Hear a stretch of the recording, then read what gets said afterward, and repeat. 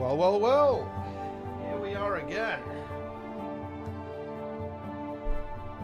Hard reset continues.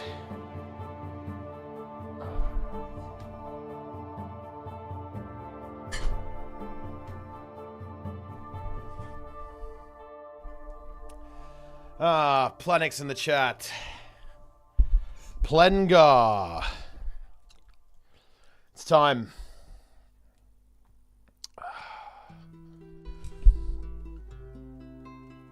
Reject the reset, embrace the insanity phase.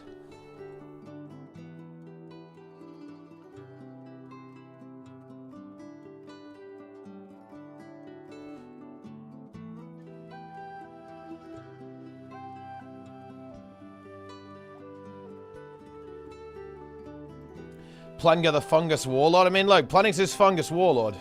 No question about that. This stream is always average, pretty much, yeah. Average in every way. In fact, it's perfectly average. That's actually the brilliant thing about it.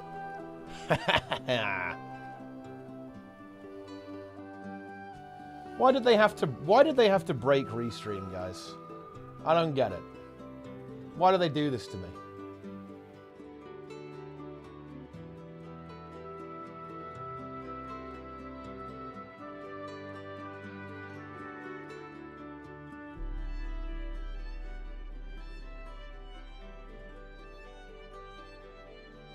It's completely over.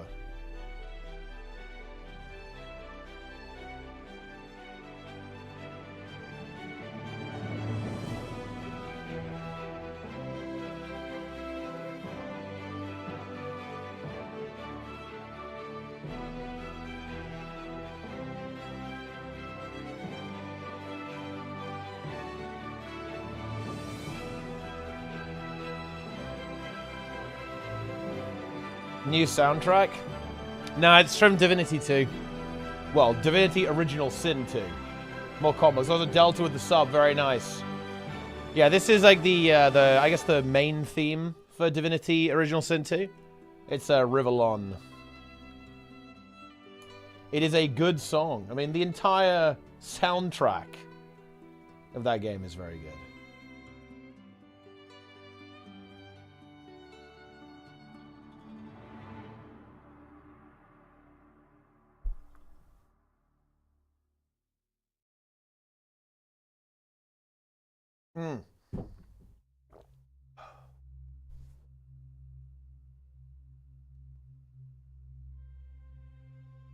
Too bad the new game is woke. Wait, is that what? Is that Dragon Age, or whatever it's called?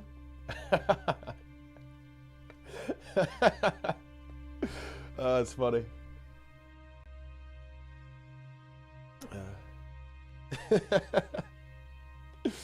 Oh, that's funny.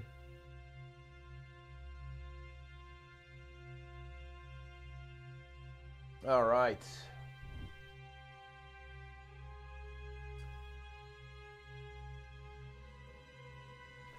We've got some things to do. It's World versus World Leech, then Convergent CMs. It's riveting. Got some content going on here. Oh, yeah.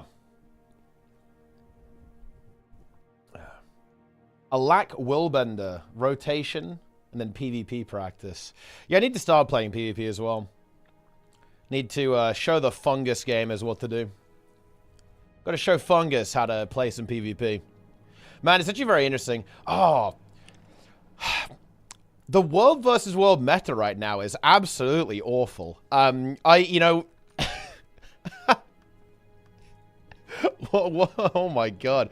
Yeah, it's funny. I was just thinking about this. You know, we played World versus World on Reset, right? And I just had this realization halfway through. I was like, what the fuck is this? Like, what am I playing right now? I was just like watching two groups basically stand on top of each other, barely moving, and then like mashing CDs until one of them dies, like runs out of HP. It's like, what the hell is going on here, guys? This is absolute insanity. I don't know, look, it's actually funny. Like, removing Celestial guys was a mistake. The meta when it was still Selly was kind of okay. It was kind of good. The meta now is absolute trash. Yeah. It's like 4 supports in every group. It's absolutely insipid. Yeah, it's kind of funny. We need to, in Fungus, we need to actually force people to play good builds as well. Like, you have to, yeah, you need a Minstrel Scourge in every group, I think. You need a Minstrel Scourge and a Rev in every group. Otherwise, you're just not going to be able to actually ever kill anything. You just need, like, Mega Boon Rip. Yep. Yeah, and you can revive a lot. Well, I mean, I'm not sure if you can really revive that much Transfusion, but you can definitely revive a lot with the Signet of Undeath, right? You have Signet of Undeath on that build, and then you can just press F, and obviously that reses pretty fast as well with Transfusion and obviously the Last Rites as well. Which is pretty interesting. I just prepared a Minstrel Scourge last night. I think that's a good idea. Minstrel Scourge is pretty damn good. Yeah. Mercy Relic? Yeah, Mercy Relic makes sense to me. I mean, it's very powerful. Being able to revive people on full HP is very good. So, Flock? I mean, I would say that Mercy makes a lot of sense. That Relic should definitely not be underestimated, for sure. It is very good. Yeah. Man, we need... we're going to have to do... I think we need another Fungus inspection. We need another Fungus inspection right now. Man, this is so disgusting, actually. Like, in, like, the ideal World vs. World subgroup right now, I'm pretty sure you want a Scrapper and a Minstrel Scourge. That is so disgusting. Oh, my God. What's going on? What's happening, guys? This is not okay. This is illegal. It is illegal, my friends. You can't do that. That's not allowed.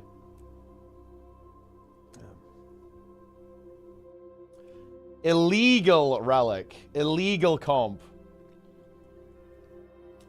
Well done, CMC. Yeah, I mean, it's, to be fair, World vs. World is a difficult beast to balance.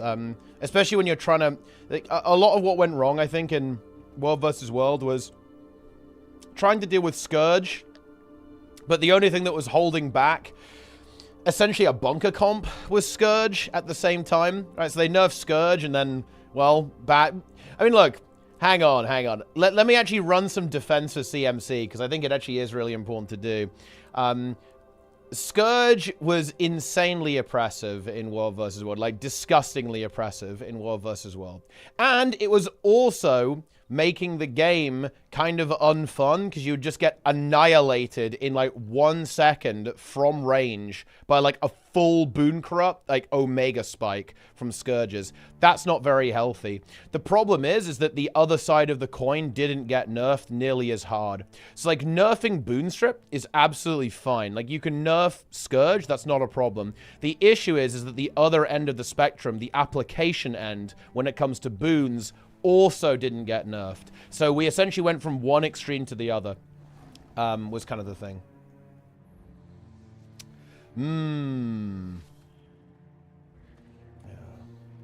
It was always viable. I think it will always be. I mean, it's obviously always viable, right? Like, in different servers will have their own different metagames, but it's, certainly, it's gone that way a little bit. You know, it's definitely gone that way a little bit, after these changes. Spellbreaker bubbles are gone. Well, obviously, yeah, they've been... You know, I kind of like the new Spellbreaker bubble a lot more, though. I like the design on it more. Like the Boon duration reduction. I think that's a much better design than not being able to have any boons applied to you whatsoever. So I don't really hate that change. In fact, quite the opposite. I think it's a very good change. And bear in mind, like, Spellbreaker bubble was pretty unhealthy in World vs. World for a long period of time as well. It was also, I would say, pretty oppressive.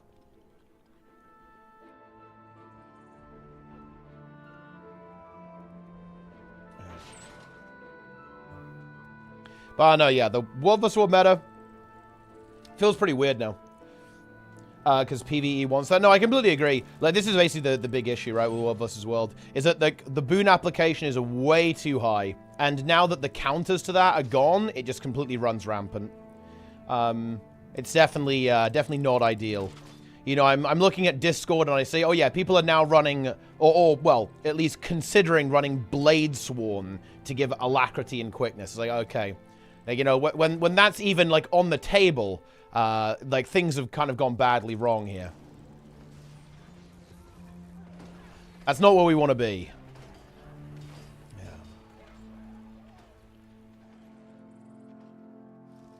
Yeah.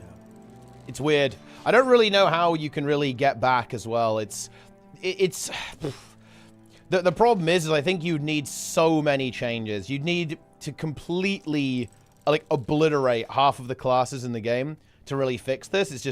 It's almost like non-viable from ArenaNet's perspective. I think it's actually very difficult for them to fix this because it requires so much to change. Like, even if they chip away at it quite a bit in every single major quarterly update, that's still going to be really hard to actually address this. I honestly think that maybe they could even look at, like, nerfing boon duration stats in World vs. World. That actually might be a decent lever for them to pull and mess around with, like they did with Sally. It might actually be worth also doing that with stats like Minstrel, for example, just to reduce the amount of boon uptime that you can generate in a World vs. World context. Maybe not entirely removing the concentration, but, like, changing the numbers on it so it's lower.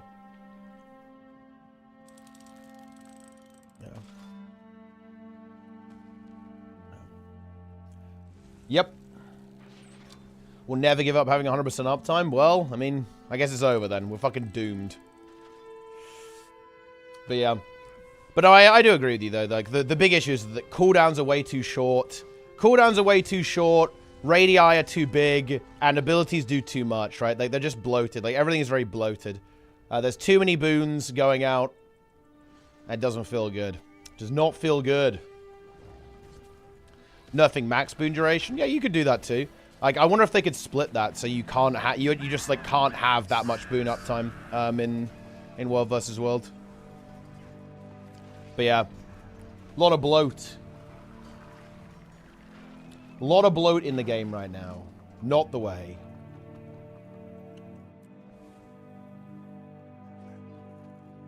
Unfortunate. Boons. I love boons. Who doesn't love boons, guys? Incredible.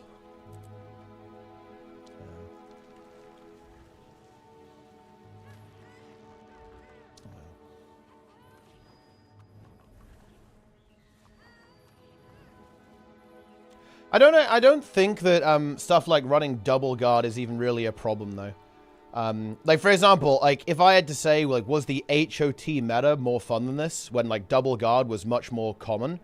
I would say yes, it is more fun. Like, I don't think there's anything inherently wrong with having multiple supports per subgroup. Like, even, like, 3 supports per subgroup, because, like, back in the day, right, you would run double guard, and then maybe you'd have another healer as well, right, like a Tempest or something.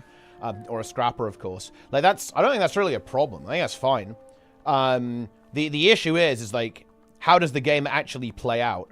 And right now, or certainly, again, obviously, like, you know, we just did, like, some basic zerging on reset. It was like, my HP bar didn't move at all, right? Like, the entire time. And then people on the enemy team would either not die at all or get randomly one-shot. It's like, wow, I'm not sure if this is particularly good.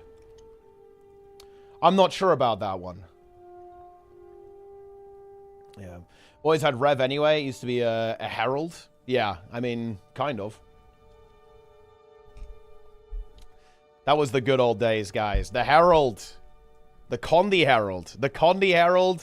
Double Guard. Reaper. Ah, beautiful. Absolutely beautiful stuff. Need to bring that back. The Reaper in there. The Herald. The Tempests. The Guardians. Core Guard. Ah, yes. It's beautiful. Absolutely beautiful. Ah, Plenix faces the Zevras. Very nice. Very nice. He will never complete that quest. He will not make it past the Zevras. Core Burn Guard? Look. Core Celestial Permeating Wrath Guard. Best world versus world build ever. There has never been... Also, what the fuck is this? Is this dead? Guys, world versus world is dead. What is this? What's going on? I don't understand. Where is everyone? I'm going EB. Surely there's going to be some EB content, right? Surely. Yeah. Wait, this is tier 5?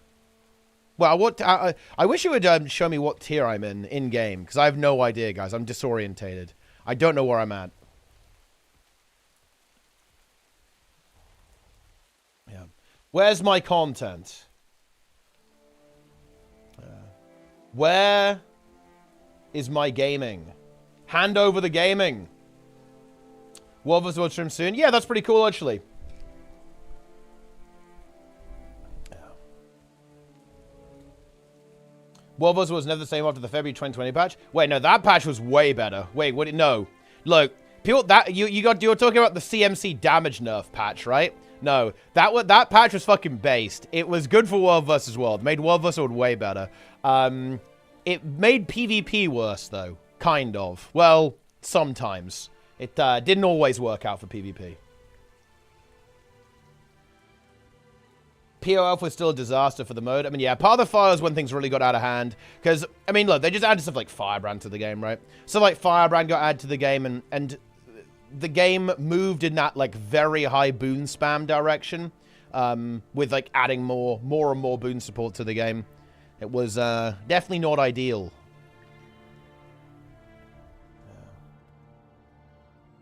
Palawadon is tier 5. It is. It's over. Well, I mean, I guess it really is over then. I don't understand what the matchmaker is trying to do. One thing, we're tier 1 for an entire month. Next month, we're perma tier 5. I don't know why it's making different servers than before. Same people are active in the same guilds. Pairing shouldn't change. What are the plans today? Well, I will do a convergence. We will converge. We will be converging.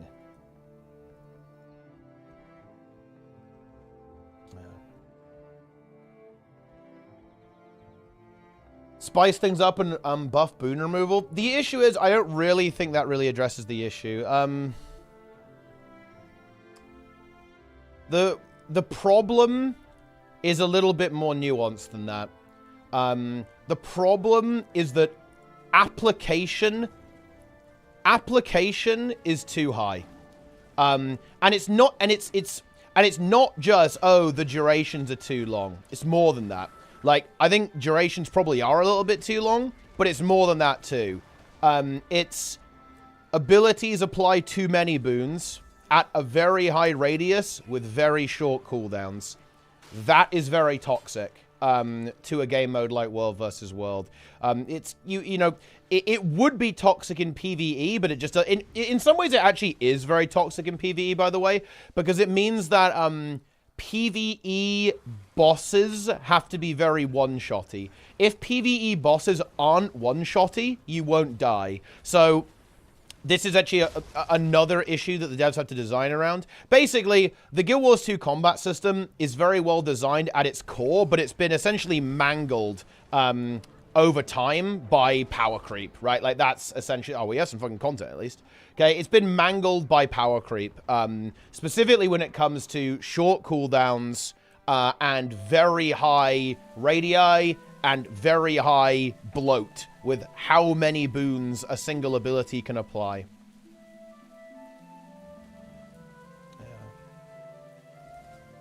Why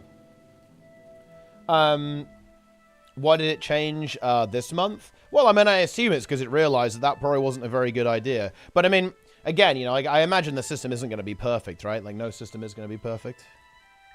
Boom. Huge. Oh, look at that. There's the weekly. Incredible. Boom. Man, I have so many wizard coins. Look at all these wizard coins I've got, guys. I got nothing to buy. This is crazy. I'm all wizard coined out. I'm not buying the essence. Why would I buy the essence of gold? There's zero reason to do that. I'm buying some regular gold. Boom. There we go. Look at that. Easy 20 gold. Huge value. I'm not buying the essence awesomeness. I'm not... Look, the best thing is not the essence. Putting a target cap in World vs. World Kill the Game mode changed my mind.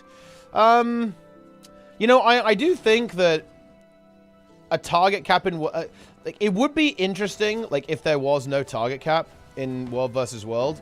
But I'm not sure if the game's performance could handle that. In fact, I think it almost certainly couldn't. I think it would make the game kind of unplayable. Or at least certainly in the current state of things. But, yeah, I do actually think that an ideal open world PvP game doesn't have a target cap.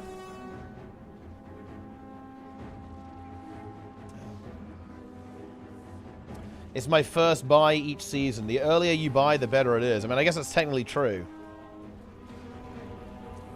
No downstate? No, I don't think no downstate is the answer.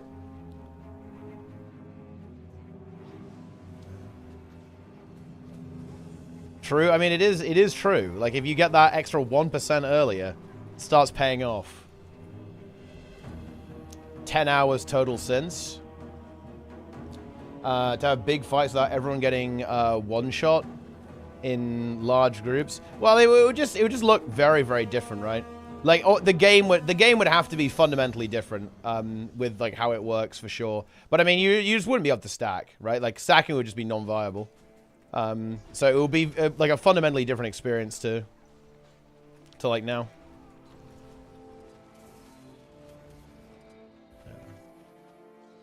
Or you would get one shot. You have to play differently, and it would require like the game mode to be designed a little bit better. Like having you definitely have to change how capturing works, because like standing on the capture node would just mean you just get instantly destroyed. Like if everyone stacks in the node to capture it, you just get annihilated. Or maybe just to play it differently. Ashes doesn't have a target cap, right? We need to see how Wars turn out now. I don't think it does, no.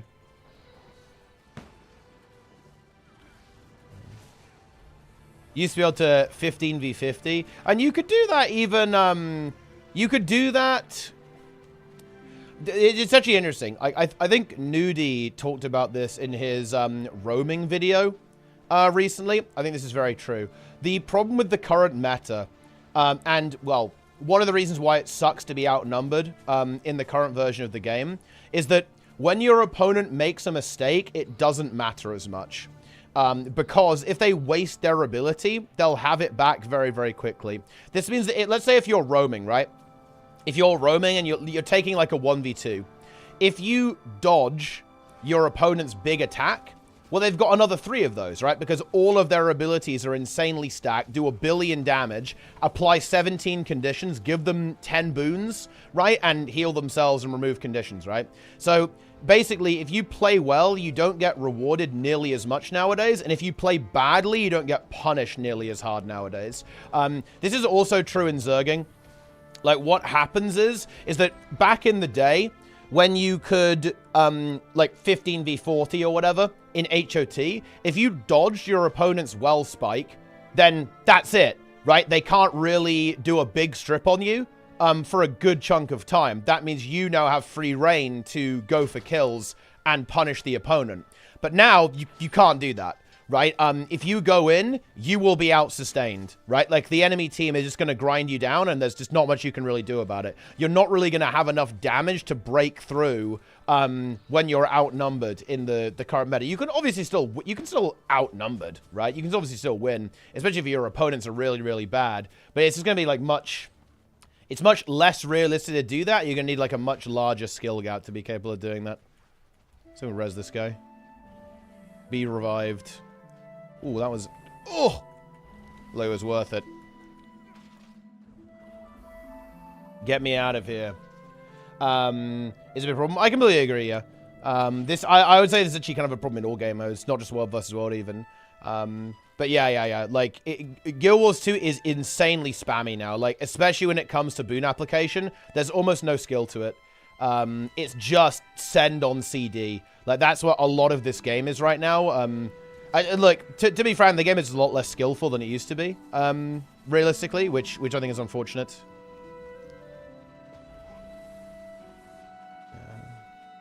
Here we go.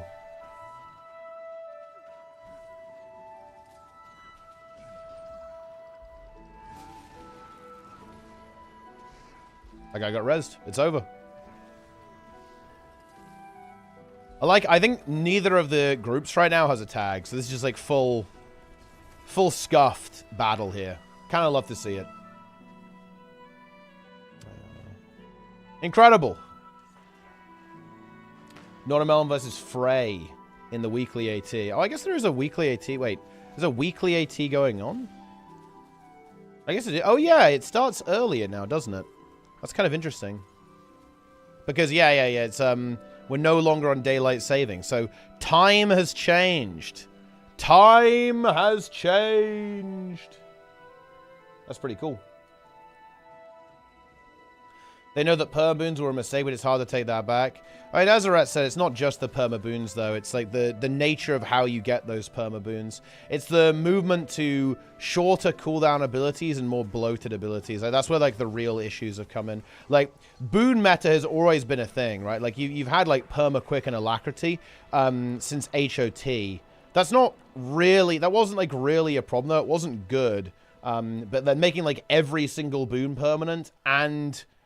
the application being so fast and like so spammy, like that is the problem.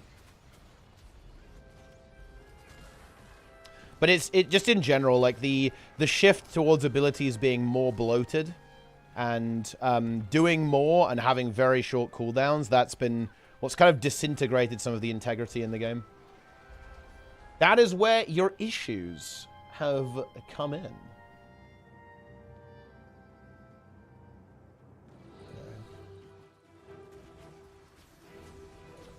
That's how it is. Downstate was probably the biggest mistake ArenaNet ever made. Wrong. If we didn't have downstate, none of the current game mechanics couldn't just be ignored. This is incorrect. If you design the encounters and the combat around downstate, then it's not a problem. I actually think downstate is a very good mechanic. It definitely is a slightly PvP-oriented mechanic. That's because Guild Wars 2 was originally designed to be a PvP game. So, like, that's why downstate exists, but I actually think it is fine in PvE as well, if you actually design the game around it. But you have to actually design the game around it. If you don't design the game around it, then, yeah, it's obviously not going to be good. But that is possible. It's possible to do that.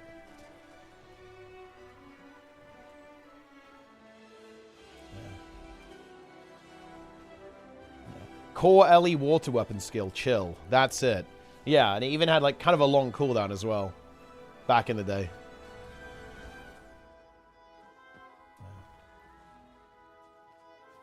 No target cap would mean a huge nerf to AoE access, like 20 players max per side. Well, I mean, yeah, it might cause a couple of performance issues. That's for sure.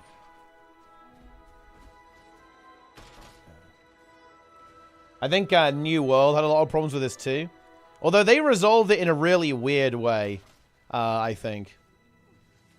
My understanding of how New World works with AoE is that you can only be affected by one version of each AoE spell, right? So if there's like 2 firestorms and 2 ice storms going off, you only get hit by one of each of those. But like, I think they are uncapped still. They're uncapped, but only one of them is going to hit you.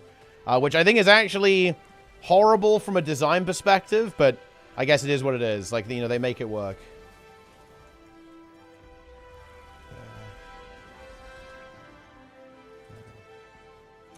Yeah. That's how it is. You still get deleted if you stand on point without being being tanky. Well, I mean, yeah. But that is to be expected when there's like 50 players just blasting at you. I really don't like that they made wars capture point oriented in that game. That does not feel good. I just can't see myself ever enjoying war in New World, which actually is really unfortunate because that's kind of like the territory control component there. But I think there's just like no universe where I would ever enjoy that, which is very unfortunate because I'm quite liking the game right now. Like, the game is kind of fun. But I just struggle to see a world where I ever want to play that. But that's how it is. Is World vs. World kind of dead all the time nowadays? I would say that World vs. World is more focused nowadays. That's how I would describe it. Like, with the new system, I think you have periods of very high activity, and then it gets pretty quiet. Whereas previously, it was maybe not quite as mega active in the peak hours, but it was like more spread out, if that makes any sense, right? So I think you basically just have like more... I think World vs. World is very bursty right now. You'll have like a couple of hours where everyone's online, and then it gets pretty quiet for the remainder of the time. Yeah. But I mean, yeah, it hasn't really changed over the last month, but like it has changed a little bit after restructuring, I think.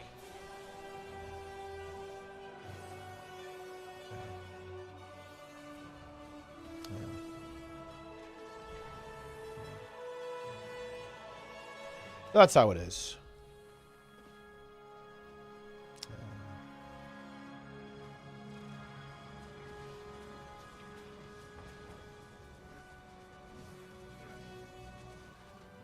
But to be honest, it's a little bit hard to say. It's been a little bit hard to say because, so the World vs. World has actually been evolving a little bit over the last couple of years, kind of outside of it. Like, World restructuring, in my opinion, has been a little bit of a red herring. Like, one of the big things that people said when World restructuring kicked in is that, oh yeah, there's no open tags anymore, and everyone only plays in guilds. In my opinion, that had already been the case before World restructuring came out. I think open tags have like died like a really big death over the last couple of years compared to how it used to be. So I think that people have actually kind of missed the cause and effect here a little bit. People have attributed that to World restructuring, and I don't think that's actually entirely fair. I think it was already like that very, very heavily because people were already doing that. Like, what really happened what really caused that is the private tag system. Like, the private tag system is really good for guilds that kind of want to do that. So people use the system that's, you know, kind of useful for them, right? And that leads to like a lot less open tags in general. Play your own tags? I do not. I think open tags are insanely uncommon these days. And again, you gotta bear in mind, like, I played during HOT. Like, there was often like multiple tags per borderland when I was playing, right? Like, all the time. Just for context, like, compared to how it used to be, yeah, it is super, super uncommon to see open tags. I very rarely see them. To be honest, I very rarely see them on Borderlands.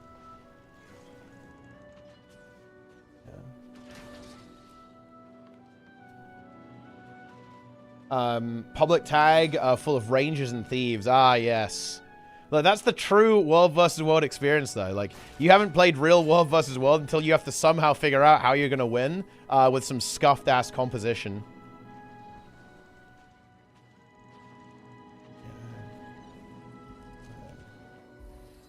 So that's definitely a bit of a shift in the dynamic, but I don't think that's really to do with world restructuring. Then that was already happening. This is not a good time. We're just getting smushed. Oh, I didn't really mean to do that. Yeah, this is not going to go well. Yeah. It's over. Show people that they are not actually part of World versus World guilds. Yeah, I think there's a little bit of a... There's some complexity that is going on here. So... This is a weird side effect of the system, in my opinion, awesomeness. So... Here's the complexity. Let's say that I'm in Guild A, and I play World versus World with Guild B. So, here's the problem. How do I play World versus World with Guilds A and B? So my main World versus World guild is Guild B, and Guild A is like, let's say a guild that they dabble in World versus World, they don't play that much, play mostly PvE, PvP, whatever, all that kind of good stuff. And I've got friends in Guild A. Well, what you have to do is that you have to make Guild C, right? Which is what we did with Fungus. So Guild A and Guild B can now play in Guild C together. But this is kind of unstated, right? Because ArenaNet did add alliances to the game. Alliances are /G6. That's what alliances are. But that's not really explicitly stated. So if you are in 2 guilds, you must create an additional guild, and then all of the members who want to World versus World must join that guild, right? Which is a kind of hidden nuance of the system that I think players are not aware of.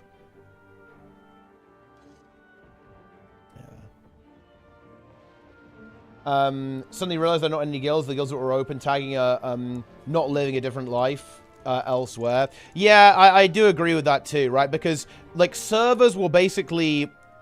Servers, as they were previously, were essentially unofficial guilds. Like, everyone was in this guild, in a way, right? Unofficially, and then that was how it was. Now you have to explicitly join one, right? Like, that is the difference, right? Like, it went from you were a passive member of a community to now you must be an active member of the community, right? And that is a fundamentally different experience. When it comes to World vs. World, it's not the same. And it definitely has kind of like thrown people off a little bit, I think. Is like making that transition from a passive community member to an active community member is non-trivial and has shocked people a little bit.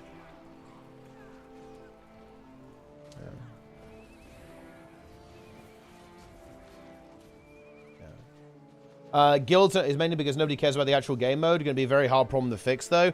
Well, yeah... I think I really don't know how you fix this one, right? And definitely correct me if I'm incorrect here, because this is kind of my read on the entire situation. Like, I am not totally convinced that adding a new reward structure is very helpful. Why? Why do I think that? I think that because, well, why did people care before? Why did people care back when GVG was more active, or back in Heart of Thorns and Path of Fire? People cared because they wanted to win. They wanted to be the best. They cared because of the competitive spirit, right? And the guilds that wanted to win and show that they were the best. They didn't care about rewards. Rewards were way worse back then, right? The rewards were not relevant. Like, the World vs. World season and tournament had already gone. That was, like, history. The reason why people cared was because they cared, right? It wasn't because of a reward. Compared to rewards for winning, add some rewards to fuck it. But I have become very skeptical of this. I'm not saying they shouldn't do this. They definitely should. But I am just very skeptical of this. Because people cared before any of this was even being talked about, right? Like, something has been lost here, and I'm not sure if rewards can bring it back.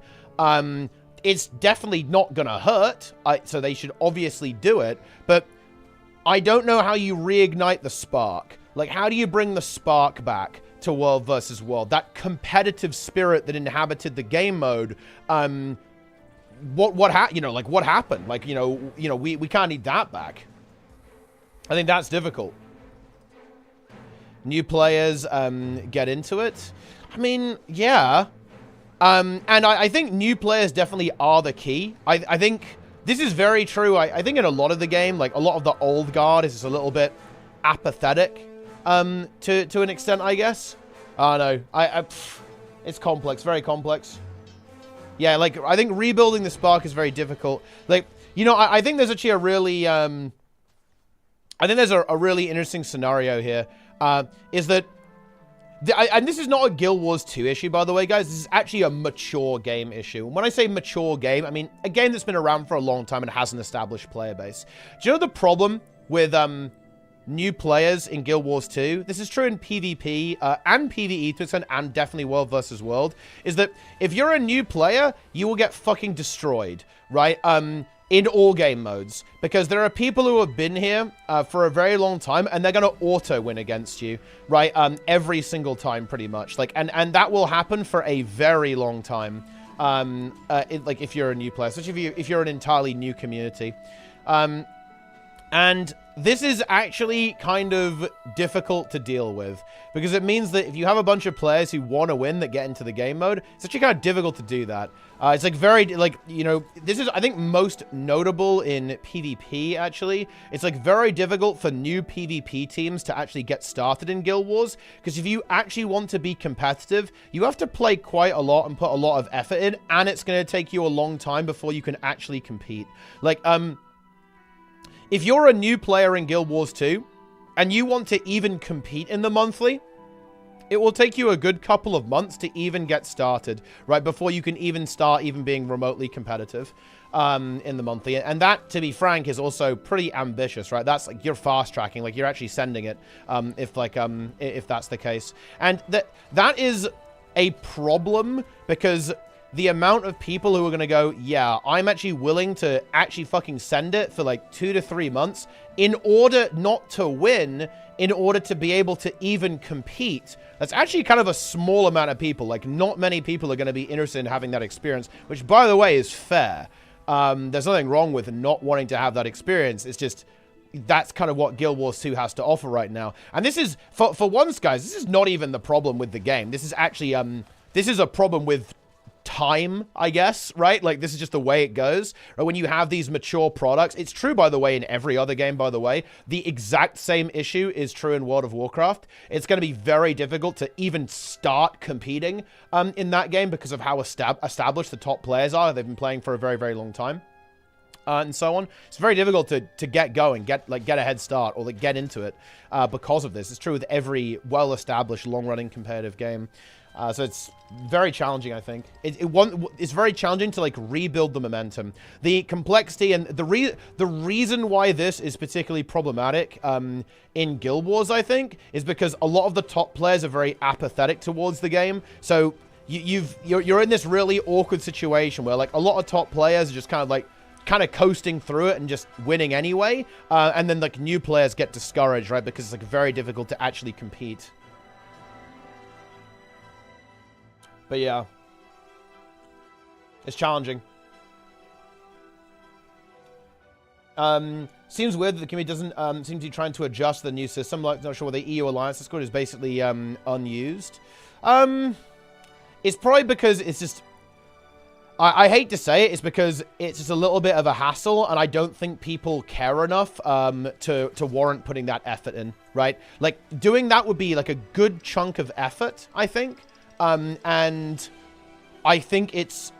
Dude, that guy just... Do you see that guy? This Rev just 7-shot himself into my reflect and nearly killed himself. That was huge. That was actually big.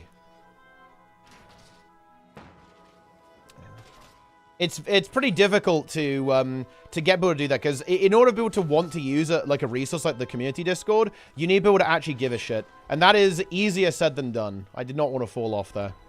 Get me out of here.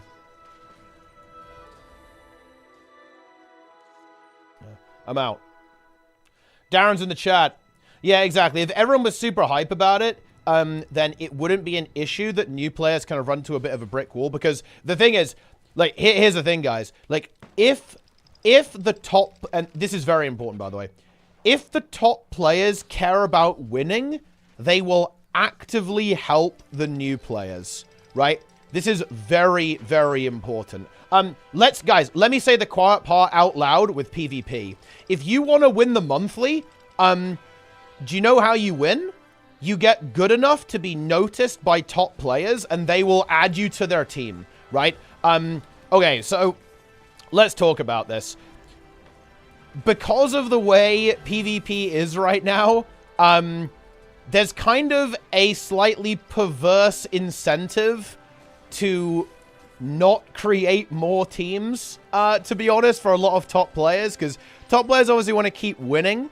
And a very easy way to do that is basically just add more people to your roster over time, and just like absorb them, and basically let people kind of skip the grind, because it's pretty easy to do that. Like, in the current state of PvP, it's not really the end of the world to have like 4 really good players and then 1 slightly less good player. You probably win anyway, a lot of the time. It's funny enough less the case now, actually, because I think kind of because of Master of the Arena, because people are actually tryharding a little bit, which is kind of interesting. Like, you know, it's very close on EU right now. It's close on NA as well, actually. But for long periods of the game's history, it's been like 1 team farming the monthly with like 1 player different every month, because that actually works out best for both parties. It's much easier to win by joining the team that stomps, and it's much harder to lose by adding people onto your roster and giving them the wins. It's like, it works very well for everyone there. That only works, though, as long as people aren't being truly competitive. And to be fair, that actually has changed a little bit now. Because now Grim's team, Dark USA, is actually competing on the NA server, and French Worms is actually competing on the EU server. So this has actually been disrupted a little bit lately. And hey, that goes to show you, like, competition is so important for this reason. It is so fucking important to have competition. Otherwise, the scene stagnates and ends up just, like, completely festering and rotting over time. But hopefully that makes some sense, guys. Like, it's a big problem when you have like all of these players kind of like funneling into one roster that's like slowly rotates players and auto wins in that regard. But yeah.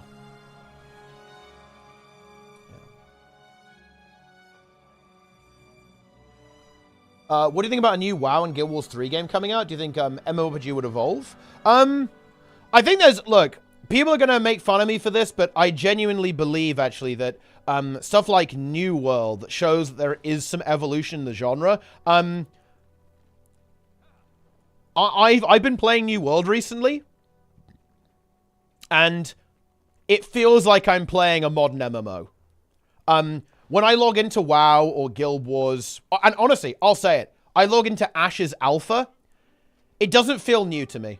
It doesn't feel fresh. Like it's actually bringing something new to the table. Logging into New World actually does. Now, New World has its problems, by the way. It has an abysmal content release schedule. They've never added a new Outpost Rush map, which is basically like kind of like the main endgame PvP mode, right? There's like no new maps for stuff like arenas. They have massive issues with content because they went vertical prog, which is dumb. A lot of the content right now, farming, it doesn't even do anything because like it doesn't drop like best in slot gear because they increase gear score, right? Blah, blah, blah, blah, blah, blah, blah. Okay, etc., etc., etc. Like, New World is not a perfect game, but when you play it, yeah, this is what... New World probably isn't the next big MMO.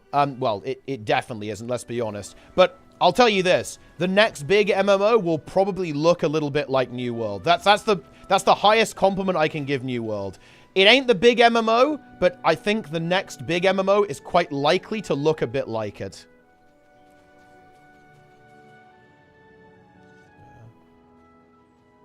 Yeah, maybe the Riot MMO can do well or something.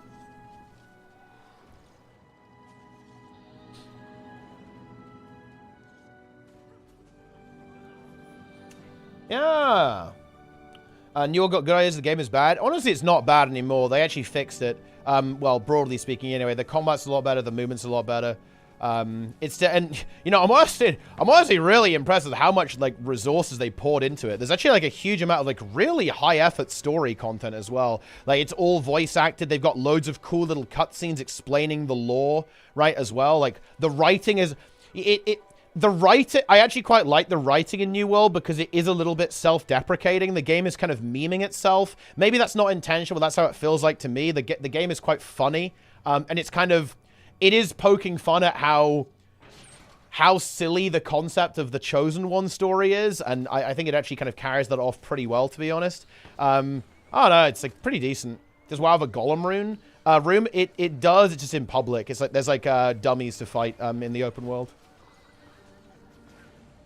What's the best way to farm Mystic Coins? Basically, well, yeah, you could just farm gold, right? You farm gold and then you just buy them. Right, that's how you can farm them. Like, they are a time-gated resource, so if you want to farm them, you have to farm gold. But the thing is, okay, let me actually answer that question in a good way. How do you get Mystic Coins? Very simple. Think about what do you want Mystic Coins for? Very likely for legendaries, right? Well, hang on then. For legendaries, you're going to get Mystic Clovers, right? That's where a lot of your Mystic Coins are going to be going. Into Mystic Clovers. Now, Mystic Clovers, you can farm. Kind of, anyway. You can actually get 5 from World versus World every week, I believe. 10 from raids. 10 from fractals. And then 5 from strikes. What are the numbers on this shit? You can get like 30 every week, I think, just by using all the vendors from World versus World and PvE. I can't recall the exact numbers on it, but it's like 20 to 25. Like every week, yeah, 20 to 30 every single week from doing all this content. And that is how you can get your Mystic Coins. Because every Mystic Clover is essentially 3 Mystic Coins-ish. So that's how you can get your value.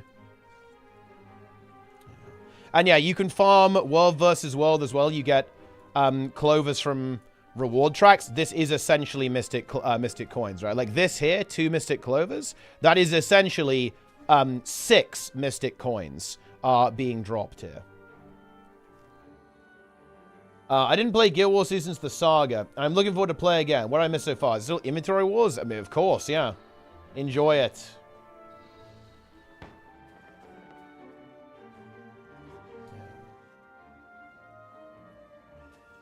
But yeah, there you go. And yeah, also the Wizard's Vault. The Wizard's Vault is incredibly, very, very overpowered. Get your Mystic Coins. Get your Mystic Clovers.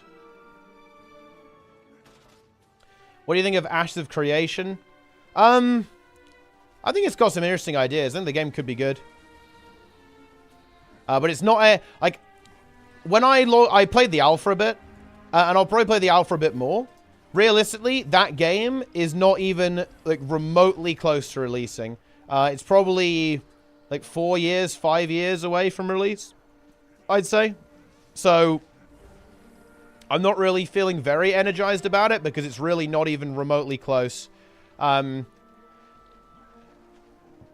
Next big MMO, Ashes of Creation, Riot's MMO, Guild Wars 3. I would say the, by far the most likely is Riot's MMO.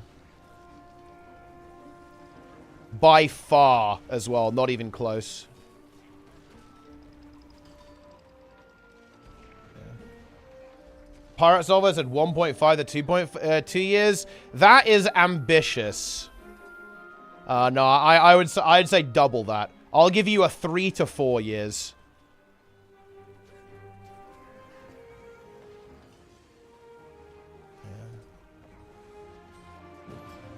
Very ambitious number. Even after Riot essentially scraps that over, I would say that increases the likelihood it will be good, yes. Like, significantly increases. The fact that they basically said yeah, this isn't actually very interesting. We're going to try to do something new and bring something new to the table, as opposed to just like serving up some slop. Yeah, that was by far... I was kind of like a bit iffy on the Riot MMO because it's probably going to be free-to-play, and free-to-play is usually a bad sign when it comes to games in general, overall. But the fact that they actually just said, yeah, this wasn't good enough, we're going to start again, I think that on its own makes the game just inherently way more interesting. The new world in 1 year added jumping. I mean, dude, like, it's pretty good right now. The movement actually feels pretty good in that game. Do you think the next big MMO could get there with horizontal progression? I think very unlikely, seeing as the majority of people prefer vertical, which is unfortunate, but that is the way it is. Yeah, vertical progression just is more popular than horizontal progression. But, yeah, it is what it is. I think every future big MMO is almost certainly going to be vertical. But that's just how it goes. I think it's very likely that they add downscaling, though. So basically like a combination of how Guild Wars 2 works. I think New World really should have done this. Like, New World should have done scaling. Maybe they'll even add it at some point, so it scales you down to all the content. That would have been... I mean, they actually have to do that. Like, if they don't, the game will just die, realistically. So hopefully they do actually eventually implement that into the game with New World, so the game can not die. But, yeah.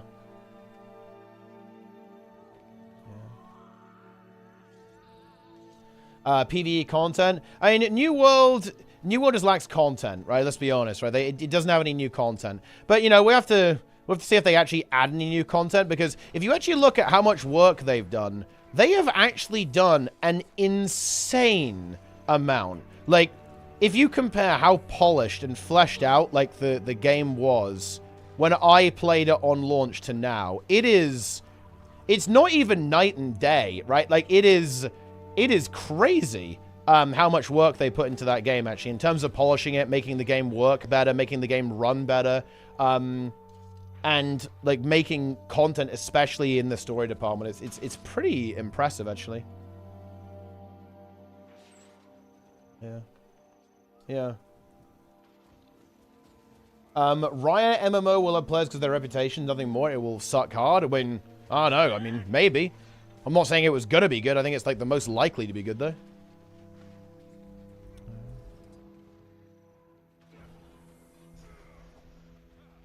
Yeah. If it released in this state, would be good? Yeah. Honestly, it's a real shame they didn't release it in this state. Like, New World, honestly, could have done really... It could have been pretty damn big, I think, if it had released in its current state. You think Ashes isn't going to be big? If I'm being real, Ashes is not going to be big, no. Very simple reason. It has a lot of things in it that are going to inherently limit its population size. It has always-on open-world PvP. It has an insane grind attached to it as well. Like, those two things alone are going to significantly limit the amount of people who are going to play that game.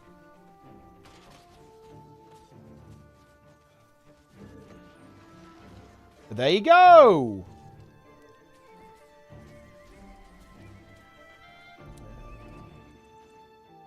Enjoy it! A company will make a good MMA, a genre which they have never done. Well, I can make a good game out of LoL, even though they are leading in MOBAs. Ah, I see. H4 Hori is mentally broken by League of Legends ranked. I guess that makes sense.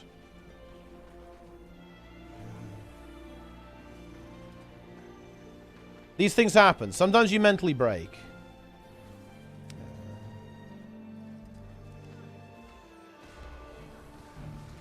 I mean, understandable. I mean, is it understandable? Like, if you mentally... Like, how do you fucking mentally break to League of Legends, man? Like, I don't even understand how that's even possible. Like, I don't think you should mentally break to any game. Incredibly average submatch. I mean, that is true. It's appropriate for this stream. Thanks for the resub. Love to see it. Albion is open world, fully be extremely popular, though. It's not extremely popular, though. It's really not.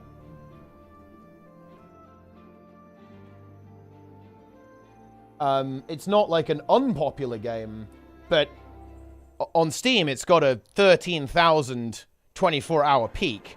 Its all-time peak was 27,200. This is not an extremely popular game. And don't get me wrong, like, it's you know, I've heard really good things about this game, actually. Like, it's definitely not a bad game, right? But this is not an extremely popular game.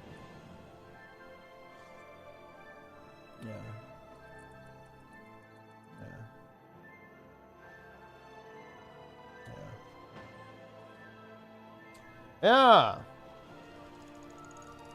Yeah. Came out 2 years after the official release, more than Guild Wars 2. Yeah, but nobody plays fucking Guild Wars 2 on Steam, right? Like, nobody's doing that. That isn't happening, guys. And what's the, does Albion show player numbers? If it's aimed at the mass market? Yeah, that's why I'm not doing that. But it's not going to be like a Giga game. What about OSRS? I know OSRS does really well, yeah. But open world, OSRS doesn't have full open world PvP. It does have PvP, but it doesn't have like full open world PvP. New World is 40k on Steam, not bad. Yeah, New World's honestly kind of doing pretty well. Like, I think the issue it's going to run into is actually sustaining that. Because, like, New World doesn't really have a particularly compelling end game right now. Like, the early game is pretty good. And it is actually really, it is really interesting. Do you know what playing New World feels like to me in the single-player story? It really feels like playing a single-player RPG. It feels like playing Divinity or something. Something like that, right? Like, it's really trying to convince you that it's a single-player RPG, like, big time. With, like, how many cutscenes it does, like, all of the set pieces it's got, like, all this kind of stuff. It's really trying to sell you that it's, like, a very fleshed-out story experience as well.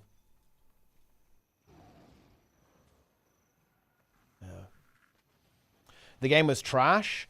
No, New World even on launch wasn't trash. It had its issues. I think a really big problem with New World was the gearing system. So let me explain, guys. Let me explain okay. I actually think what I'm about to describe to you is the worst gearing system in any game I have ever seen. So the way loot worked in New World was this concept of, I believe it was called watershed leveling or something like that. Or I can't remember exactly what it was called.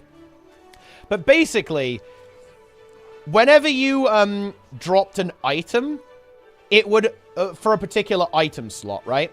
It would only be capable of dropping a little bit higher than the best item you had ever equipped in that slot. So in other words, this was the situation. The situation was, let's say you had like an item level 400 thing. You could, even if you did like the hardest content in the game, you would only get like a 410 or a 420 item. I believe there were actually a couple of exceptions to this. I think in some content, it would just like always drop certain gear score items, but it was so fucking bad.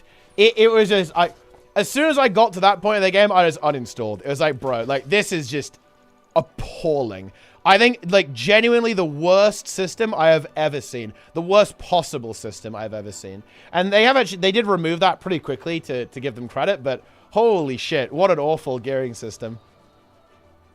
If you do a dungeon, it should give you the same loot. You should not get a dog shit version of that item because you haven't equipped a good item before. Ugh. What an absolutely, unbelievably appalling system. Yeah. RNG breaking your own gear during... Honestly, that's fucking fun. At least that's funny, okay? At least you can, like, laugh at other people when that happens, right? The New World one wasn't even funny.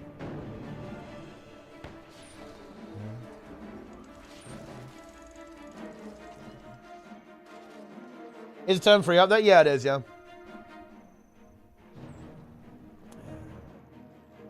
Mass open servers and cuck the player base. In a few weeks, half the servers will close down. Yeah, I have already tried to... I've already noticed this a little bit, Delta. So, what I've noticed is that all of the people on the servers are max level, right?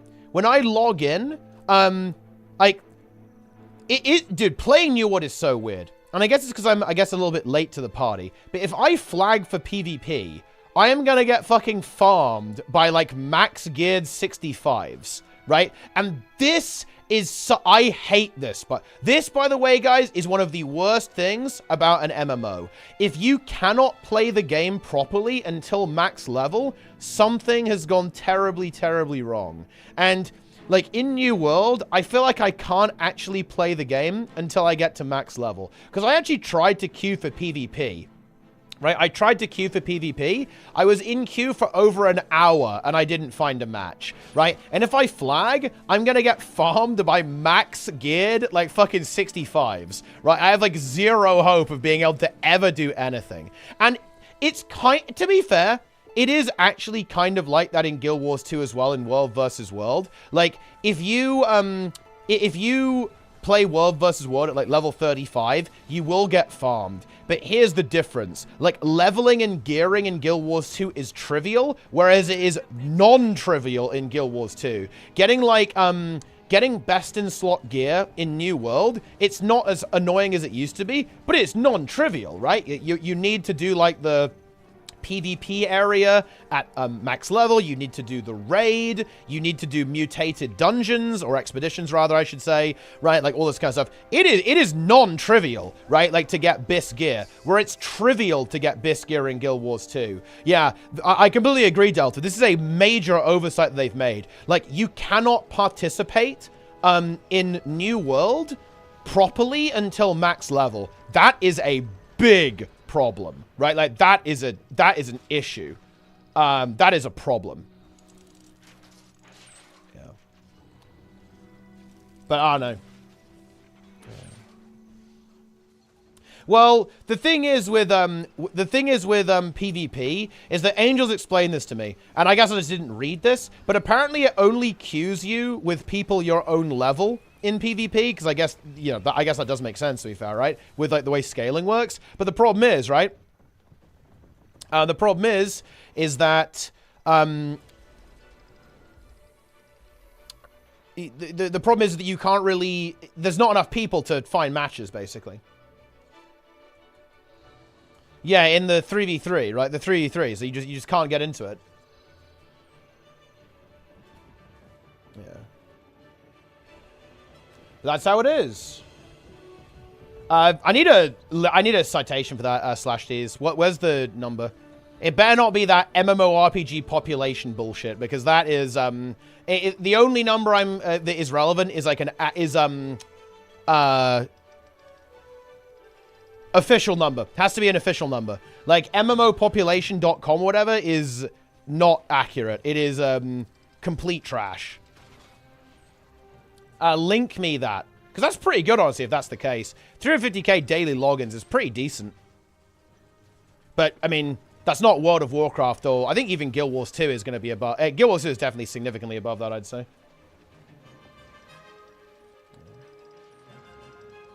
I mean, that's honestly pretty fucking good, to be fair.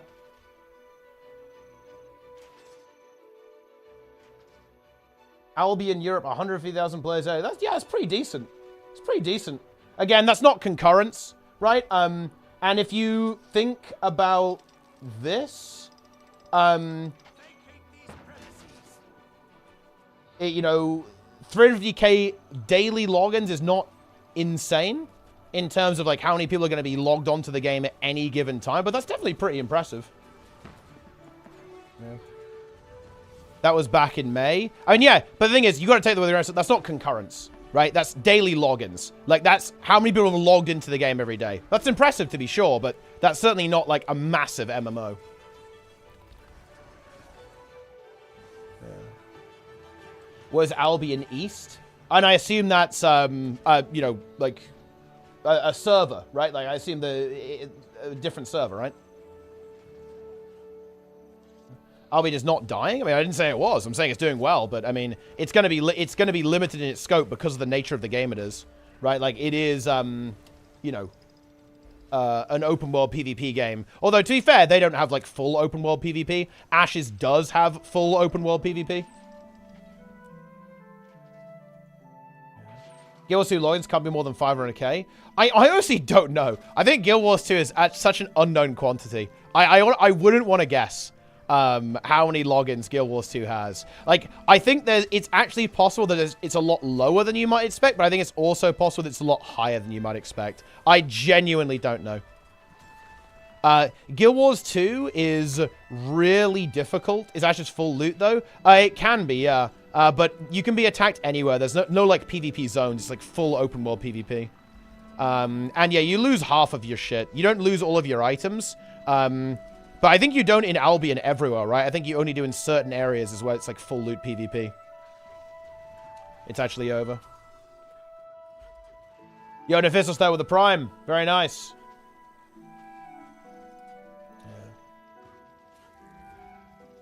A security system in EVE, like an AOC. I think the AOC anti-gank deterrent is actually pretty effective, to be honest. Like, you basically get corrupted if you attack people who don't fight back, or kill people who don't fight back, rather. You don't want to get corrupted. You really, really don't want to get corrupted. So it's pretty decent, honestly. Shouldn't be a problem.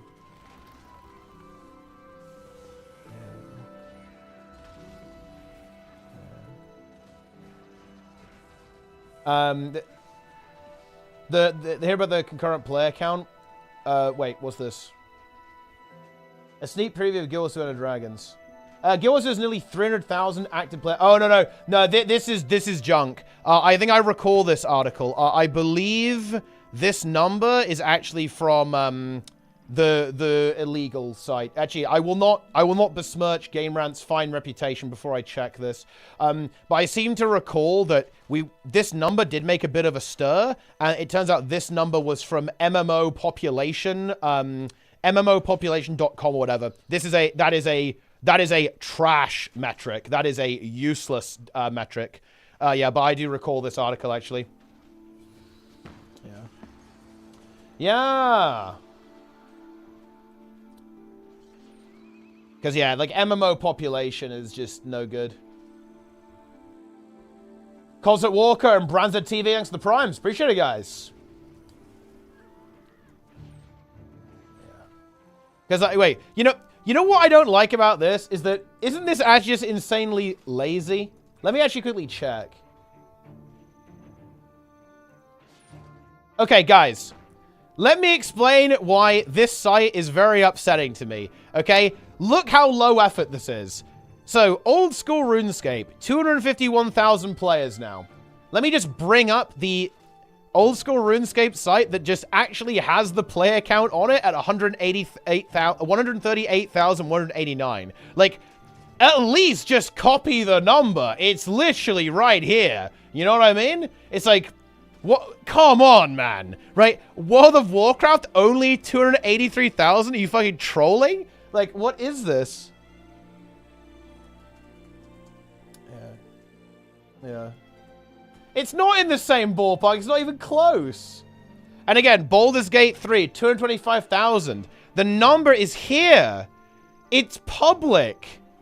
Right? It's public. It has 90,000 people. Honestly, this is... Dude, you gotta respect that, man. 90,000 people playing Baldur's Gate 3 right now? Yo, man. This game is, it's kind of holding, right? You know? Yeah, it does have some pretty insane staying power. It really does. Like, it's really putting in the work. Yeah.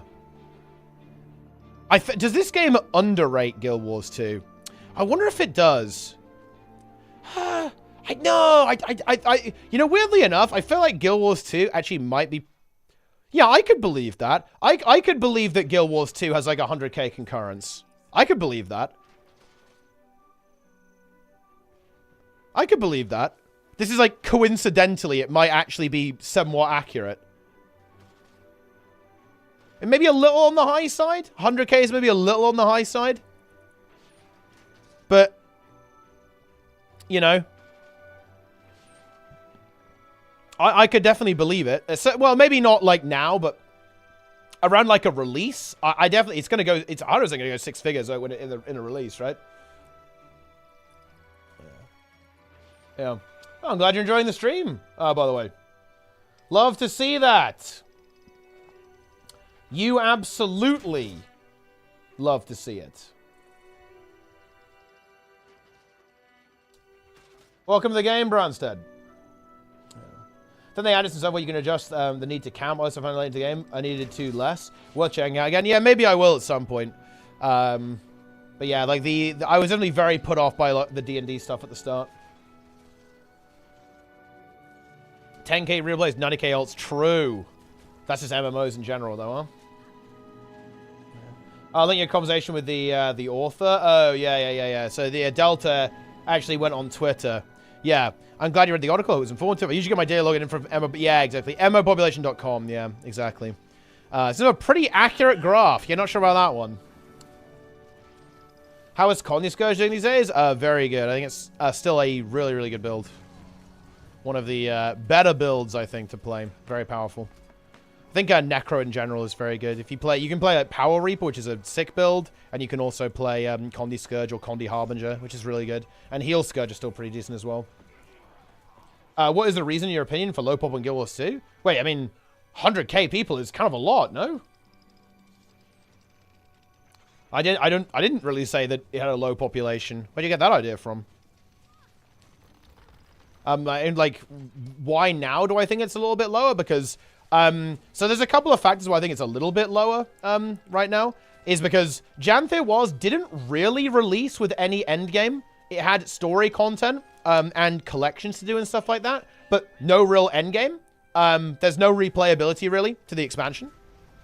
So that's kind of why I think the numbers are a bit lower than they are normally, I suppose.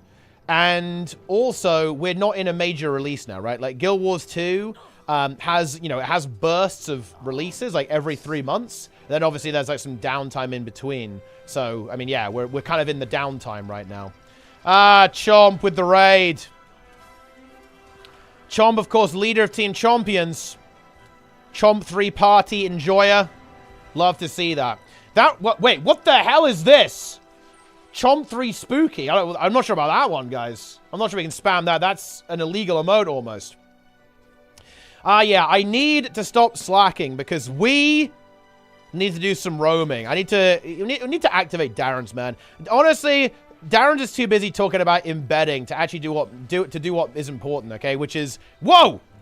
Meanly getting one shot, okay? Which is going to NA server and roaming with Chomp so we can raise money to help Sigger out. We need to actually do that. We've got to get that going this week, actually. We're fucking slacking. Yeah. Is Janthir the latest expansion? It is indeed. Yeah. That's correct. Yeah, Janthir on release didn't really bring a lot to the table. A lot of the content is essentially being added later, which is a little bit of an unusual scenario, but that's how it is.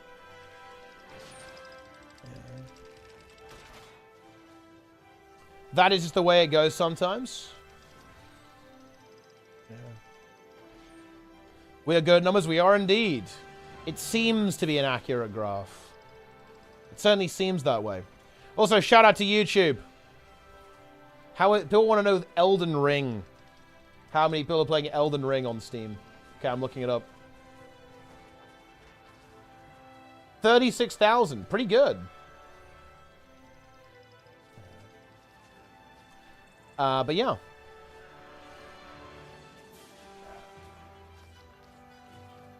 Whoever made Mesosphere was cooking. I mean, Mesosphere is blasting. I think Trig made it, I think. It definitely pumps, that's for sure. 100k players, I meet Boyce as my opponent in Gold 3. Well, I mean, the 100k players, or, well, we shouldn't use a number because I genuinely don't know the population of Guild Wars 2. Like, I wouldn't even know how to guess or even estimate it. Like, Guild Wars 2 is really interesting, actually. And I think one of the reasons why ArenaNet is considering Guild Wars 3 is because Guild Wars 2 doesn't need that many players to function.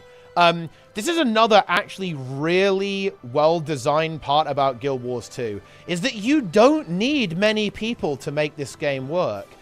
Because of the way that mega servers operate, you don't actually need to have that many people, because they'll all get funneled into like the same map to defeat the bosses and so on for all the world bosses. So you don't need that many, actually. And it's kind of the same with World versus World. They've already talked about the ability to dynamically add and remove tiers. Yeah, they can do that. You don't need that many people to make World versus World work, actually. Like the same as PvE. And I'm not saying they're like gonna like abandon Guild Wars 2. I don't think so, actually. I don't think so. I don't think they will do that. But like, there's a reason why I think they could probably like get away with like running Guild Wars 2 alongside Guild Wars 3. It's because Guild Wars 3, if Guild Wars 3 takes a population hit when they release Guild Wars 3, which it definitely would, by the way, Guild Wars 2 would obviously lose players. If they did that, then it kind of wouldn't actually damage Guild Wars 2 as much as you might think, because Guild Wars 2 can just like run, it can like chug along on its own pretty happily, I think, with a reduced player base.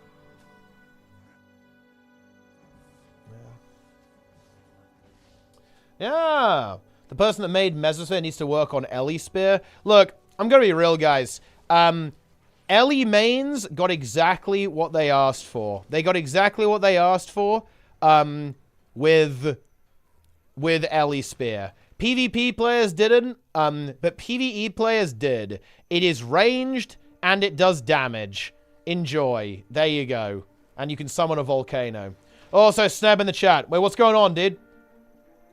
Is your foot falling off or what? What's the situation? Yeah. Why is so? Do you hear about this, Chomp? Sneb like broke his foot. He was doing sport. He's playing some sport, and then he obliterated his own foot. Oh shit! Wait, you're seeing the? Are you seeing the doctor tomorrow, right, Sneb? You just gotta hold on, buddy. You gotta hold on. Won't ever succeed if Guild Wars 3 came out. I think you're absolutely right, because in general, like, the more kind of hardcore players would probably move away from Guild Wars 2 and go to Guild Wars 3. So they probably have to adjust those encounters to account for that. Oh, you saw him on Thursday. I'm going to be okay. Okay, all right, nice, yeah. Yeah, okay. And what do they say? What was the situation? 6 more weeks and no wait, though? Okay, so you just got to rest up and not really use it then. I got you, yeah, for sure. And that makes sense. You don't need surgery. Okay, yeah. Surgery not required. Well, I mean, that's very good news, to be honest. That's very good news.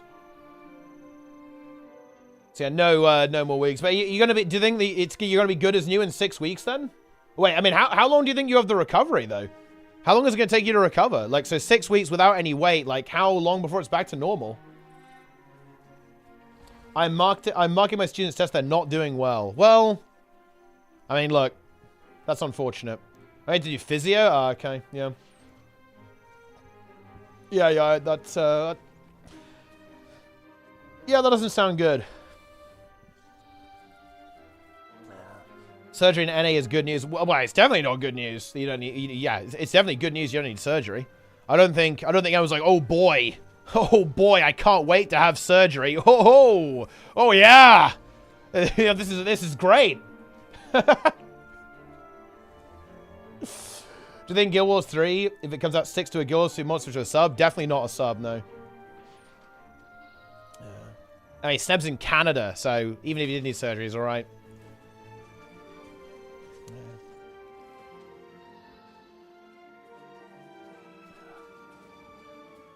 Indeed.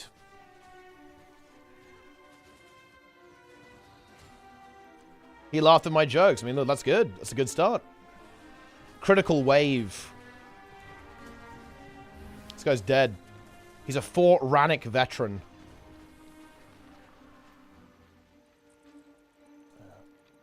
Well, honestly, if I was a student and I was failing my exam, I'd blame Sneb. Would you guys blame Sneb if you were failing his exam? You know what I would do? I'll just say this now. If I failed Sneb's exam, I would actually say that he is denying me from getting my degree, and he needs to nerf the test so I can get it. And then I would cite Dragon's End. I would say, look at this. Take a look at Guild Wars 2, Dragon's End. I couldn't get my turtle. I did 1k DPS. I was playing Carrion Longbow Ranger 1k DPS. And the DPS check was too high on Dragon's End, so they nerfed it very aggressively. and then I was able to get my turtle. You must now do the same with your exam. You must nerf it so that I am able to, get the reward, to get the loot, right? You are gatekeeping me. You are toxic. A- is the highest. I mean, that's not that bad. It could be a lot worse.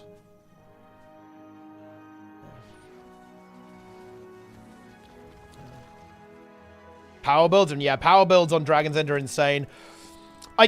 Okay, you know, the funny thing is, though, I do think that there is some legitimate criticism to be had of kind of hidden mechanics. So, how is a new player supposed to know that Su-1 randomly takes 33% more damage from power compared to conditions? Like, okay, that's interesting, isn't it? You know, that's not really telegraphed anywhere whatsoever in the game, but that is how it is. I'm not a new player. I didn't know that. Yeah, well, now you do. Fun fact, by the way, that also applies to the strike mission. So when you fight, well, technically, the way it actually works, and this is a good rule of thumb here. Any enemy that's like a structure takes more damage from power. That's like a good rule of thumb. So, for example, this is also the case for like all of the dragons, right? Like all of the dragons in Harvest Temple.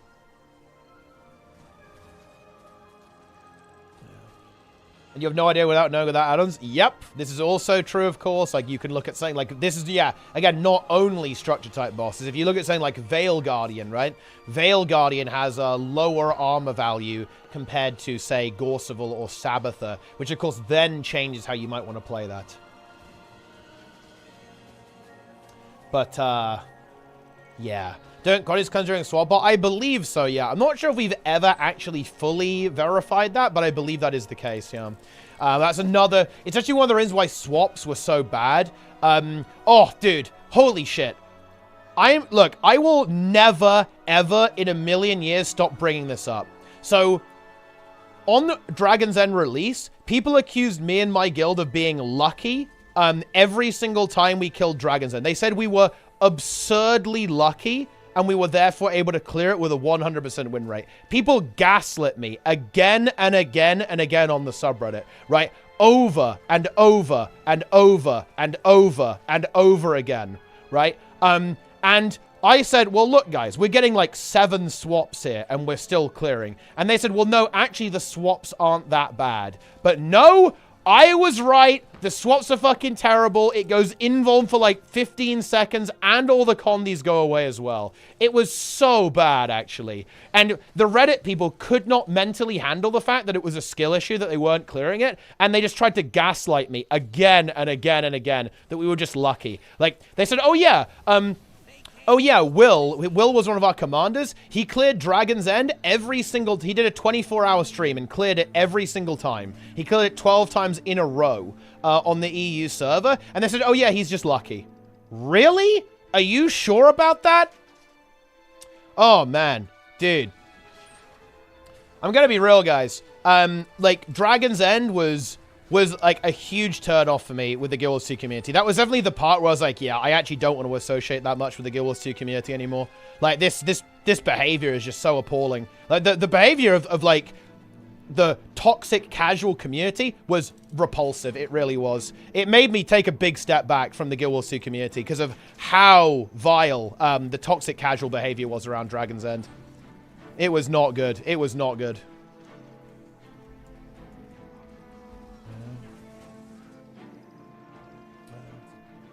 But yeah, that's how it goes.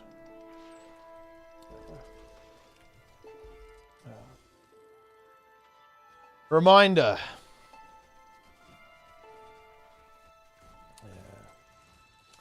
Yeah. Reject casuals, embrace elitism. True. True. It's time. The discourse around Dragon's Den broke people more than DE itself. Absolutely, yeah. That's 1,000,000% true. Woo. Yeah. 2k DPS. I mean, look, sometimes 2k DPS happens. 2k DPS can and will happen. On a 1v1, who would win? Power versus Condi? I mean, obviously Condi. The Condis keep ticking. Like, how could you ever lose on a condition build? But serious answer, it really depends.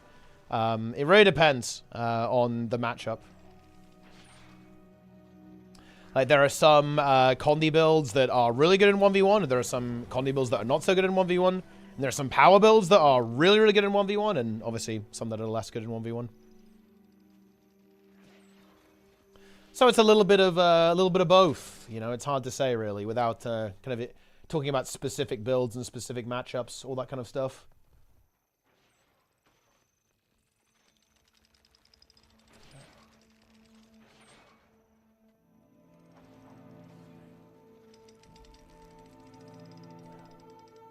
Incredible.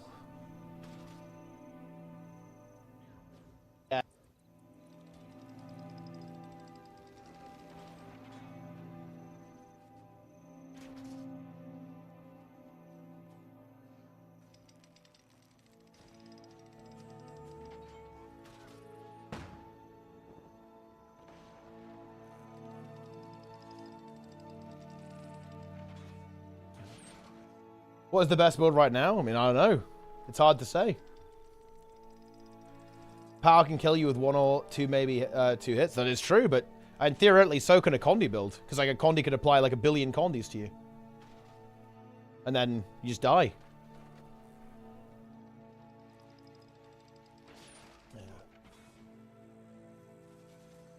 Because, okay, so the really important thing to understand about power, the whole power versus Condi thing, is that, okay, look, takes time to apply Condis. No. Okay, right. Answer me this question. What does more damage?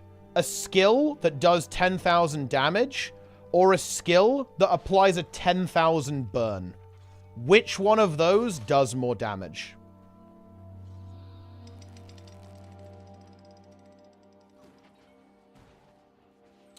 Because the misunderstanding that's going on here is that you think that, well, correct me if I'm wrong, obviously, but you're giving me the impression that you think that Condis do less damage in some way than power builds. This is not the case, right? This is not the case whatsoever. If you eat 1,000 damage from a condition build, it is the same as eating 1,000 damage from a power build. The only difference is that the condition takes time to do that damage to you. So the power build will wallop you with 10,000 damage instantly, and the Condi might take, let's say, 6 seconds to do 10,000 damage to you. But the damage taken is the same. This is the really important thing to understand here, right? Like, the damage taken is the same. Yeah. You can stack up Condis. You indeed can. But, you know, in a way, you can stack up power, but it just happens instantly. Yeah. The Condis keep ticking when I don't hit the boss. That is true, actually. Yeah. The Condi song. Until the boss goes immune and starts yapping. I mean, yeah, then you can't really do anything to it. You know, it's funny, actually. Like, this was actually a situation where Condi damage could actually be really powerful. This used to happen on Wing 1, with both Veil Guardian's phase and Sabbather's phase. What would happen is that conditions applied to the boss during its immunity phase would continue to tick, and power damage wouldn't work on it. The boss was either immune or despawned, so you couldn't attack it with power abilities, but Condis could actually still damage it. This led to really fast records using like the Epi Bounce stuff on Sabbather and Veil Guardian, but they actually fixed that. A third time of damage, true damage, ignores armor, prot, anything. I mean, yeah, I guess that you could do that. Condi is much better DPS long term. Power DPS is a much more better spike. No. That is wrong. This is incorrect. Oh boy, here we go. No, this is incorrect. Power builds and Condi builds are not inherently one way or another. Not really, anyway. It is true that power builds tend to be faster, right? Because they, you know, damage is instantaneous. But you could theoretically have a very bursty Condi build. In fact, historically, there have been a couple. Notably, a lot of Thief builds that have Venoms can burst pretty quickly. And notably, burning-oriented builds like DPS Firebrand, especially like the older versions of DPS Firebrand that were more focused around Ashes of the Just, could actually be very bursty as well. That's also worth noting there. With how that can be. The big difference between power and condition damage is that all of the damage with power is done up front, whereas Condis, all the damage is done over time as well. One is not they're not inherently different. Torment does less damage if the target is moving. That is correct, yes. It is that way. They actually flipped this.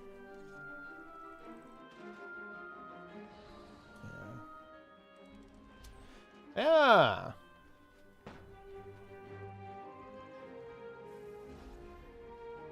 Incredible. Well, this is not looking good, guys. I think the blue team is probably getting SMC here. I don't think I can really do anything about this will bender.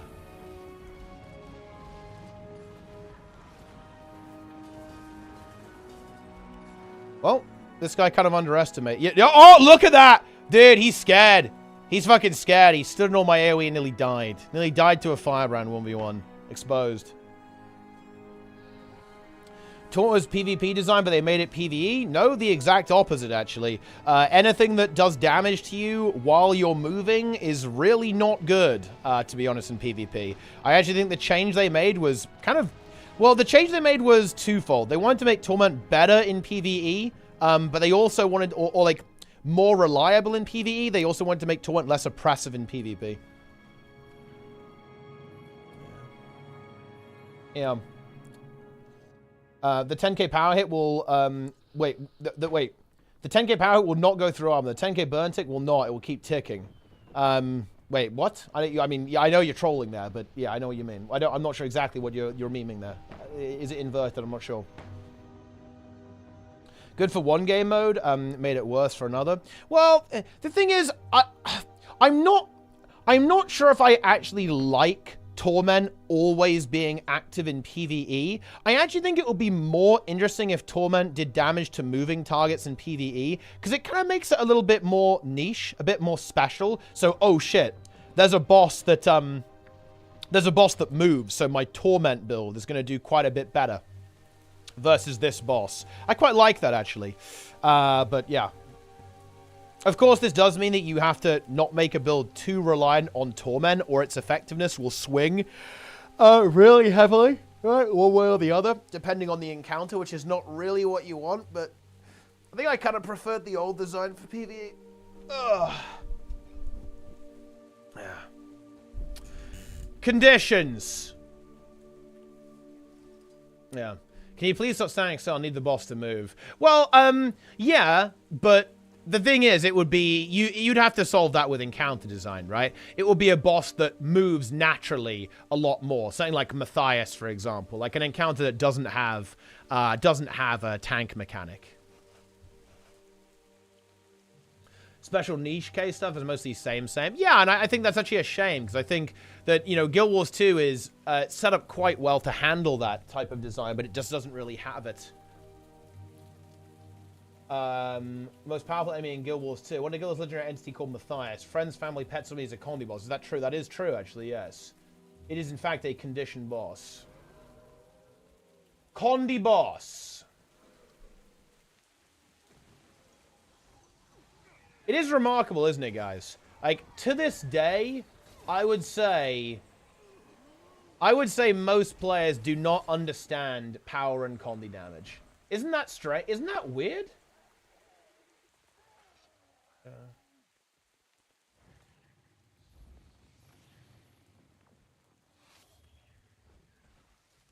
That to me is strange. When's the next Guild Wars 2 con match? I believe November 19th seems to be the projected date.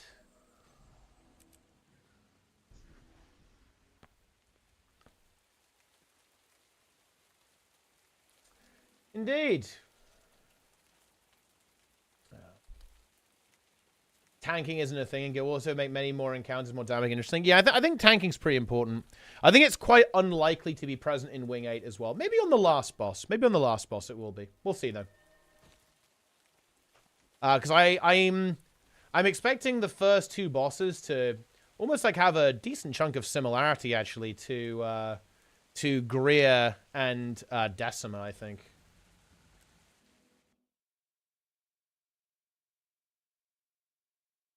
Will there be a kiting mechanic? I think there is some possibility of that.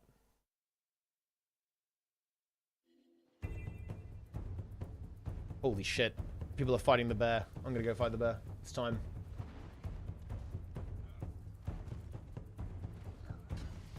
That's not entirely on the players. Usually, Connie deals less damage but has more uptime, which is not the case. Wait, not the case in Guild Wars 2?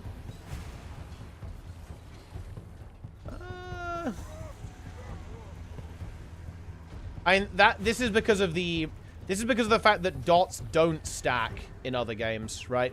Like in let's say World of Warcraft, right? Like the condies tick while I can't hit the boss.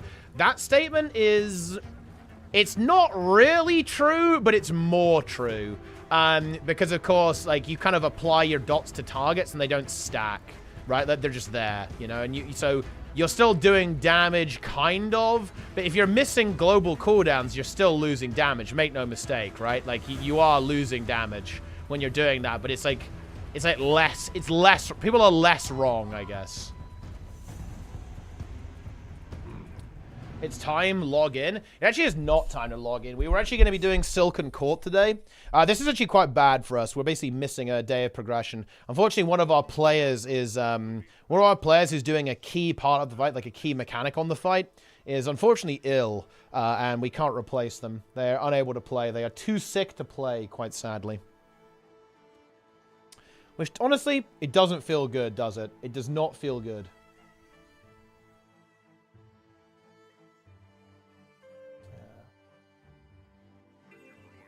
Oh, let's do the meta event. I'm tagged up. Here we go. Janthir Wilds. Titan Meta. Feudal Edition. There we go. Alright, I'm moving myself to group 2. Let's see. Odds. Wait, no, evens. Evens. Greer. Odds Decima. Boom. Guys, join the meta. Let's go. Wait, dude, Giant Crab is up. Let's go.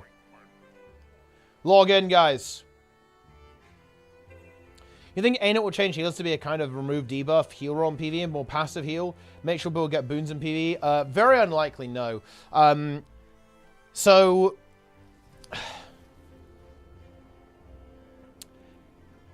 I think Guild Wars 2 is extremely unlikely to undergo any major changes to the combat system.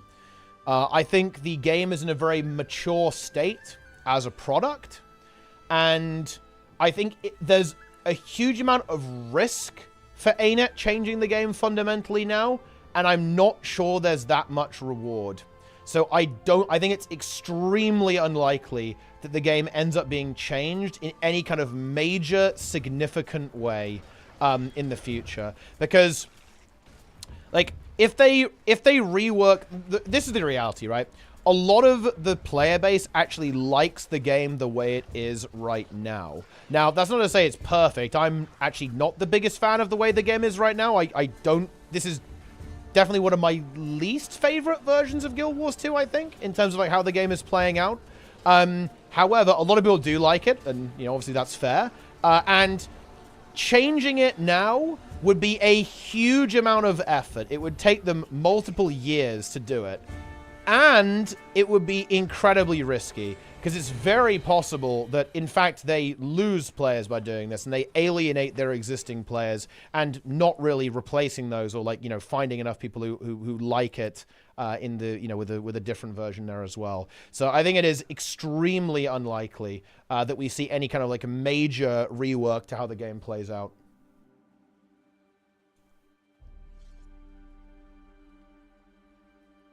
Yeah. What would you say about open world balance, by the way? I thought about it randomly yesterday. I realized there's a bunch of bosses with no health at all. There are bosses with people who have issues, meaning DPS checks.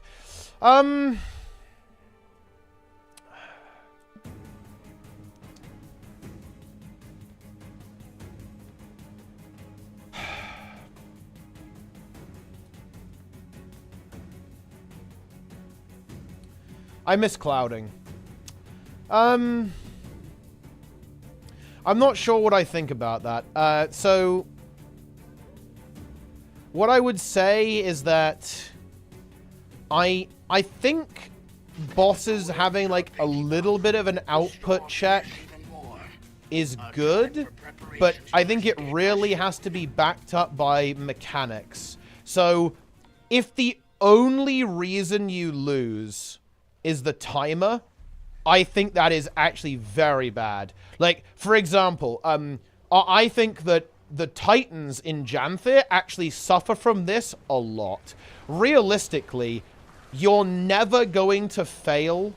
You're never, ever, ever, ever, ever going to fail these Titans because of anything else except DPS. Right? It's the only reason you'll fail. You'll never fail to people not understanding, like, the green circle mechanic, or people not understanding the Decima laser attack, right? That's never going to be why you fail. I think this is the issue. Like, you should only fail an open world event if people don't know what to do, right? Or, like, don't do the mechanics correctly. And I think this is the problem with Epoch. And I think it's also the problem with the Titan event here as well. Like, these bosses don't really do anything mechanical outside of they just use abilities on you and there's a DPS check. That is a problem. It means when you lose, it is very, very annoying, right? Because it's like, well, I didn't do anything wrong and we lost anyway. I think it's much better to have stuff like Dragon's End with the tail mechanic and the split check, the add coordination check, I think is much better. And like mechanical challenges for the player, as opposed to just like button pressing challenges for the player. Like, that is what I would say. Kerbad's tier 1. Aboba. Aboba indeed.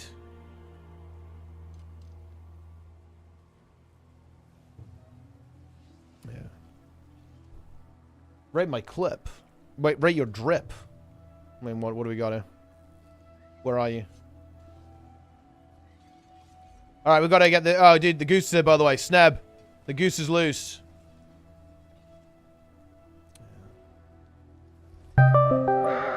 Sneb's calling. The goose is here. Hello. How does it feel to have only 1 foot? Well, I mean, it feels pretty good that I don't have to have surgery. That's nice. Yeah. Yeah. And that does feel now I just gotta rest up, you know? Yeah. I have a feeling that the school is gonna pressure me to go back to in-person classes. But I don't think that that's the best thing for my foot. So I'm probably gonna counter pressure. And I also had the doctor write a note that said that I should continue what I'm doing. Okay. So we'll see. We'll see what happens. But at least I get to go back. I mean, I'd prefer to be in person, but at least I get to go back next semester. And I'd rather go back, like, fully healthy than, like, risk further injury and upset. You know what I mean? Yeah. Just taking it easy. Plunge. But you know what? I'm slightly mentally shattered. Yeah. Because I really care about my students, and it's not looking good for them. It's not looking good. So. Would you say they're mentally broken? We'll see what happens. They're not going to be happy because many of them will fail the class as a consequence of this. Yeah. But put it this way: this test is a midterm worth 30% of their grade. Yep. I warned them every week. I tried to prepare them. I told them like exactly what was going to be on the test. During class, I'd be like, "Hey, hint." I'd even say that like this. I'd be like, "Hint, hint, nudge, nudge. This one's pretty important." Like I would say that stuff, and then some people would like furiously write it down, right? But class attendance is like 60, 70%. It's not good. And I kept warning them. I warned them by email that it was going to be challenging, and well, it was. So here we are. Yeah, if you get 13% on the test, it's really difficult to come back from that. That's the problem. Would you say there will be consequences? Yeah. I don't like the consequences. I feel bad, but I also am confident I did everything I could possibly do to convince them to study. I offered to like help teach them how to study. I did whatever. But it's a choice that people make, and that choice is independent of me. And I guess this is what happens. Yeah, these are adults, by the way. We're talking about university. Yeah. Do you think we can defeat these titans? No, I think it's actually impossible. I mean, I'm not even there. I was gonna let you guys just get started, and I'd kind of figure it out later, but no, I think this is pretty simple. I don't find these fights particularly difficult anymore, and I don't think they were necessarily super difficult before, but they did require some coordination with the bug. Yeah. Now, they do not require coordination really. Not at least nowhere close to the same level. No, I mean they don't require any coordination really. I don't think. What are your thoughts on the word crapulous though? What does that even mean? Honestly, I actually don't know. I'm looking it up. You gotta be careful when you say things and you don't know what they mean. Well, no, it's not. It's not going to be bad. Look, Greer just said it. It's fine. It's clean. Greer says it. He says, "I will leave." What if they slipped it in and it's bad? I will leave this feast crapulous, and you bereft of life. It says marked by intemperance, especially in eating or drinking. So basically, he will just gorge on us to the point of overeating. Wow. Yeah. I'm upset by this. Daily reminder: there is actually an achievement in the game called "Gape into the Abyss." And awesomeness, also known as Reformed, has it and he reps it. I feel like they had to do that on purpose. Somebody did that on purpose. I mean, maybe, but maybe not. Guess what? My dog is going to be in the game. That's big. Yeah? Yes. Is it for... Did you hear about that? No, what's going on? The Extra Life? Yeah, the Extra Life stuff. They had, like, if you donate $50 or whatever, then you can get your cat or dog in the game. Oh, it's quite sweet, actually. I like that. Yeah. So I did donate the 50, and I will have Obi, a.k.a. Bartholomew, in the game. It'd be great. Well, there you go, then. I hate how that AoE just appears with no telegraph, by the way. I fucking hate that. They still haven't fixed it, by the way. They will never fix it.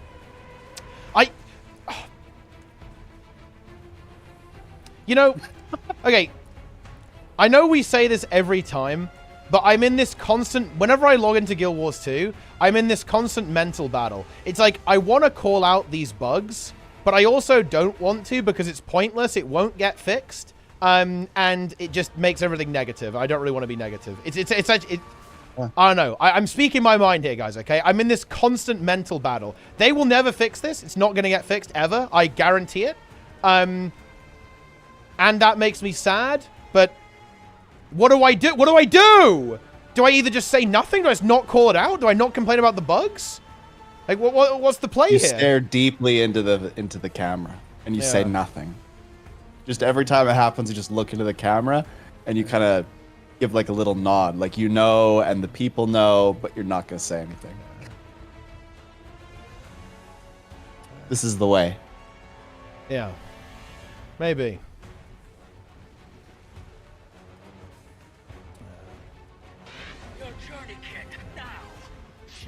Ah, yes. Incredible. Looks like Greer is pumping. Isn't Wing 8 coming out soon? Yeah, November 19th, I think. I hope it doesn't I really have any wish bugs. it would come out the week before, but you know what? Yeah? Sucks. It's just because I have a week off from class next week. Yeah. So that would be good then. So I would have theoretically been able to grind it out, Yeah. but I'll be able to play it about 2 hours after it launches at least. So there's that. Yeah, that's gonna be a rough class that day actually, because the whole time I'm gonna be quite distracted. How do you think WoW community would react if their boss is the same quality implementation as Guild Wars 2? You're actually seeing that in real time right now, actually. Like, the War Within is buggier than most WoW expansions are. It definitely, you know, the QA it's honestly not the best in the War Within. And yeah, people are not happy about it. Quite rightly so, by the way. They're complaining about it, and Blizzard will probably fix it. They've been fixing a lot of shit, but the issue is that it definitely launched in a buggier state than usual, that's for sure. Which is not good, by the way. It's bad. They deserve the criticism for it, and they're getting it. And yeah, they've been modifying the game a little bit. They've been playing around with the engine, and it's broke the game, you know? They broke the fucking game. Yep. That's just the way it goes. You know, that's just the way it goes, guys. I will say one thing that Blizzard are good at is that they do fix boss bugs pretty quickly. There are still a couple of issues actually plaguing the new raid right now, but I think it's actually a bit more complex. Right? There's some like server issues that they've got that are causing some problems with mechanics not being telegraphed correctly. But they actually fix those pretty quick, and they'll definitely fix those pretty quickly, I think.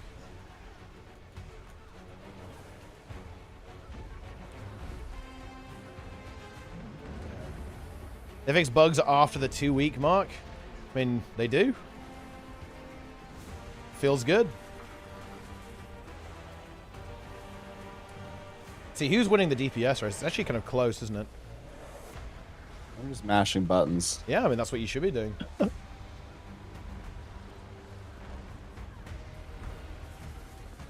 yeah, honestly, the War with I'm not gonna lie, guys. I definitely knew this would happen with the War Within. Like when they showed the release date for the War Within after playing the beta, I was like, oh, okay, so this is gonna be fucking broken on release then. And guess what? It was broken on release.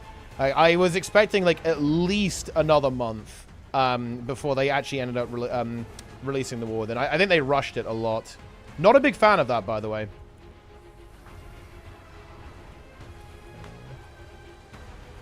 And I think in general, like Blizzard right now, they're crunching pretty hard, right? They want to release an expansion like every 18 to 20 months right now, which is a little bit quicker than usual.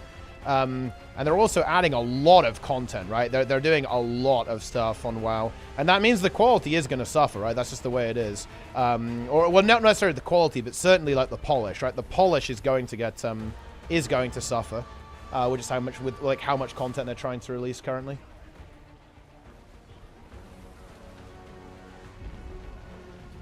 Do you know exactly when the Halloween sale ends? I got paid on Tuesday noon. I'm wondering if I can squeeze in a gobbler and miss it before they're gone. You can actually see here. It ends in 2 days. Oh. It will end at patch time, basically. So basically, when the patch drops, it will swap over. I just want everyone to know that if you have lower DPS than me, you're letting an NA pleb. I don't even have Archon right now. Are you top DPS? No, but I am up there. Yeah. What are you playing?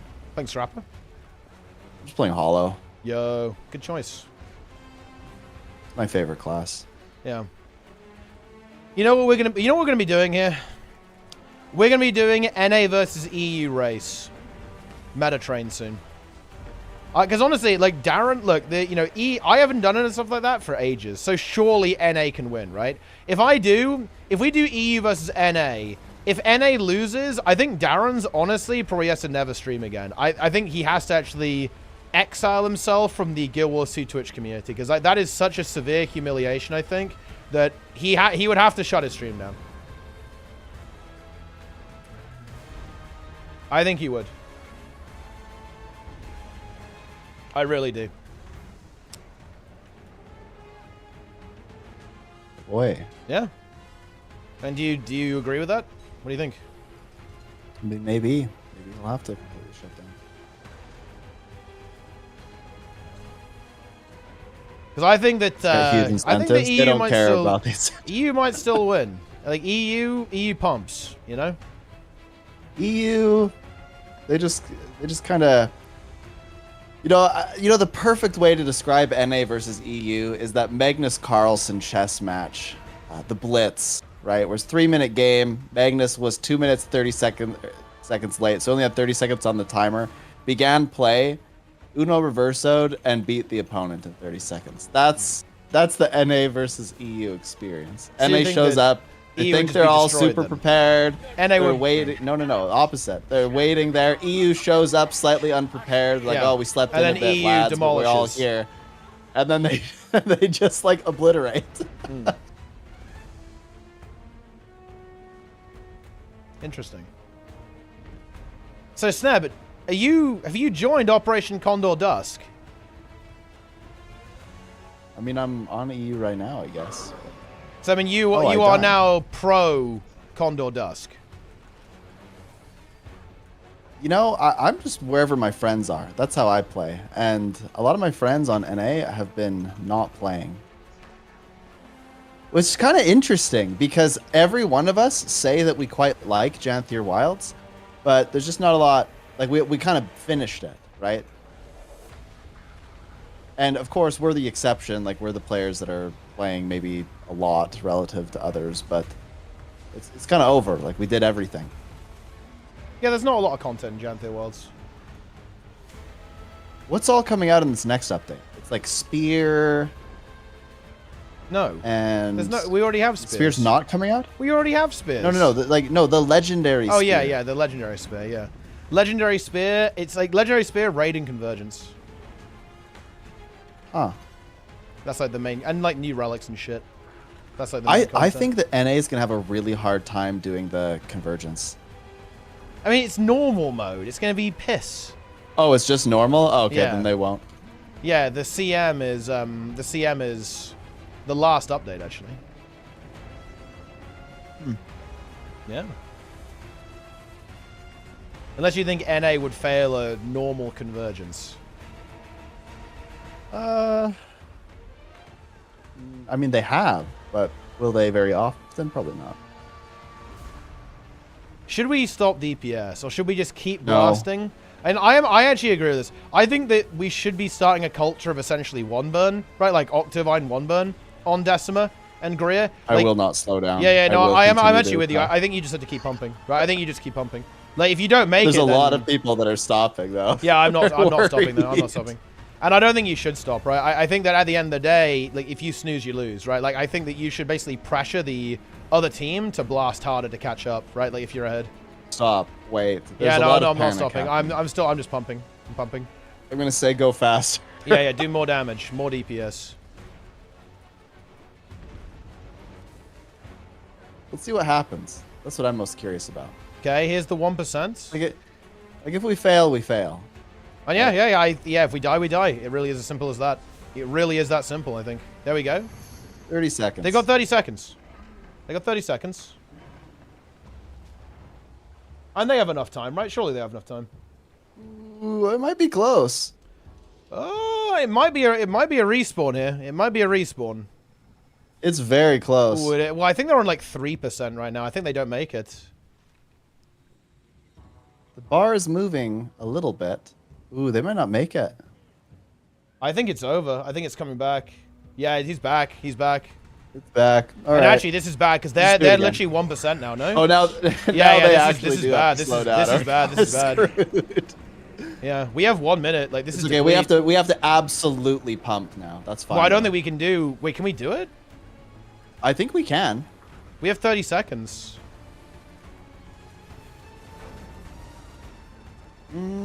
This is honestly. Okay, we're halfway. It's actually possible if the condies keep ticking. We're getting corrupted though. We might actually have to. Oh, the corruption. We might have to not troll. We're kind of yeah. It's 3 seconds. It's gonna respawn. Okay, we actually need to stop. We need to not troll this map. We need okay, now we have. Yeah, we have to stop. We have to actually not troll now. We have to stop. Please uninstall, okay, dude. This guy is fucking mad. Holy shit. I think it's gonna die to Condies. Is it just gonna keep ticking? Oh, do we need to send people no, to Decima? I think we're okay. It's not ticking. It's not ticking. It's not ticking. Holy shit! It's so low. There's 21 bleeds on it. Surely it doesn't die to 21 bleeds, right? Somebody's still attacking it because the bleeds keep going Yeah, they up. keep going back on. Oh. Okay, here we go. I mean, it should be fine now. I mean, look at... Yeah. I think we can almost attack. It's fine. Let's just wait. Just wait a little bit longer. Let's wait until they kill. I mean, now it's actually like irrelevant because there's only 20 seconds left in the fight. Yeah, so yeah. Now we have to kill it. Yeah, we have to kill. Okay, surely they kill, right? 10 seconds. Surely they can kill it in 10 seconds. Yeah. Right? It's like 1%. It's right? 1%. It's 1%. Yeah, there we go. There you Fucking go. easy, dude. Easy. Yeah. There we go. And there it is. It's done. Need to bring the one burn dude, back. Look at this. Look at this, by the way, guys. Friendliest MMO community. Please uninstall. You know what my favorite comeback to all of this is? I go, why aren't you tagged out? Wait, and I just keep arguing with them about why they're not tagged out. And they're like, oh my you don't god, need me. dude! Look, wait, have you seen this, Sneb? Awesomeness is exposed. What? Look, he's actually caught in squad chat, reformed, by the way. And also, let's talk about that name, Sneb. Correct me if I'm wrong here. Surely, the fact that his character name is reformed implies that at one point he needed to be reformed, right? Like he was unreformed at one point. So that's actually a self-report. But more importantly, ArenaNet dev telling people to actively troll the event. Oh dear, oh dear, oh dear, oh dear. What have we got there?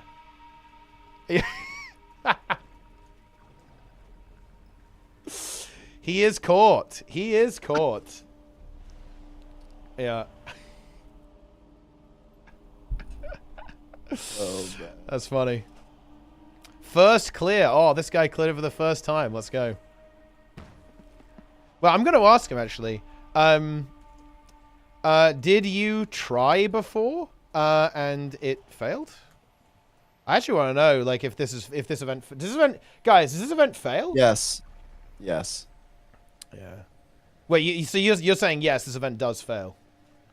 Look, my hypothesis is correct. I know this is true. If you make an event too easy, the players that like a challenge don't play, and it turns out the players that like a challenge are more motivated to do more damage, to participate in mechanics. So then you've got a bunch of people who want it to finish, but don't necessarily put in the same level of effort. And this tilts the scale quite far in the way of failure. Because the people that organize events don't play, the people that are really good DPSers don't play. Like it just makes it untenable. First time more than 10 people have been here. I've tried 5 times. To me, that's a big enough sample size to be like, ouch, that sucks. 5 times? And no more than 10 people have So wait, this guy has failed this event 5x. Although this, I think this is actually this is the other problem though. I think what went wrong with this guy is that he doesn't realize that you can't just show up on the map. You need to like join a good map, right? With the you have to use the LFG. So if you don't use the LFG, this event is basically impossible, right? Like you're not going to be able to complete it.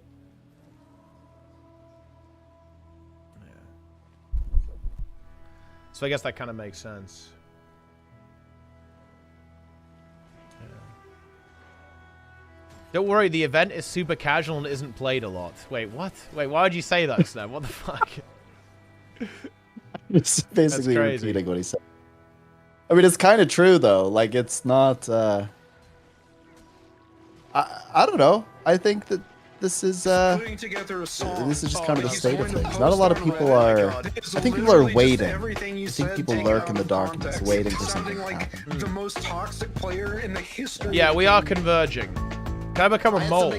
Wait, I can demote you to mold, yes. Are you already in the guild though? You're not. Okay, I'm adding you. They did 5k DPS. I whispered them and I said, "Are you okay?" I thought you could join us on my third today. What the heck's That's going big. on? What the heck's going on? What the heck's Mold. going on? I have people that come into my raid groups all the time. Ah, yeah, if they and didn't know just about don't joining know. other It is maps, really annoying. then You they- gotta get a better build. You deserve. They would have had a some hard time getting this retribution, shit right? done. Yeah, They there's were gonna joining be the social populated punishment. maps. There's gonna be consequences no matter what you do. If you're unwilling to listen to the group and like, you kind of deserve no rewards if you fail. Hard punished. Just flame people out completely. Yeah, I kicked them. Yeah, I super hard punished.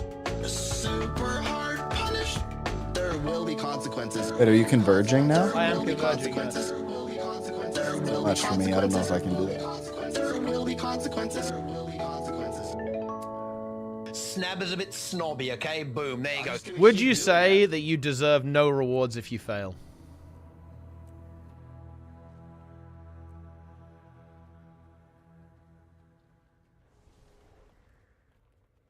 Probably say that. Yeah.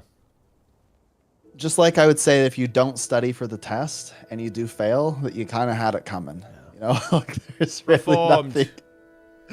Yeah, it's unfortunate. I don't think it's good, but I mean, actions or lack thereof do end up having consequences.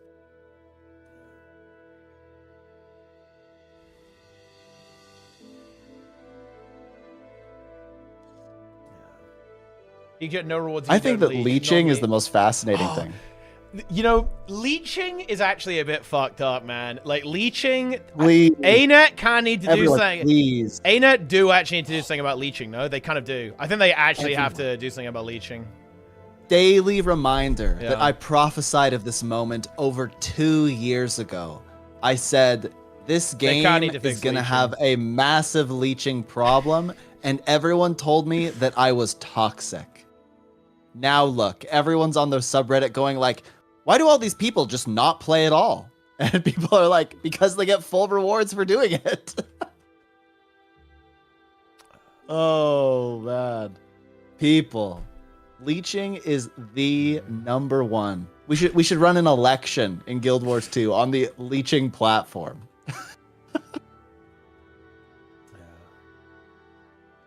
Yeah.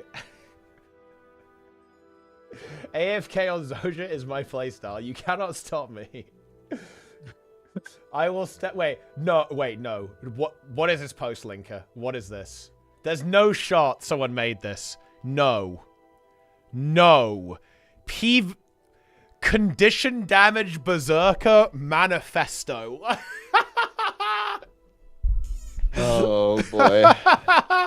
Like, They wrote this like a research paper. Jeez. Wait, hold on. Oh, they do have an overall section. Yeah. They It's basically fucking wrote this like a huge. research paper. I like that.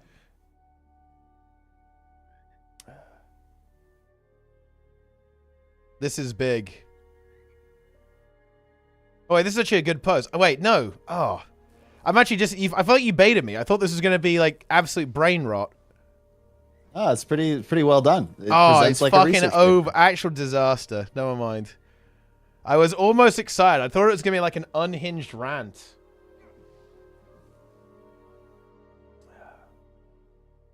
Unbelievably disappointing. You hate to see it.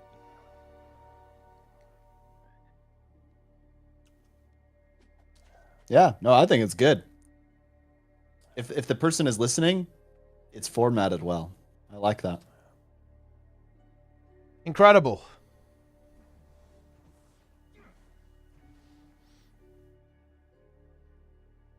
I love spamming bursts. I mean, yeah. That's why I wasted this time. I was quite being giga negative, but yeah, I'm still right. Well, I mean...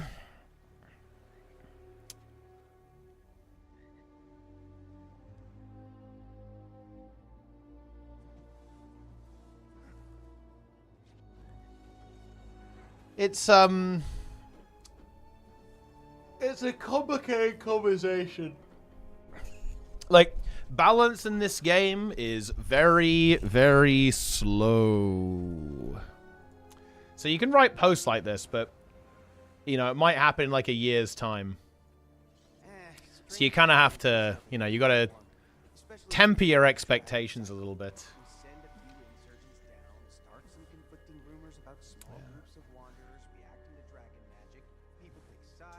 Huge waste of time and effort for a lot of people. Won't be acted upon ever. I mean, you know, you know, maybe people like doing it, it might be interesting to some people. But yeah, I think doing it in the hopes of changing the game is probably a little bit misplaced, I would say. Like in general, the most important things I would say is you want to identify the issues, right? Like, the most important part of this post is actually by far this part. Like, the core problems. The build is too difficult to play correctly. The damage ramp is too slow, and it has a kind of cool interaction, right, with King of Fires, pretty much. So what do they want to do with this? No longer consumes fire aura on detonate.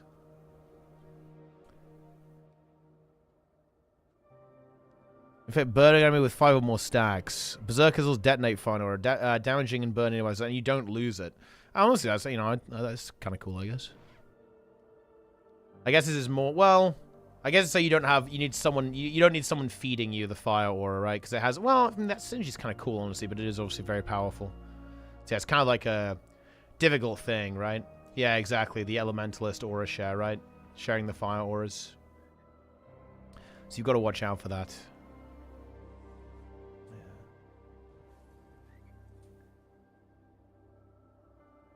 But, yeah, like, this is, like, the... You know, when it comes to game dev, guys, like, the thing is that you've got to do is you want to identify issues for people, and then, like, the devs have to cook the solutions. That's pretty much how game dev works. Like, players need to identify the problems, which, to be fair, that post definitely does. And then, people, you know, the devs basically figure it out after that.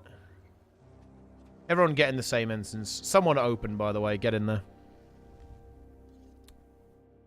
I'm going to read a Reddit post to you. Are you ready? Do it. World versus World without a guild. Okay. I've returned to the game a few months ago. My favorite game mode is World versus World. Okay. The latest changes made it frustrating for a guild-less player. Yep. This last month, the matchup has been just terrible. Our side was filled with new players, while both other sides had very, very skilled players and commanders. I am getting destroyed this last month. So now I'm forced to find a guild. But how? I saw there are alliances. Will joining them give me a better experience? How do I join? I just go to their Discord and ask to be added? I really need to find a solution to enjoy my favorite game mode.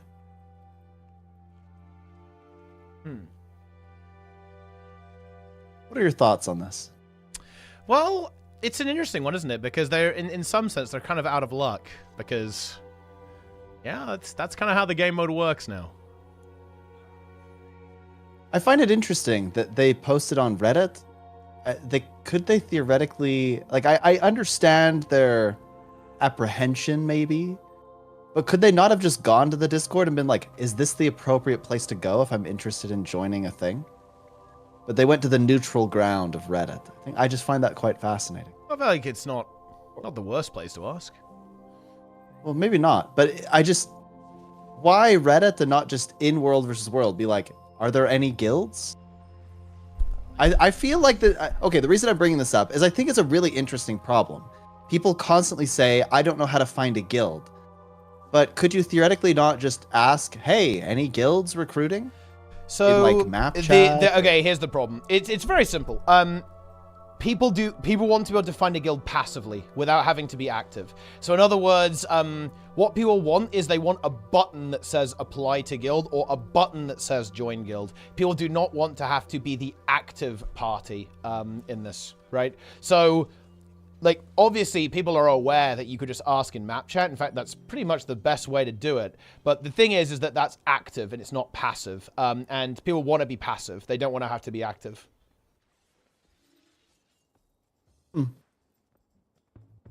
That's the way it is.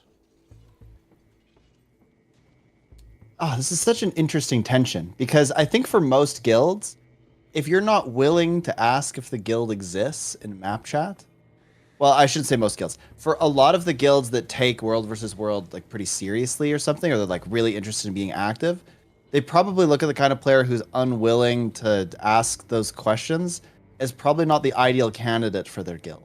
So there's this weird tension between people that are like, I want to just get in and play, and the problem is that a lot of the guilds that are like really active and like really committed, they want people who are also going to display similar behaviors.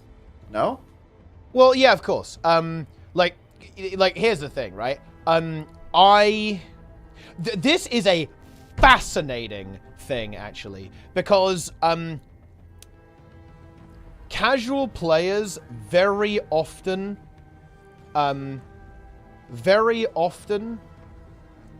get left out, but for a really interesting reason. Like, being a passive player is a very undesirable trait to have, from the perspective of active players. This is a really big problem. The type of person who makes a guild and runs a guild doesn't really want to play with people who are passive and aren't going to, you know, do things, right? Like, and this is a problem because most players in games are very passive. That's just the way it goes. I think most people in general are very passive. That's just the way it goes. And this leads to really interesting scenarios where there's actually a lot of people that ironically get passively excluded, I think, from communities because those communities are selecting for people who are active. Does that rambling rant make any sense?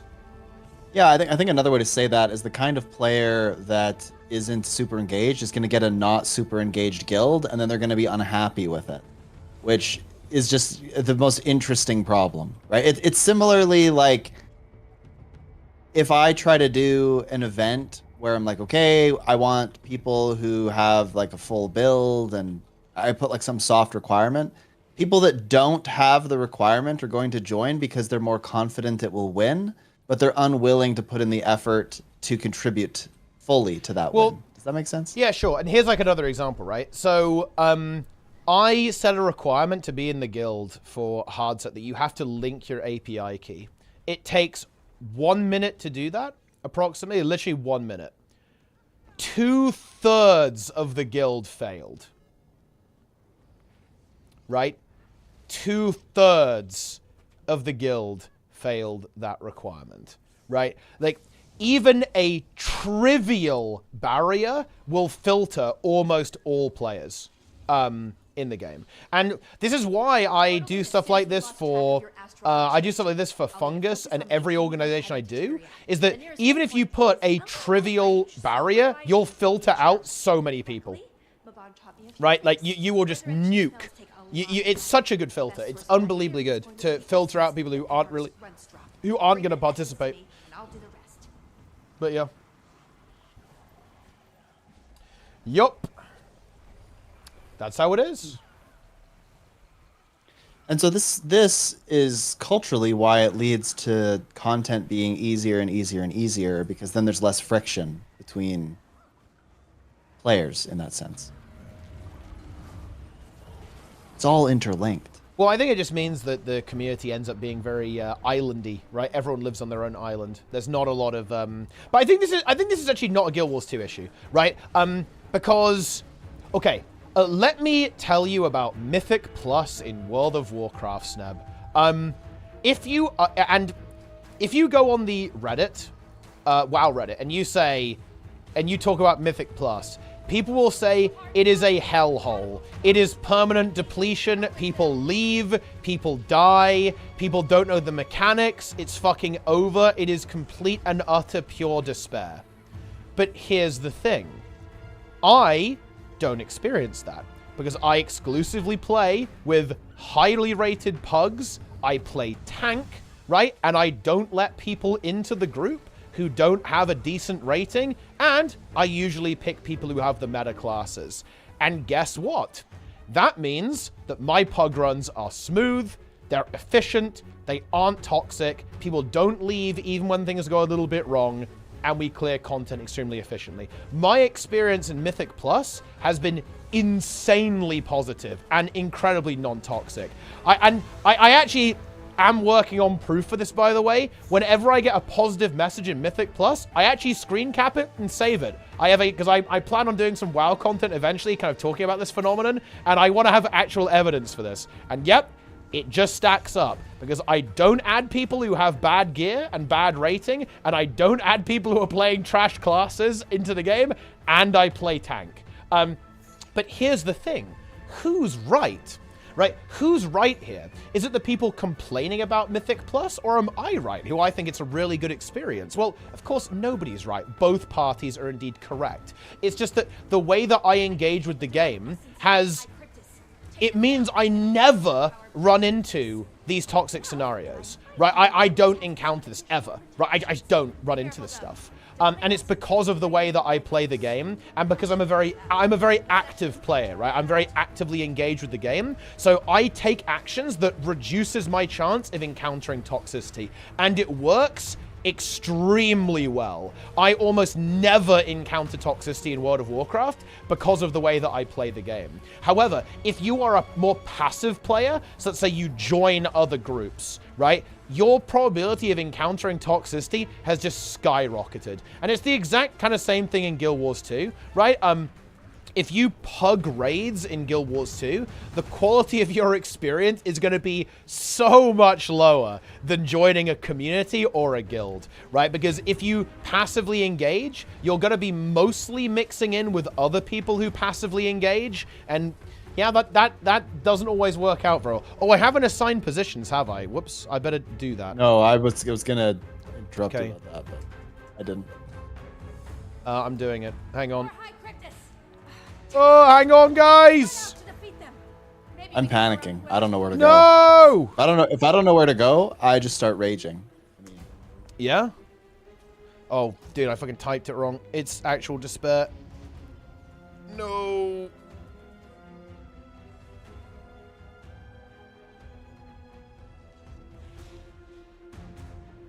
Okay. It's done!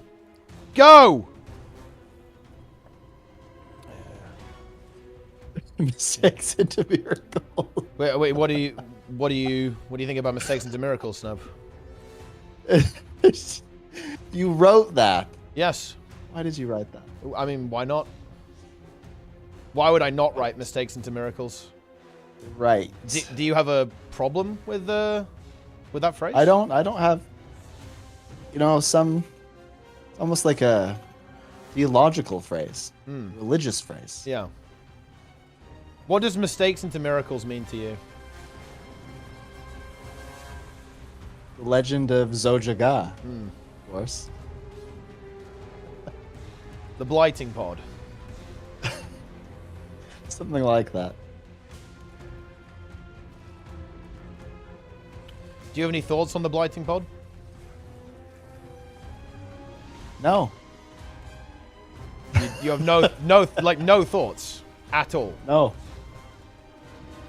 No, I have zero thoughts. I mean, that's kind of strange to have no thoughts. I just play Guild Wars 2 Teapot. I swing my sword, the boss dies, I get my loot, I spend it on Gamba, and then I log out. And then I do it again the next day. I don't need to think anymore. This is what I do.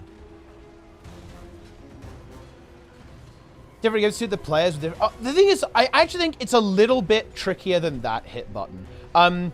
Because I think this happens in every single game. Like, I don't want to promise that I'm making a video about this because it never happens, right? But I really want to do like a video essay style thing on this, because this is one of the most interesting social things about these games, is that every single game ever is dominated by hardcore players. And I mean every game, literally every game, is dominated by hardcore players. Like, okay, so here's, to go back to World of Warcraft, I think this is like a really interesting thing, right? Obviously, casual players are by far the majority in WoW. Like, if you look at the numbers, only around like 25% of people clear heroic. And like, That's actually kind of a high number, honestly. But if you look at the people who clear Mythic, it's like 1% of people clear Mythic. So the people who actually pump the game, like for real, are not a very high amount of people, right? And even the amount of people who do like basically like the achievement for doing Mythic Plus, it's actually kind of low every season as well. The vast majority of WoW players are giga casuals. But here's the interesting thing. Here's where this gets interesting, guys. If you play WoW, if you play like Mythic Plus, you will be forced. You will have no choice. You are going to be doing essentially hardcore strats. Like this is, or I actually really like, we need to start using this term. It's something that Folding Ideas used in his video. Instrumental play. You will engage in instrumental practices if you want to play World of Warcraft. You do not have a choice. And this is entirely a standard set, by the way, by hardcore players, right? And if you want to play WoW, you will do this. And by the way, guys, in Guild Wars 2, it's exactly the same. If you want to raid, you will give quickness or alacrity or do DPS. You will do the meta strategies. You do not have an option. And I'm not saying that I'm going to force you to do that. I'm saying you literally don't have an option. That is how every group is going to be played. Every single group is going to be doing quickness and alacrity. Every single group is going to be doing the meta strategies. And that is, of course, entirely informed by a very small group of players that basically makes that happen. So I think this is like a really interesting like social phenomena that essentially the vast majority of players have their behavior controlled by an extreme minority of players. That is a really interesting concept to think about. And I actually do view it as kind of problematic because what that means is that the majority of players probably doesn't actually really want to play that way, but they don't have a choice. Even though they're the majority, they're still going to essentially end up playing in ways that they might not necessarily be looking for or even enjoy, but they have no other option. Like, if you want to do this content, that's what you've got to do. And there's no other way you can do it. Yeah. As a heads up, if we aren't fast now, we're like kind of not making good time. Wait, I mean, we'll finish it, but I mean, we might not get gold. Yeah, we won't get gold. I mean, if we don't get gold, isn't that basically the same as not finishing it? I mean, I guess it kind of is.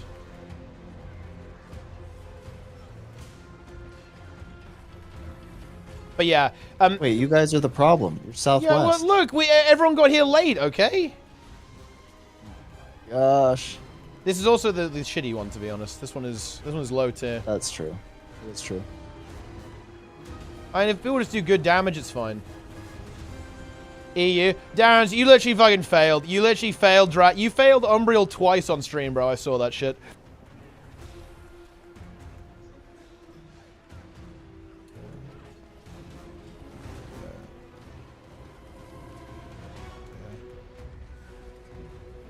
Oh, yeah, also, you know, Darren's trying to... Oh, my God. He thinks I'm molding? Bro, oh, my God. Oh, my God.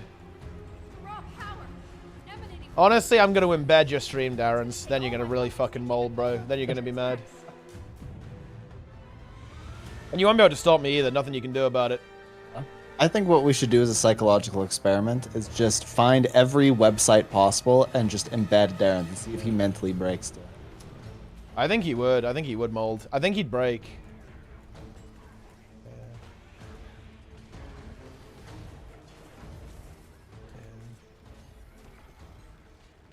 It actually would be the funniest thing, because like what if Darren's he made his own expose video where he exposes himself. Yeah. It's like, look at all the viewers I get, and he like is showing it, and then people uno reverso him, and they're like, they freak out at him for doing it. Yeah.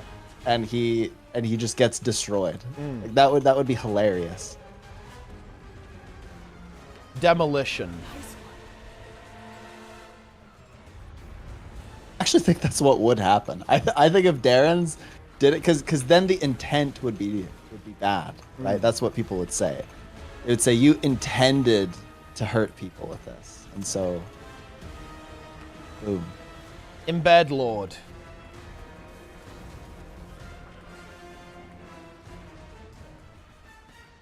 Players want to play their range. You want to believe this range kind of hard without the second stress. Yeah, exactly. Yeah, like you're not gonna do that. There is actually one thing that does make this entire thing a little bit more complex, and that is that okay, and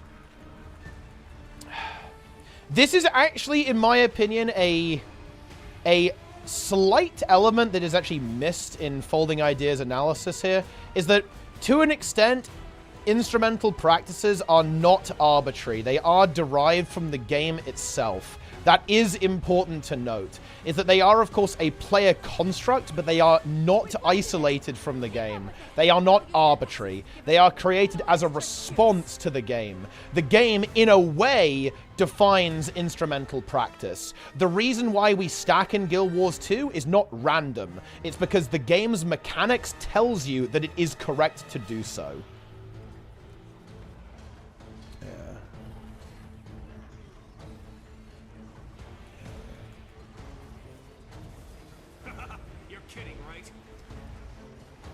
But yeah, there you go.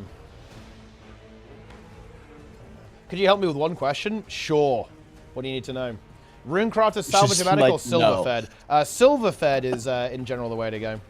Like, the Runecraft salvageomatic, it does actually have usages. But it's more niche. Like, the two really big ones you want is silver-fed and copper-fed. It's a very good place to start. Make sure to pick up the essence, guys, and watch Zoja's health.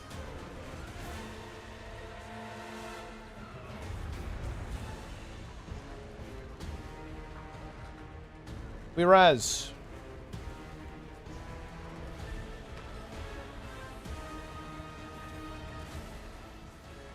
You have 7 minutes.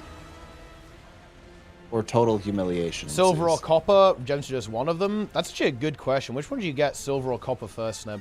Maybe copper? Copper. It's like more of them, right? There's like more of them. So it's probably a bit better to go with those.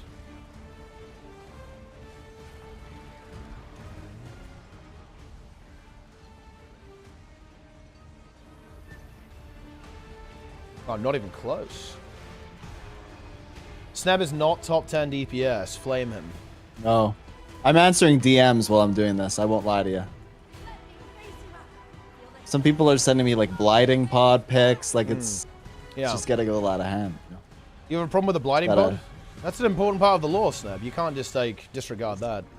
It's an important part. It is, yeah. And it just feels like you don't like the blighting pod. I'm saying maybe you should like the blighting pod. More essence. Bring it to me. I guess we should probably give Zoja some essence. Follow it. If we let it escape, Guys, hand in your essence. straight back to Tyria. Give a little essence, a little juice. Pick up the essence before you go, guys. We definitely need to watch Zoja's health here. Zoja Gar.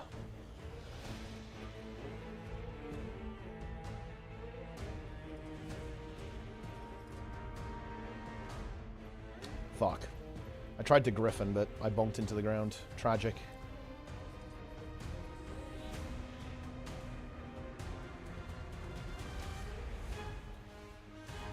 You honestly hate to see it.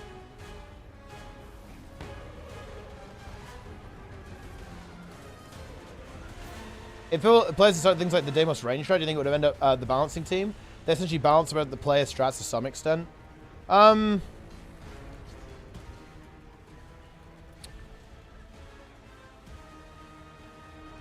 Probably. I mean, like, if they hadn't nerfed, like, the melee comp for Ceres, they probably would have, like, started to bounce around that as well with, like, the soul beasts.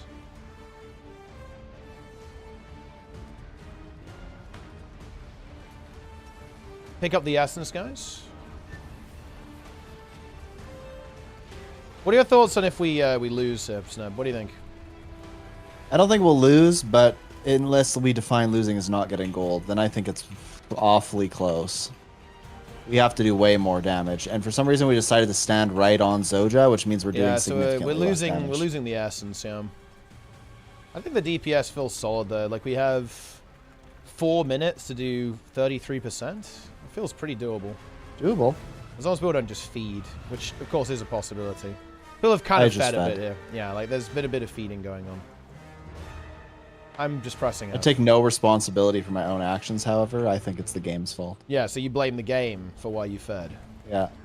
And you, because you're the commander, so... Oh, okay. Well, yeah, that's fair. You should be telling me what to do all the time. Permanently, or I actually can't I mean, like, function. full play-by-play. Like, just live. Yeah. Specific to me as well. Yeah, you should be telling me which buttons should be to press. individualized. I should be calling your rotation for you. Yes. Without that, I am nothing. I cannot perform. Nice one.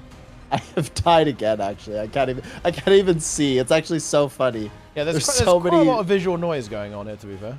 I can't see anything. It's a little bit of chaos happening. There's this aspect over here that's just like out. Yeah, we didn't get the cleave on that one. That kind of sucks. Pick up the. I think we'll actually get the gold. Yeah, it looks pretty okay. I think 3 minutes. Yeah, it's pretty easy at this point.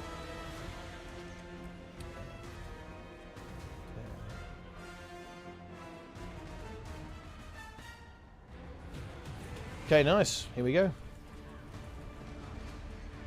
It's a shame we're not on an A, actually, because this will be NA first gold. I think I have the #2 time on NA from a pug group. Yeah.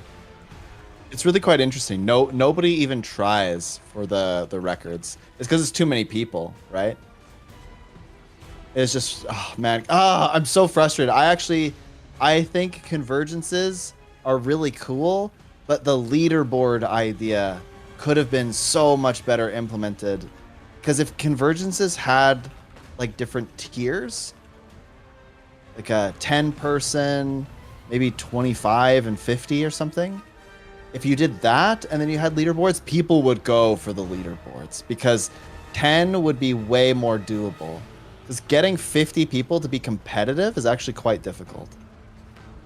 It's cool, but it's pretty difficult. And the leaderboards are minorly scuffed, as they are. Yeah. Yeah, I mean, it's a shame. It would have been nice if they'd kind of refreshed the system a little bit before actually adding it, because, yeah, it's not a particularly good system right now.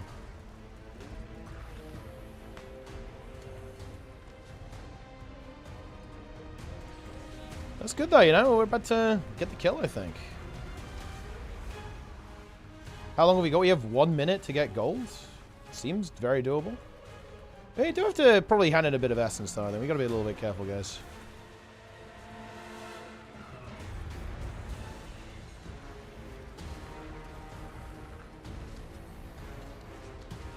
YOLO. Are you just going for it? You're just going to go full DPS? Going in.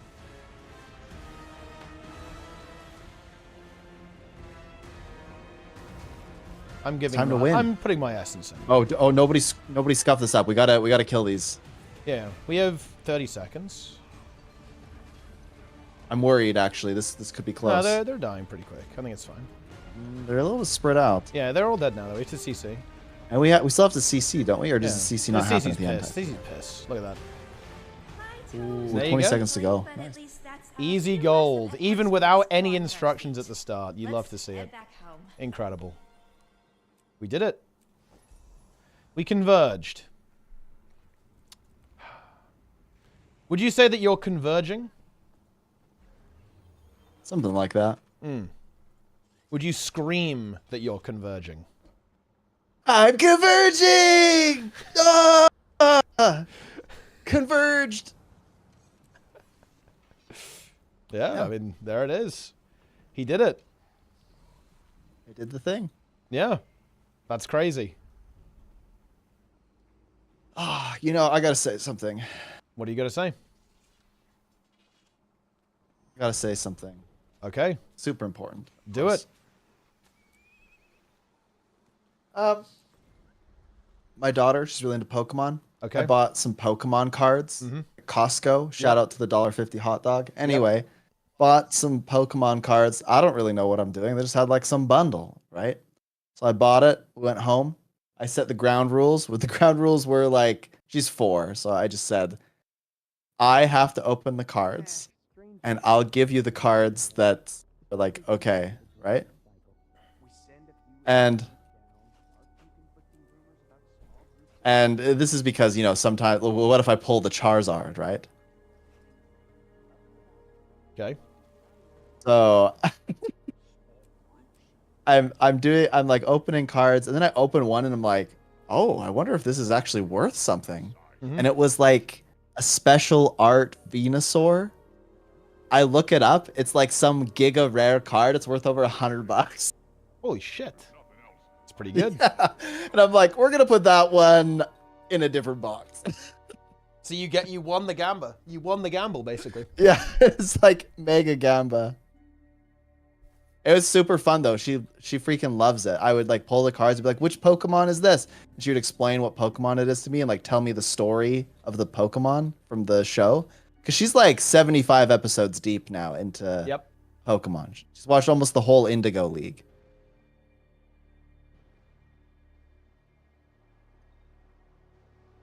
What do you think about this card? This is actually leaked from the new card game, Snub. I don't know if you've seen this. It's 5 mana. Blighting Pod. Turn target mistake into a miracle.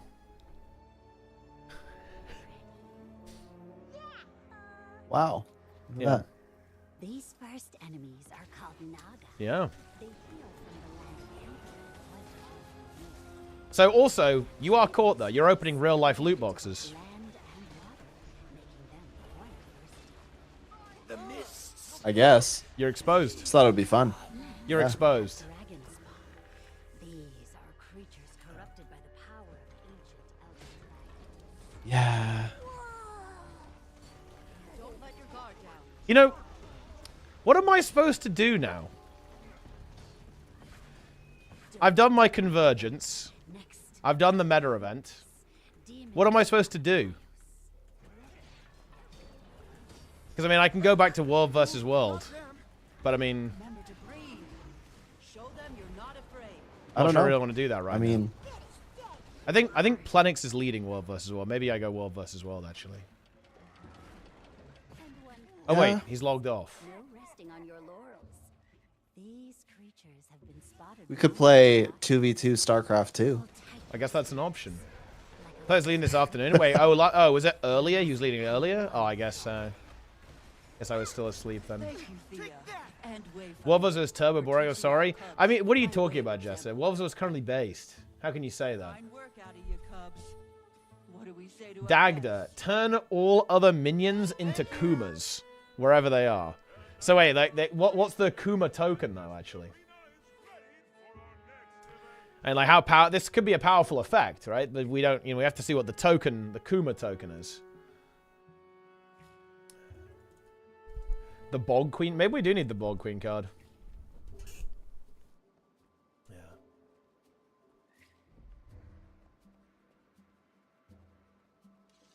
Queue it up. I do actually want to play. I need to start playing PvP, to be honest. Need to actually grind ranked a little bit.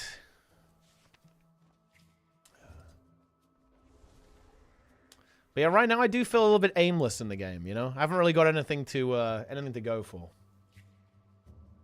I'm gonna do this. I'm gonna do the bear meta event. We have to defeat Barbed Veil.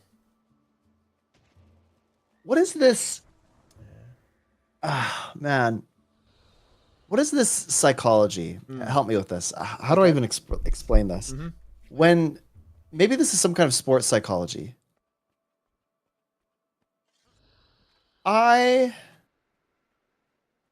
When I go to play raids, like I hadn't done like any raids in like 2 months. I log in. Okay. I go to the LFG. Yep. I join. The first thing I join, they say win 4 and they're gonna do some CMs. Okay. Multiple people die instantly at Cairn. Well, I mean, Ken can win. You know, he can get you. The group instantly disbands. Right? I look at this and I'm like, wow, right? Like it's like 4 of us left. Mhm. And I'm thinking, okay, well, it's over. So then I make my own group. You know, So I make my own group as a wing for all CMs, experienced. Go in. And everyone joins and says DPS. Even though, well, this is partly my fault. I put it in multiple places, and in the Discord, I forgot to say that I wanted roles. But in the LFG, I put the roles that I wanted. But everyone that joined whether from the Discord or from the LFG, they all just wrote DPS. Okay. And so I'm sitting there and I'm thinking, oh boy, right? Like nobody's... and I was having internet problems at the time, so I didn't want to play tank because if I DC, it's like totally over for my team. So I eventually convinced some people to play support. But I asked the group, I said, okay, so why are you all... Is it because you don't have the role? And they're like, oh, we're just better at DPS. I'm like, okay, well, whatever.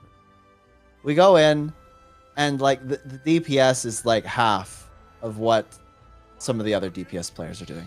Mm-hmm. And it totally demotivates me. Like it makes me not want to play. And I don't know if this is because I'm just an asshole or if it's or what, right? But I'm like, man, like this is not like they're saying they're experienced, but like they're not really. And like, yeah, it's just like it's complicated to make the group, and the group disbands because people are lying, and like what is psychologically going on there for me? Well, I get anxiety when I look at the LFG now. Like I think I could join that group, but if I join that group, it could be an absolutely horrific experience, and and I can't stop myself from thinking it. So I actively choose not to play rather than to risk going in and it being like a fiesta. Well, I think it's natural to... I think it makes sense to want to have an experience that you're looking for, right? You know, and like if you don't think that pugs are very likely to give you that experience, then I think that's pretty normal. I mean, like, I'm the same. Like I do not pug.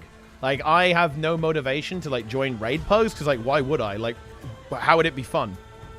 I don't care about the reward and it wouldn't be enjoyable. So I just don't do it. Ah, Falco with the 40 century long sub. Very nice.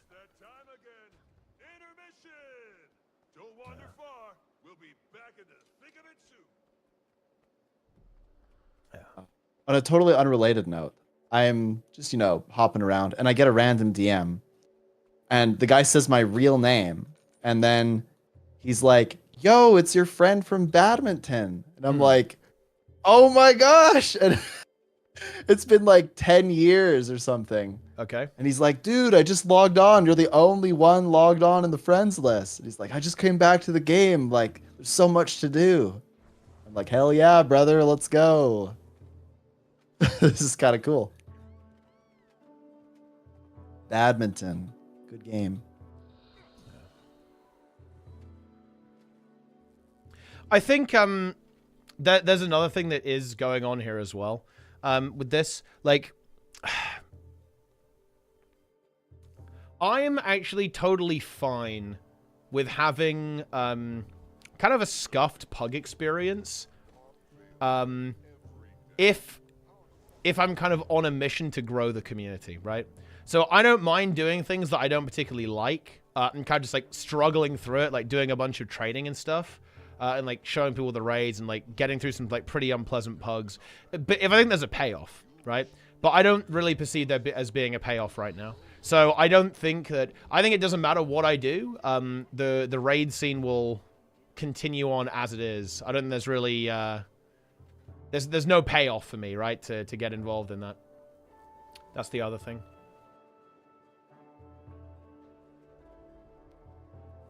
And that's why it just makes a lot more... It's what makes a lot more sense, I think, to play more privately. Because then you can like focus on your own enjoyment of the game, as opposed to trying to put effort into something that isn't really going to do anything. Yeah. Yeah. Oh, man. I've said this a million times, but I really think that if things were more transparent, that there'd be a lot fewer moments of conflict. You mean like DPS meters and stuff? Well, not even... Just... If somebody says, yeah, I'm experienced, what the hell does that mean? Right? Nobody knows what that means. It could mean anything. Right? There's no common definition for what experience in a raid looks like. We could ask 100 people and have 100 different definitions. Okay. So it's better if if I could just like inspect like Pokemon badges. Like you can do this like a Pokemon, can't you? You can look at someone's like trainer card or something. It's like, oh yeah, they like beat all these gyms. They've done these things. Why can't I just look at somebody's like player card that just says, oh yeah, they killed Cairn like 600 times. And I'm like, you know what? That seems like an appropriate group. And then why don't they have an LFG system where somebody can apply to join or like request to join rather? And I look and I'm like, because maybe I'm asking, must have killed Cairn like 20 times. And I look and it's like they've never killed Cairn before. Well, then I don't have to have some awkward conversation with them and accept them into the group. I just click decline. And then it's over. There's no contention. Yeah, I mean, I think... I don't think the Guild Wars 2 community would ever tolerate this, I think. But yeah, the correct way for the LFG to be that would make it way more alive and kind of promote groups to form would be leader-oriented groups. I think that this is really important in games, is that your group system must... I don't think it's reward is the word I'm looking for. It's more like... It has to make sense to leaders, right? Like the systems have to give tools to people who make groups to facilitate them making groups. Do you know what I mean? And I don't think the current system does that. I think the current system is very annoying to use for people who make groups, very frustrating even, I'd say, right? To make groups in the current version of the LFG system, and that's bad because it drives people who make groups, leaders, away from the LFG, and therefore they go to private groups instead, which ultimately kills the LFG, which I think is a really big problem. You don't want to have a system that kind of alienates the people, the most important people who actually use that system, which is the people who actually make the groups. That's what I would say. Yeah. Fighting the bear. Fighting the bear. Each time in an A, I felt like a lot is going wrong. This rarely happens on EU. Well, I mean, EU is just OP. But I didn't earn the title of Spearmaster. When I in Sevilla, we cleared one. Yeah, that definitely happens, right? The issue is that people just don't use the system very much. People don't really make groups. There's only a lot of people who are looking to join a group, I think, but there just aren't really that many groups for people to join.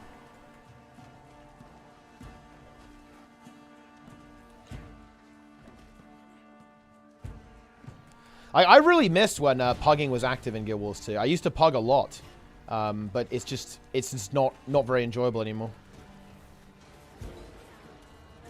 But yeah, back in the day, guys, the raid pug scene was hype.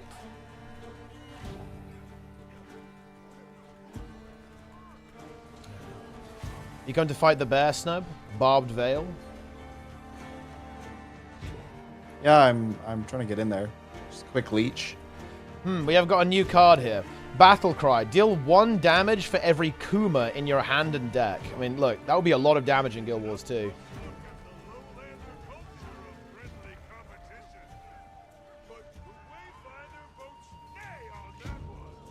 So if you combo that with Dagda, that's a huge amount of damage if you use the Bog Queen. But wait, we still don't know what the Kuma token is, though. That's the issue. Like, if you have to turn all of your deck into Kumas, but Kumas are really bad, then it's probably still not worth it. I like how Barbed Veil said that it was going to be an incredibly difficult fight, but the boss is doing absolutely nothing.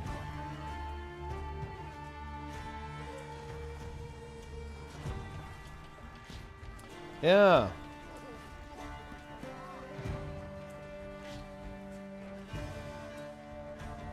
Oh hell yeah! This my friend from 10 years ago. He became a doctor, and he's asking me all about my foot. Oh, that's big, actually. Wait, I mean, maybe he can operate on you. It's time. Maybe you do need an operation.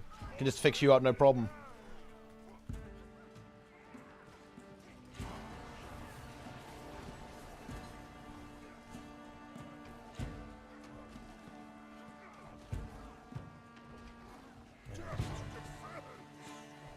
That's how it is.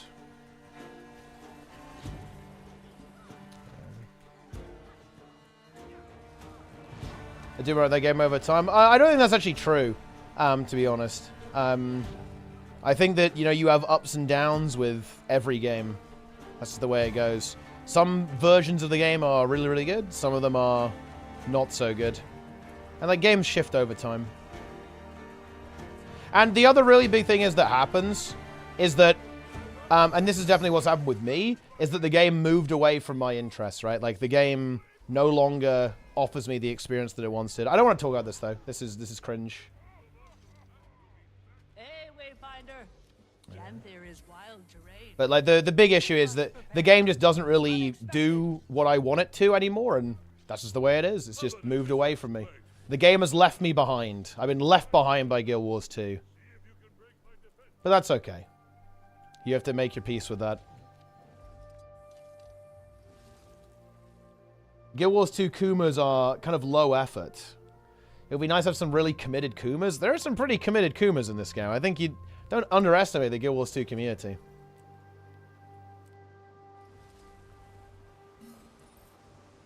They are to be feared. I'm going for the sniff.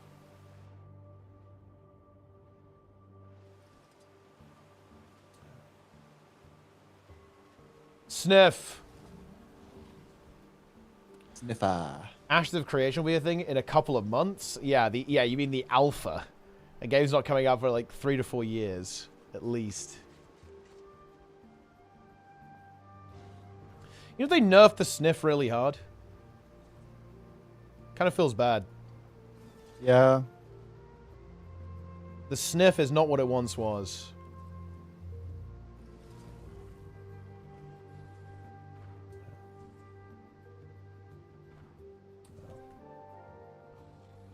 Unbelievable.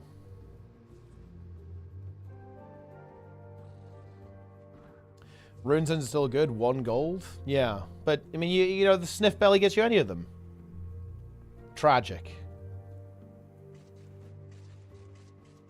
I'm sniffing.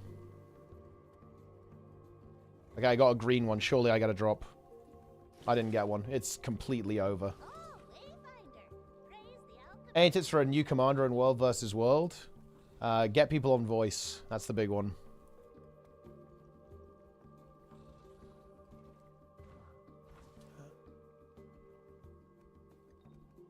Easy. You're doing real content? Let's see what you're doing. Are you doing the Towers quest? Oh, wait, what?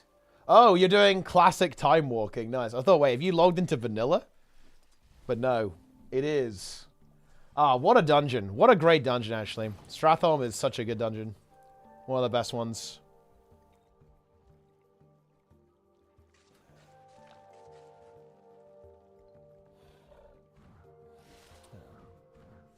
You love to see it. Pre-nerf sniff was bugged? I mean, probably. It was probably a little bit too OP. Gold, please. Yeah, that's kind of what I'm doing right now. Just sniffing. Huge. Oh, there we go. I got one. Nice. Big runestone.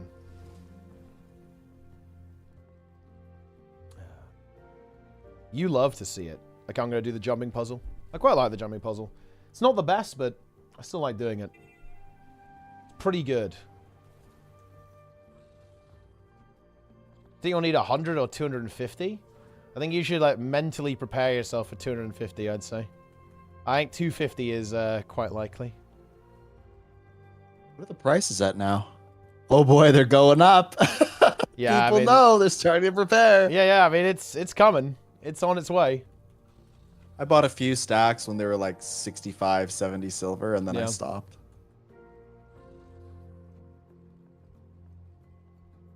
It's not going to be cheap. Let's put it like that. Yeah.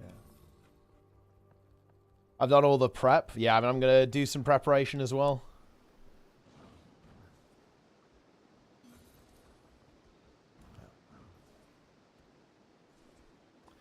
And despairing and making the shark spear. I mean, the shark spear is good. You can just make both. What the spell is Heron as well. I don't I'm not gonna lie, I don't really care about it reward-wise in any way. I just want to make it so I've made it. I want to, do the content. I don't really have any interest in any rewards in this game. Or any game, actually, to be fair. That's not just a Guild Wars 2 thing. I'm not very reward-driven. I'm here for the experience. I'm here for the journey, guys, okay? I'm here to leech rewards off Teapot because he doesn't need them. Snab is a parasitic leech. Have you ever encountered an actual leech in real life? Yeah, actually, I've got a story about that if you want to hear it. Do it. Tell us the story about the leech. All right, so I was like 7 or something. Okay. And I was with my grandparents, and they took us to this like little creek or something where it's like a little stream. I don't know. You could just go like play, and so that's what we were doing. And we packed up, I put on my sandals, and we were in the truck with them driving back. And we were on like the highway, and there was a leech on my foot, and I screamed as loud as I possibly could. My grandpa like swerved on the road because it scared him. They stopped the car, and I had this leech, and they took care of it. But the leech, this is why I'm so against leeching. I'm scarred for life. It was a traumatic experience. Wow.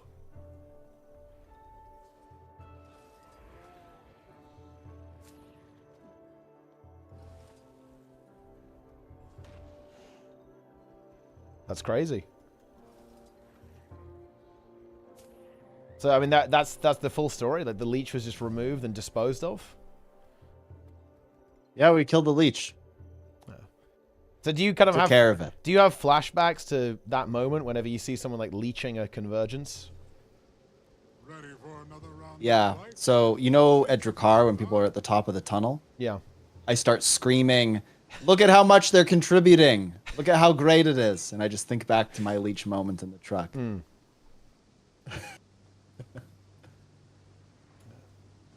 Who's the biggest leech you've ever met in any game? Biggest leech I've ever met? What Jess is asking me. Who's the biggest leech I've ever... I think I'd have to say Sokos. I don't think I've met someone who leeches more aggressively than Sokos.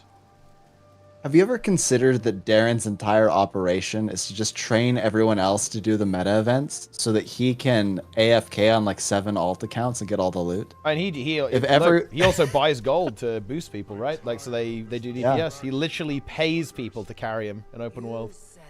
It's an investment. So if he can train up everyone well enough, then eventually it'll start yielding dividends,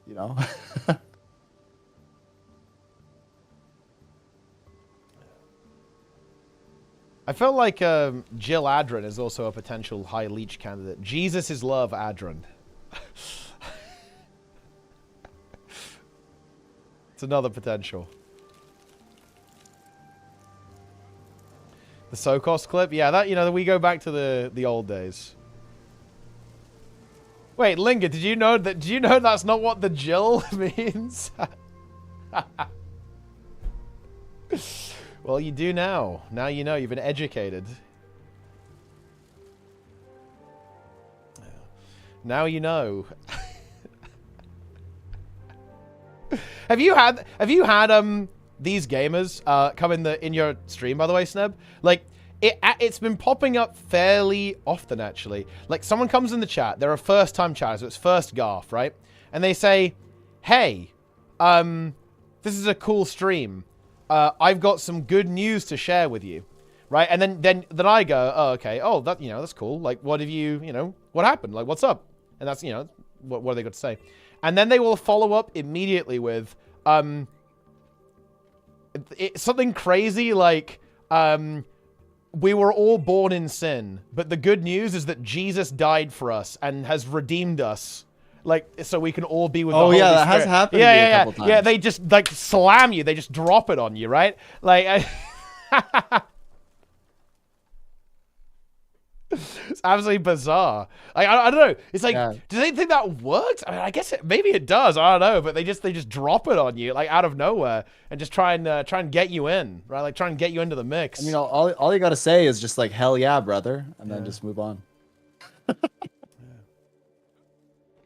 I don't think it's even trolling though. I think it's a legitimate attempt. Oh, I dropped the fire. Oh, I mean, What, you think it's trolling? well, no, I don't think it's trolling. I think that people are very passionate about their religious convictions, and especially in Christianity, but I'm sure in many other religions, a tenet of the religion is to spread the good word, as they say, and so that to them is doing like a favor to others. And so if you try to view it from that perspective, you can find it like somewhat like, oh, I mean, they're trying to be nice, and if they get pushy with it, then they're an asshole. But like, kind of see where I'm going with that. Like, if somebody's like really big on their beliefs and they're just kind of doing what they believe is the right thing, and they're not being too pushy, then it's kind of like, that's nice and everything, and then you can move on. That's usually how I feel about it, right? I'm like, you know what? Like, they believe this thing, they're trying to do what they believe is right. And I think what's strange about it, though, is that it only makes sense from within the worldview. To everyone else outside of the worldview, you look insane. yeah, Like, that's the difference, right? Like, and I would actually argue that is a failure of communication, right? Like, if your message only works to people who have already bought in, then that's not very effective, is it? Right? Like that. I mean, Yeah. I happen to know something about this, Yeah. given that I spent 2 years of my life doing it. So you'd actually be surprised that the message is typically quite, well, I suppose that specific message may not have been as popularly received, but a message of hope and goodness is usually well received. Depends on how you frame it. I mean, yeah, I guess so. But yes, you do look insane. Yeah. Yes. Yeah. That's just At the least way to it some. goes. Want to do the Bog Queen? I guess we can do the Bog Queen. I'm joining. Yeah, we can do the Bog Queen. I'm gonna go do like the bee jumping puzzle as well. It's time for the bee. Bzz. Oh, the Bog Queen's already up. Yeah, I'll move over. The Bog Queen.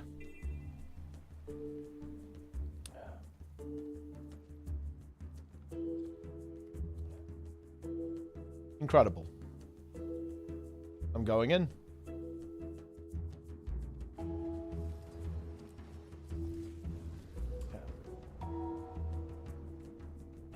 Do you know that the Bog Queen is a fan favorite in Gen 3 Wild Snap? ArenaNet confirmed it. Fan favorite.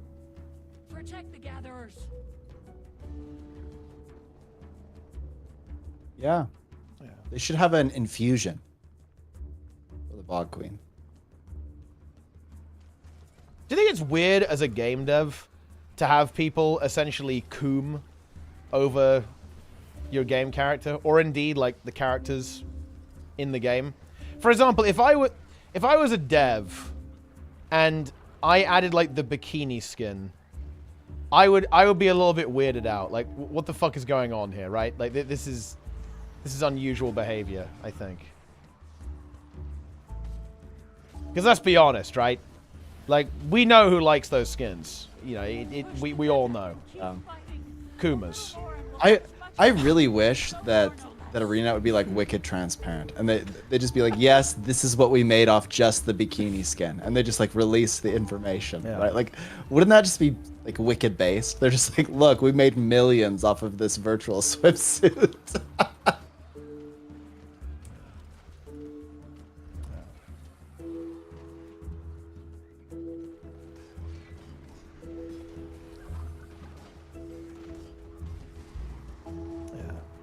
Kill the bog body. Oh, I suppose I should... Wait, what am I supposed to be doing? Oh, you have to gather the peat. I'm not doing that. I'm just attacking the enemies. The bearkin are overwhelmed. Help them. I guess that's fine. We have to res the peat gatherer.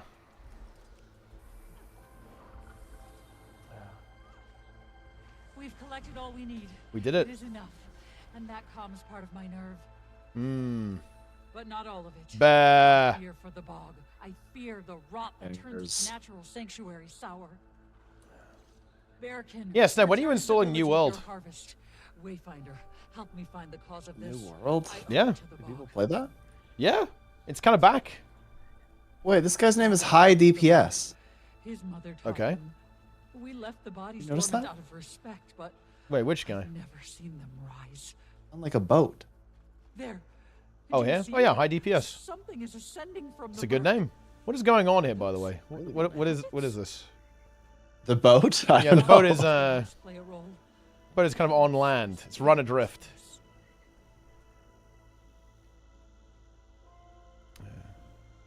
Interesting. He's supernovaing and he's kind of exploited the skiff. Wait, what is this? There is a Wikipedia page for Overwatch and pornography. What the fuck? My spear. I mean, I guess people just like that game maybe a little bit too much. Yeah, I mean, that's, you know, that is something, I guess. That, you know, that's... Corpses. Is that what rallied is? Ah, the internet, guys. Truly remarkable. Yeah, Awesomeness has that. Like, I like how he had that immediately. He instantly had it. Incredible. Replenish some balance by feeding the land. Okay, wait, I've done 300 maggots. Be stifled. You have to do 500. Wait, you have to do. Wait, I've actually done quite a lot then. You've got to do 500 maggots total for the achievement. I've done 300 already. Yeah. I would 100% say Oh, that Awesomeness is caught here. know this fable. I'd 100%. never believe her real. The Bog Queen. Unnatural magic slides from rancid skin. Magic so vile, it needs to die. It's the Bog Queen. Let's go. Takes less damage for each alive bog body. I think it would have been very cool if they... I don't think they would do this because it would be a bit weird, but it would be kind of cool if they actually turned... If they turned the Bog Queen into a full world boss. Or maybe, like, she shows up again in the future or something. I think they nerfed the Bog Queen as well, didn't they? The maggots return. Don't let them infest The maggots. Rise from the mire. Get them. Squish the maggots. The Bog Queen has ascended. Only the Valraven can reject her call. Let's go. Rise from the soil, the muck and clay. Rise from the soil, the muck and the clay. Boom. There we go. The Bog Queen is spreading her rot. Pull her down to shatter the shield. Let's go. I'm doing it. We CC. Throw the lance. Our CC is a bit shit, isn't it? CC harder, Sneb. Throw the I refuse lance. to CC. We throwing lances? Okay, we got her. Boom. Pump. There we go. We're doing it.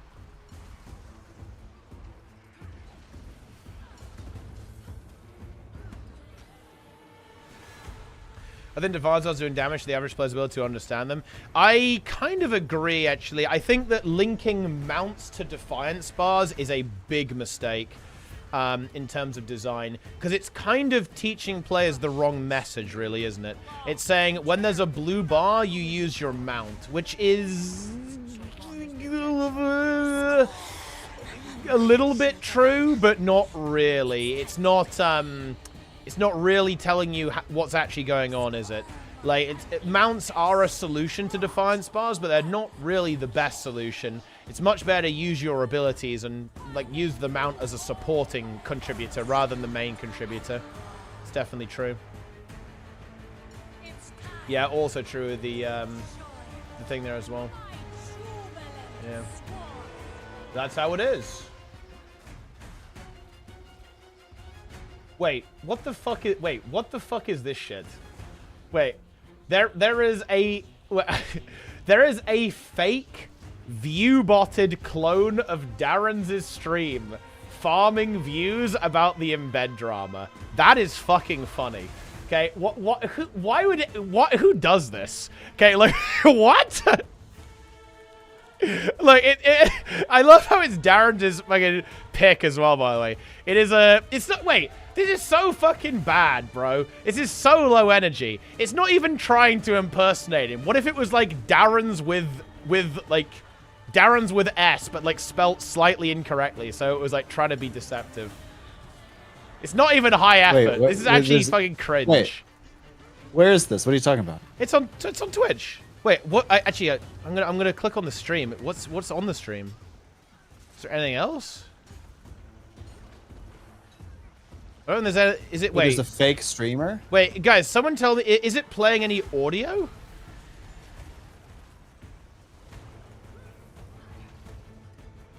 Because I almost want to listen to it, but I'm a little bit worried that it's gonna be like some fucking crazy shit. 1.2K viewers? Yeah, this is a troll who's view botting it, obviously, right? I don't really sure what the motivation is. Embedding? I mean, it could be embedding as well, right? Like, it obviously could be embedding.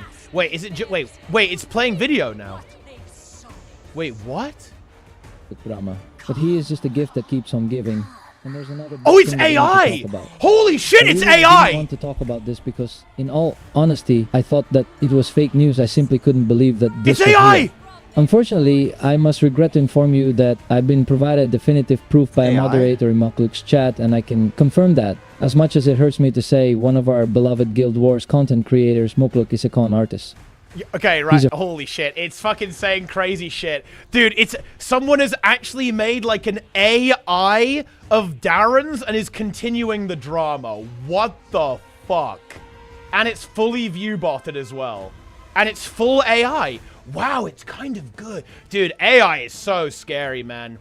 That is actually so fucking scary. Because it's quite good. It hasn't got the tempo of his voice right, actually. Because Darren's has a very distinctive speech pattern, as everyone does, really, right? Obviously. But it hasn't quite got that right. It's speaking very evenly, right? Which, you know, it's obviously not actually him. But, dude, the fact that it can do video is so impressive. It's low resolution, though. It's low resolution, so I guess maybe if it was... Wait, the video is fake? Yeah, the video is fake. I think it's all fake. It's all fake, yeah.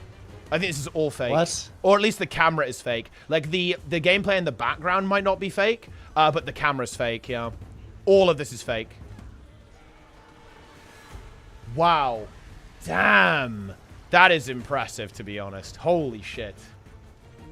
I mean, it's impressive but scary. But, yeah, guys, to be clear, this is actually a troll. They are view-botting a fake Darren stream in order to kind of, like, stir up some shit here. So just be aware of that, guys. This is fake. This is not real. Wait. Let's say there's some technology out there that is actually too hot. Oh no, I've seen, look, I've actually, I don't know. Oh wait, oh no, wait, it's showing, oh my god, they're showing Saris.dll. Wait, Saris Condition Virtuoso 1 key to win, full showcase. They are now showcasing a full group of 1 key to win players. This is absolutely massive. This is full hacks on Saris. This rotation is being performed by a DLL, guys. Bear that in mind. This is LCM fully performed by a DLL. Now being shown live. Yeah, and look, also, guys, it even has the anonymity function. You can see it's changed the names of all of the players to OKTW to actually hide them. It's now full hacks. This rotation is a bot. Every player here is being performed by a bot, guys. Bear this in mind. You can see the orbs coming in. The ads are being marked. This is absolutely huge. Why would Darren's do this? Yeah, this is a full showcase of LCM. Darren's, no.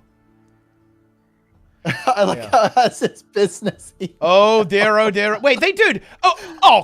Bro, they let an ad in while hacking? Bruh, come on, man. Wait, why is your stream in there? What's going on? Well, because it started off by using an AI Darren's to stir drama. Now it's moving to me talking about one key to win, and it's showing a full one key to win expose of Saras here. Yeah. This is like the most Wait, have you missed this, Darren's? ever. Yeah, dude, they AI'd you. It was a full AI Darren's, like, continuing the drama, and now it's fully showcasing what... Wait, hang on. I wonder it... Yeah.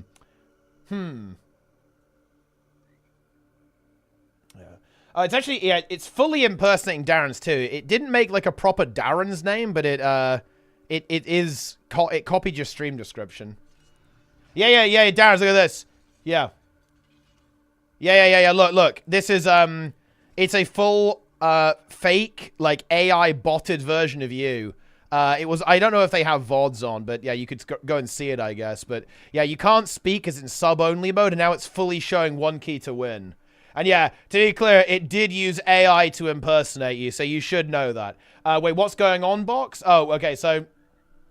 I can give you a bit more context here. There's a bit of drama recently in the community about stream embedding. Bit of beef going on. We don't need to get into that, obviously. But there was some drama. Darren's was involved, obviously. He was criticizing the embedding practice. Obviously, that caused a bit of a stir, blah, blah, blah, blah, blah, blah, blah. Right at the end of the day is what's going on there. And it kind of fizzled. It's kind of done, right? Like, you know, people responded, like, drama happened, right? You did the usual, right? Oh, look at the views. Yeah, it's botted. Yeah, it's botted, obviously. Yeah, it's botted. But yeah, that now they're also using this stream to also showcase full hacks, which, by the way, are actually quite prevalent in the community, unfortunately, for completing Saras, which is a bit annoying, but that's how it is. Yeah, and that is how it is, my friends. I've never seen this before. Yeah. How did 2 people die if they're bots? Well, I mean, you still have to control the movement, right? Like, you still have to move. But it does it can do the rotation for you. It does the full rotation for you. And it can, like, automatically dodge and stuff. It can auto-dodge, but you still have to move. And do the portal and stuff. Yeah. This is insane. It's subscriber-only chat, guys. Yeah. Yeah. It's scary. Oh, it is pretty scary. Yeah, it definitely is. Like, AI is super scary, I think. Yeah. Are they making mistakes on post hard to death? Yeah, they actually did this deliberately. There was a leaked message from the Discord. It deliberately makes mistakes and plays imperfectly to make it hard to detect in logs. It doing a perfect rotation will be foolish. Obviously, it's never going to be perfect anyway because it doesn't... it can't react in the same way that a normal human could, so there'll be, like, imperfections, like poor ability usage because of, like, not being able to react. But yeah, it deliberately makes mistakes, yeah. And has, like, a certain level of variance in what it does. This is confirmed. This is in an elite screenshot from the Discord.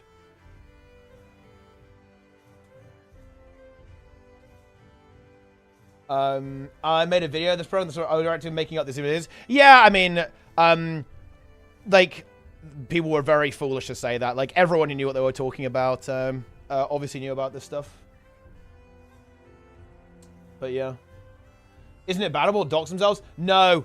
Look closer. The hack replaces everyone's name with with one key to win. Like, everyone's name is OKTW. So there's no account name shown here. This is a full hack, right? But there you go!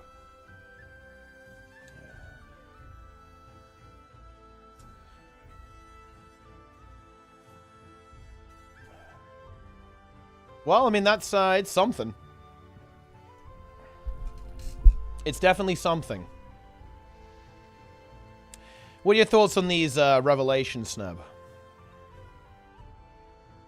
You know.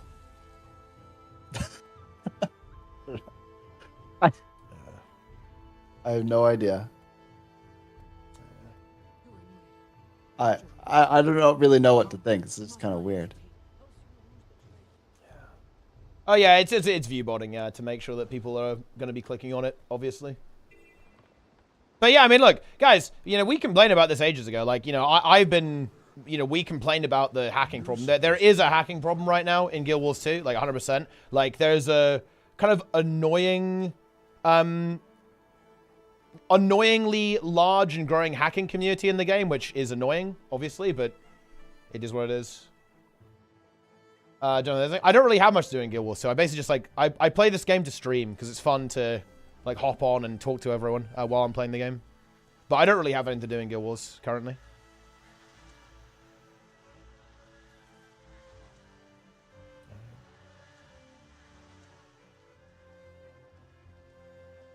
Let's pet the bees. That's not the right one. We do World versus World today? Probably not today, no. Sneb is speechless. I am speechless. I don't know what to say. Yeah. I wonder what the motive is here. Like, I mean, I guess the motive is to, like, expose the hack. I mean, that's something that Nike would do. I mean, I don't think so, actually. Nike wouldn't expose it. He would just make an onion farming guide.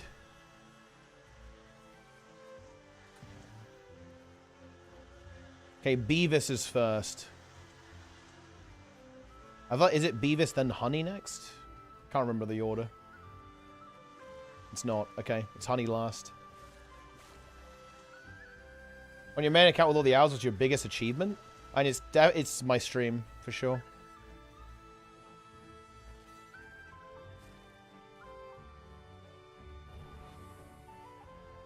Like, doing all the tournaments and stuff is the thing that, is the biggest achievement, for sure, in Guild Wars 2.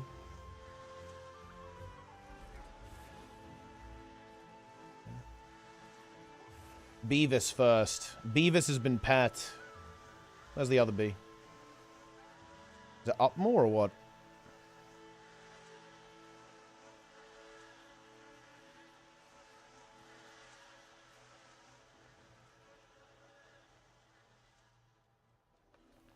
Oh, it's there. Yeah. There we are. The bee has been obtained. Motives to get Darren's in trouble with ArenaNet? Nah, I don't think that. The motive is if I can start some shit, right? That's what the motive is. I mean, I'm watching the stream. Yeah, what's going on now? I tire of this distraction. Yeah, that was I believe that was LCM as well, guys. Yeah, I believe it was LCM. Oh, it's back to Darren's. Oh, it's just playing the same thing again. Viewers are fed up with all the stupid mukluk drama. Yeah, it is. Yeah, it is. Okay. It's just gonna play that on loop, I guess, just over and over again.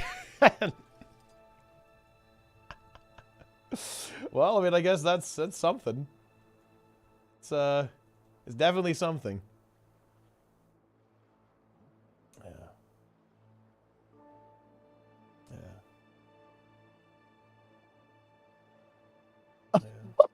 Jeez. Wait, what's it saying? Wait, what's it doing? Is it going hard or what? Oh, yeah. Wait, what's it doing? It's making some accusations about people being con artists. And stuff. Okay, yeah, okay, yeah. So it's going hard then, yeah. It's going hard. Yeah.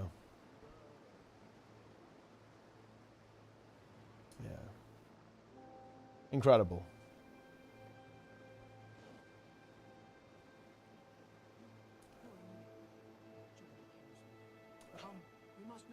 Darren's.avi.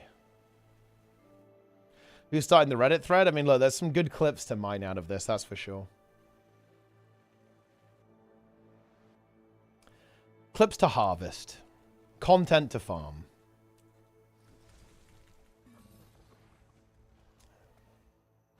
Oh, you subbed. Oh, did you actually?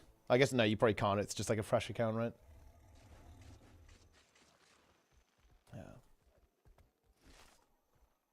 AI content. You know what is of course a bit frustrating is that some people will probably think it's legitimate, right? They're probably going to get baited by that. This is honestly, look, to have a more productive conversation, guys, I genuinely do believe like this kind of thing is actually pretty scary. in terms of misinformation, right? And like causing trouble online. Like AI is really scary. For this reason. Like that is fake. Like that is a made up video. But unless you know who Darren's is, it's actually not going to be very obvious that's the case, right? It's very scary. I think one of the big... I mean, look, misinformation is a huge problem online right now, like, especially on social media. AI is going to make it so much worse. Like, it's funny now, and it's funny because we can tell, but the problem is, in 10, 20, 30, 40 years, you are not going to be able to tell. Like, the reality is going to be completely corroded by AI existing. It's really scary. Who do you think's doing this? That's the funniest part to me. I honestly have no idea.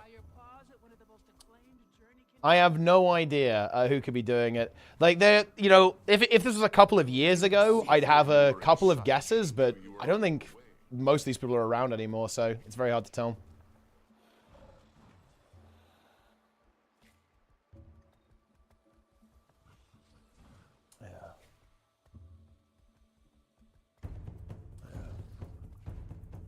It's me. That's right, guys. It's me. I'm the one streaming.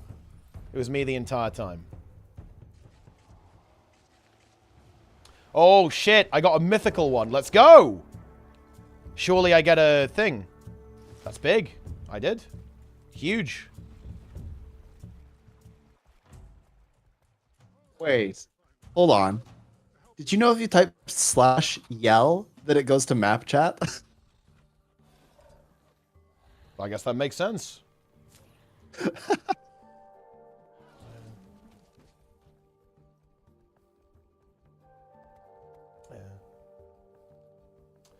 All right. So what are you gonna do now? Well, I'm just getting some flowers and picking the flowers and getting some of the runestones.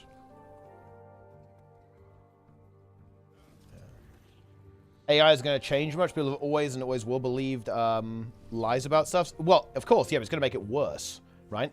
Like, yeah, obviously, like misinformation and, you know, lying has, yeah, that's not a new problem. But this is a tool that lets you lie better and lie easier.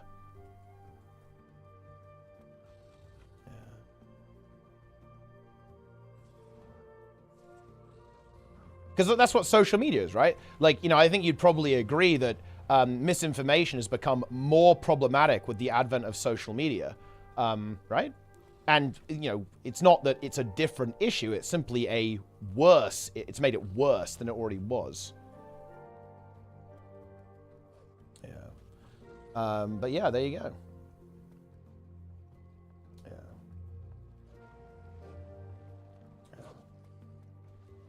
Incredible.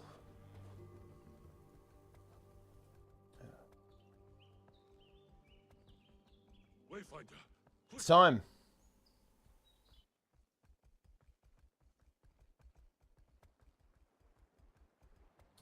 Okay, Dan the one shot earlier. I'm going to give you some advice, okay? A one-off 1v1 in a ranked game means absolutely nothing. Get a team and play in the monthly, and then you can talk. Until then, you can't talk. Can I answer newbie questions? Of course. Yeah. Guys, a Giga Troll, by the way? Yeah, of course. I mean, I'm obviously aware. Look, we can do it now. Listen, log on, get in the monthly, and play. Nobody cares about 1v1 down the one shot. It doesn't matter. Not relevant. Only thing that matters is who wins the tournaments and who has like higher rating and so on. And honestly, rating is a bit not important. Yeah. Yeah. Sure, go win. Go mega team and win. Or sit down. Nobody cares.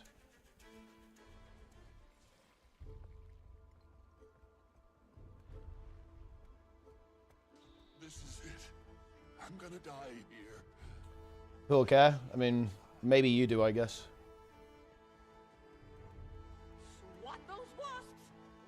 But players who are actually good don't.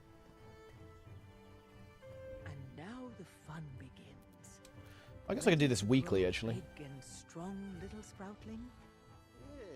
I see. You're helping me today? The Bark Veil must have sent you. I could use an extra spear anyway.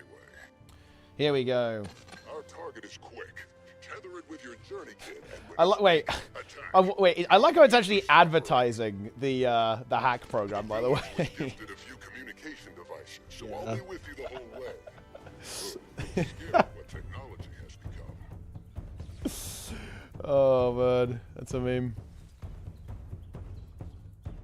Yeah. Is random people coming in to fight you a common occurrence? I mean, it is if you play. If it is if you play PvP in World vs. World, it is actually pretty common here.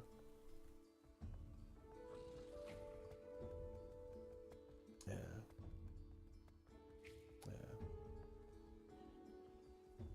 Yeah. That's the call out, Grim. You're trash. Well, I mean, listen, okay. If Grim's trash, then go beat his team in the monthly. And until you do that, you got nothing to say. Us a rich bounty would be selfish to demand more from it, or from you, Wayfinder. Nice. Dude, I got a runestone. Dude, I'm feasting. I'm feasting, Snap, right now. I'm absolutely feasting. Unless you remain in our woods for good, your impact is only temporary. Wait, I'm gonna report this stream actually because it's just literally fucking trolling. Like, see what we got. What should we? What category is it correct to report this as? Spam, scams, or bots? I guess it's kind of that, isn't it? But I suspect you'll find them more aligned with your lifestyle and ethics. What even is it? I don't even know what I'm reporting it for. The Claw would be eager to hear of this as well. Indeed. Let us see what other tricks you've got up your sleeve.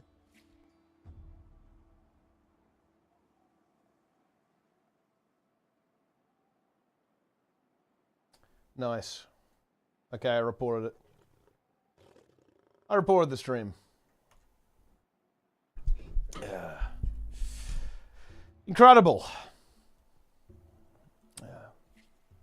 Then new AI category. I mean, I guess you can kind of just say that it's impersonating another streamer.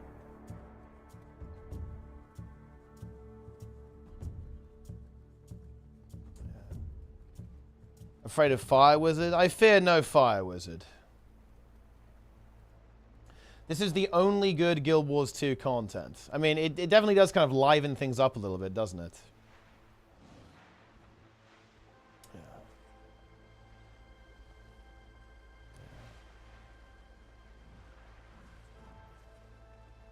What about level 9 Crab?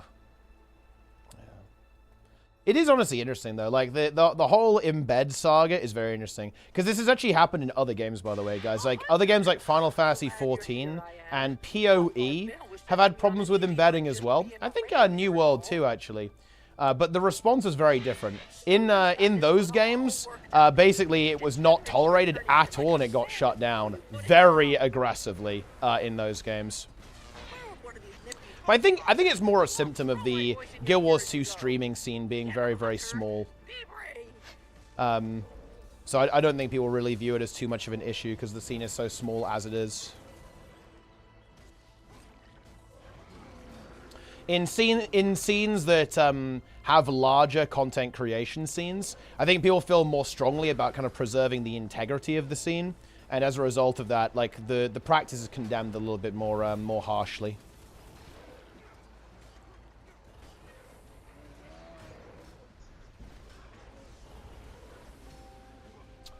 Yeah, we have reviewed the content. Oh, I mean, well, wait, there's no way you already got a response. Where's Classic Hardcore Plus coming out? We don't know exactly what's going on, but there might be some information on it in November at some point, I believe.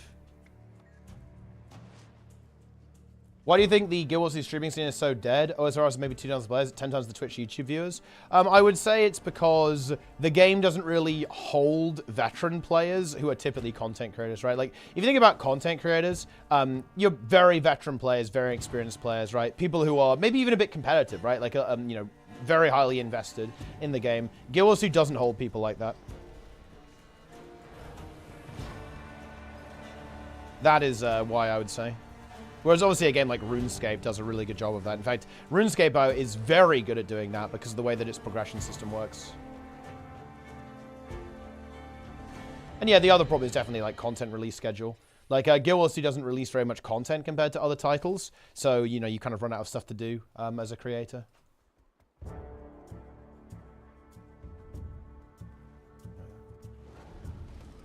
Let's kill this champion. Let's go.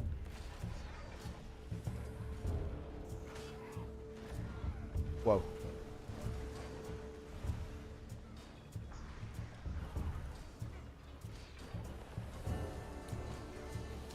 Yeah. OSRS is grindy. Yeah, that helps it. Like like games that have like a good grind to or like a lot of progression are gonna have the advantage because it's just content. There's just stuff to do. In Guild Wars 2, you just finish the game, right? Like the game's just finished.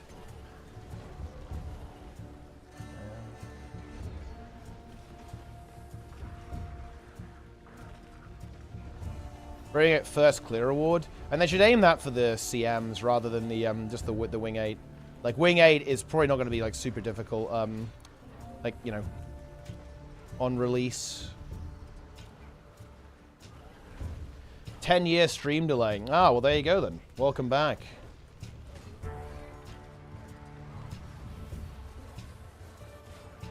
Legendaries for new players are grindy as fuck. Well, okay, yeah, I actually think it's more important than that. It's not just grind.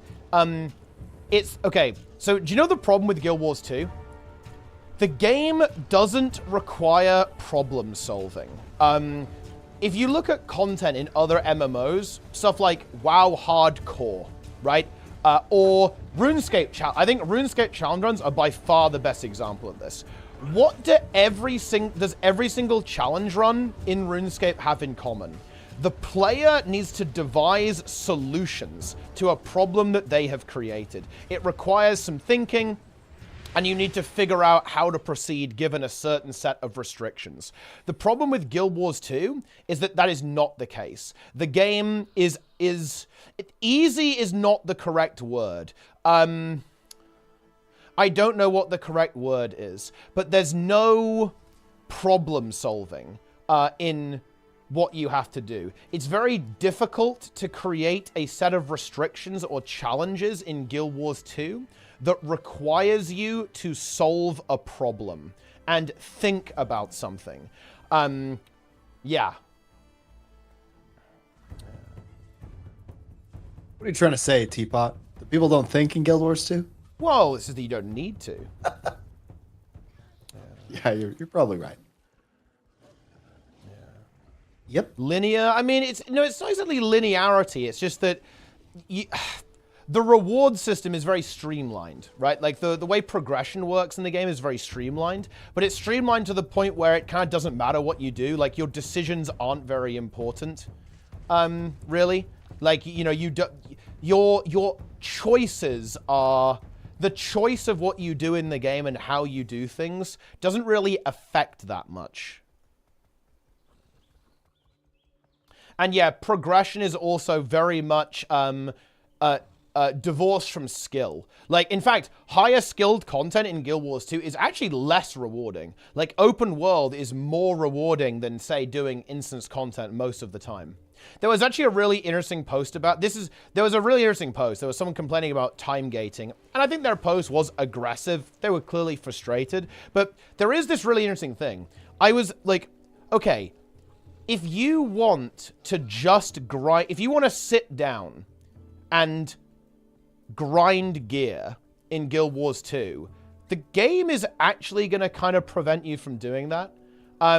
It's going to say, well, okay, you've reached your daily or weekly cap of this. You're going to have to wait until next week to get more. the game has like a lot of stops on it that kind of inhibit the player's ability to grind a little bit. If that makes any sense, right? You can't do the same meta event more than once a day. You have to wait until tomorrow to get the loot from it. You can't do daily fractals all day. You have to wait until tomorrow to get the loot from it. Like, you know, and so on and so on and so on, right? Like, you can't just, like, grind in the same way as other games. It's a very interesting thing. Because, think about this. If I was going to make a guide on how to gear up in the game, it's actually a really interesting guide to make, because you're going to be running into really weird scenarios where it's going to be like, well, you do this for gear, but you can only do it once a day. So it's going to take you a couple of days to get a piece of, to get an item or something like that, right? As opposed to saying, well, you can just do this indefinitely until it drops. That's not how the game works. This is unusual. This is weird, and it does make it a little bit difficult to communicate to players how the progression actually works in Guild Wars 2. Yeah. And you can grind gold. You can definitely grind gold. And that, at the end of the day, like, you can brute force your way to Ascended Gear by crafting. That is a solution here. But you have to do, like, not everything works that way. The amount of stuff that you can actually just, like, hardcore grind in the game is actually surprisingly low. There's not that many things where you can do that in the game. You'll be very restricted on what types of activity you do if you want to go, okay, I just want to grind fucking gold until I get, you know, until I get, you know, my piece of gear, right?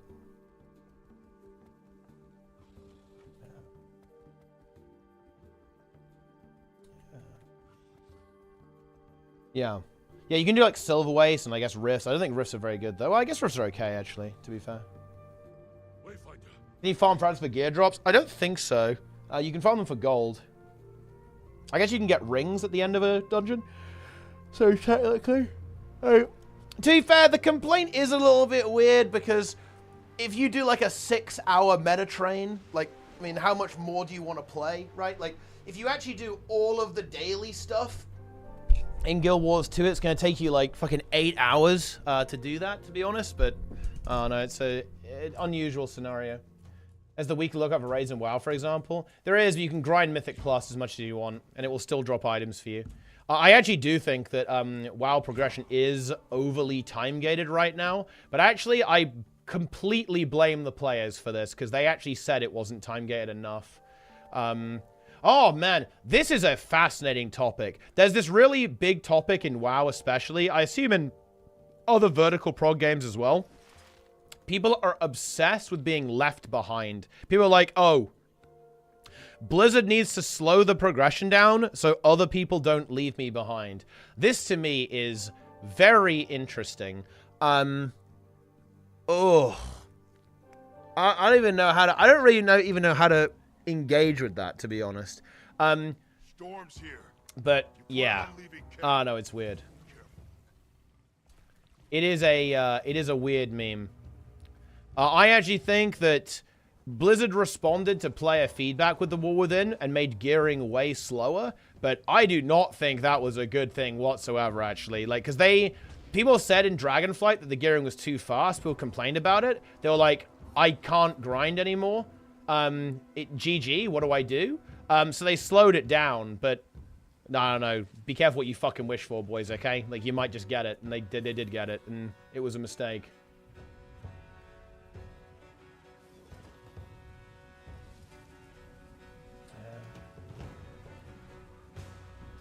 Yeah!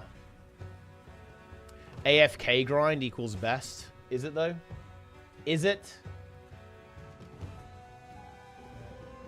Play the game because you like it. I think that should always be the solution, but that's not really how people play MMOs.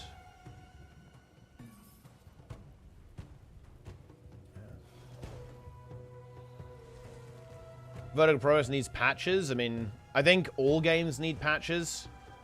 I don't think... look, like, Guild Wars 2's content release schedule has definitely been, like, one of the things that's held it back and has been, like, a big weakness for pretty much all of its life.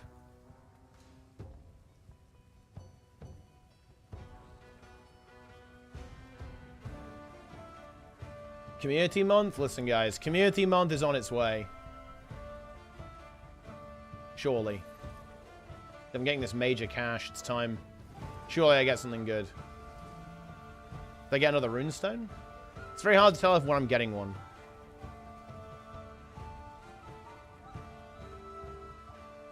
Community month. Is the bot stream still going, by the way? Is it still just fully activated?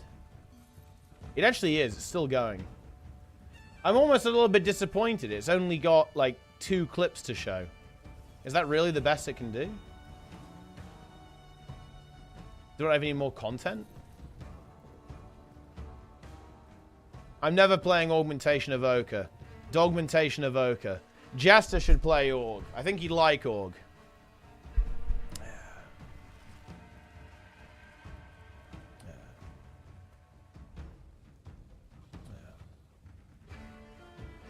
Org stream will be based. But I need a motivational speech. I'm marking these exams and it's not good. I'm sad. Wow. I mean, look, you know, it's sad. You gotta do what you gotta do, man. You know, it's better to tell them the truth. You could just you could lie and say they passed. Is it though? Is it? I mean, yes. I think it's your responsibility to let them know that they have to improve. They have to get good. It's a skill issue. Is it? I don't know. I mean, is it not a skill issue?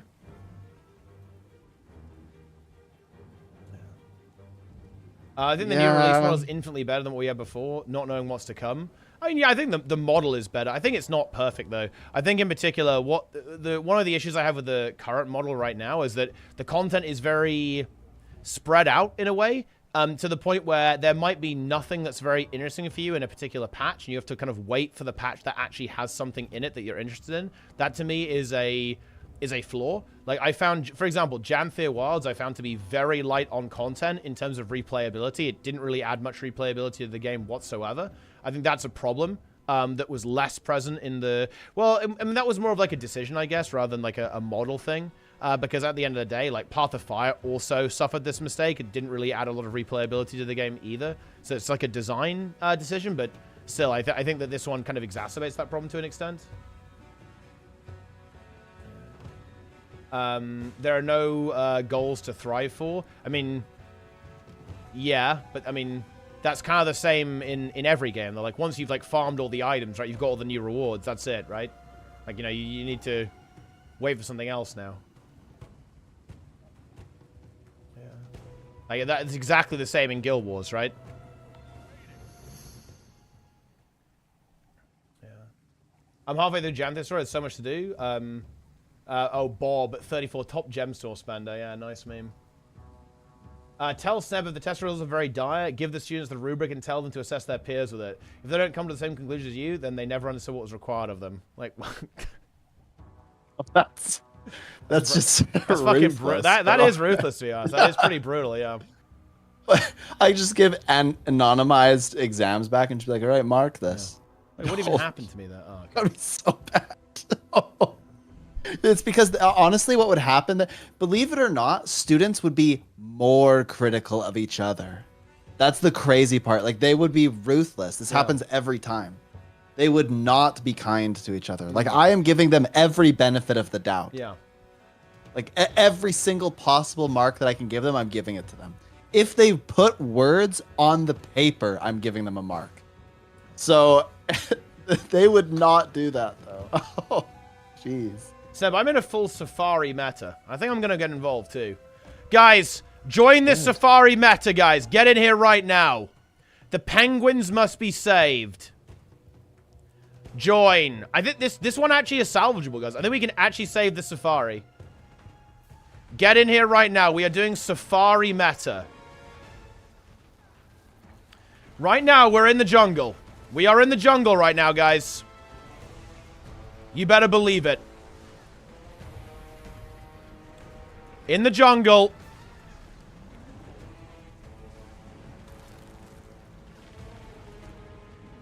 Isolated from all civilization. Alone. We stand against the Storm Singer. The Breaker. In the jungle.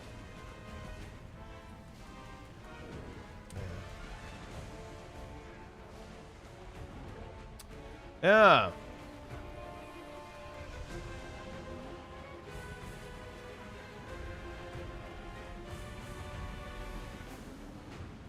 So I mean, yeah, but Fabsum, you're conveniently forgetting there's a huge amount of stuff like that in like vertical MMOs too.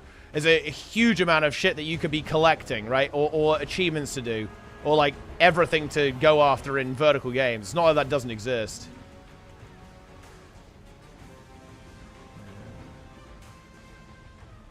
And that and the other and like stuff like WoW also just has this competitive side to it as well that you can also get invested into too.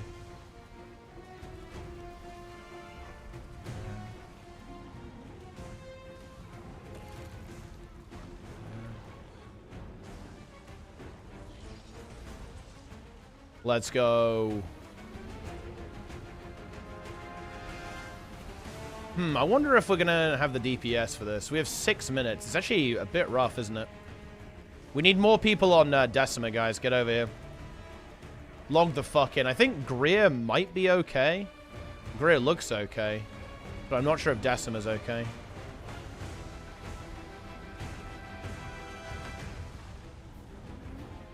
Oh, yeah. Decima is definitely not okay. 6 minutes? We've really got to go for this.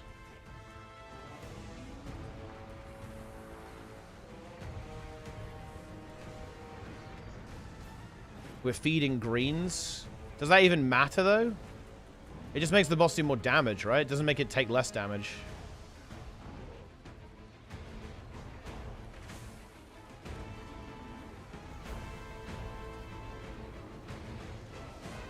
Yeah.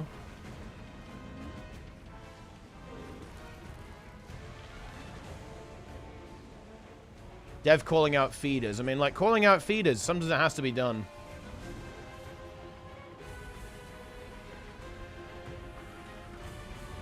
I'm getting the AoE every time. Guess that's good. I'm dropping it every time.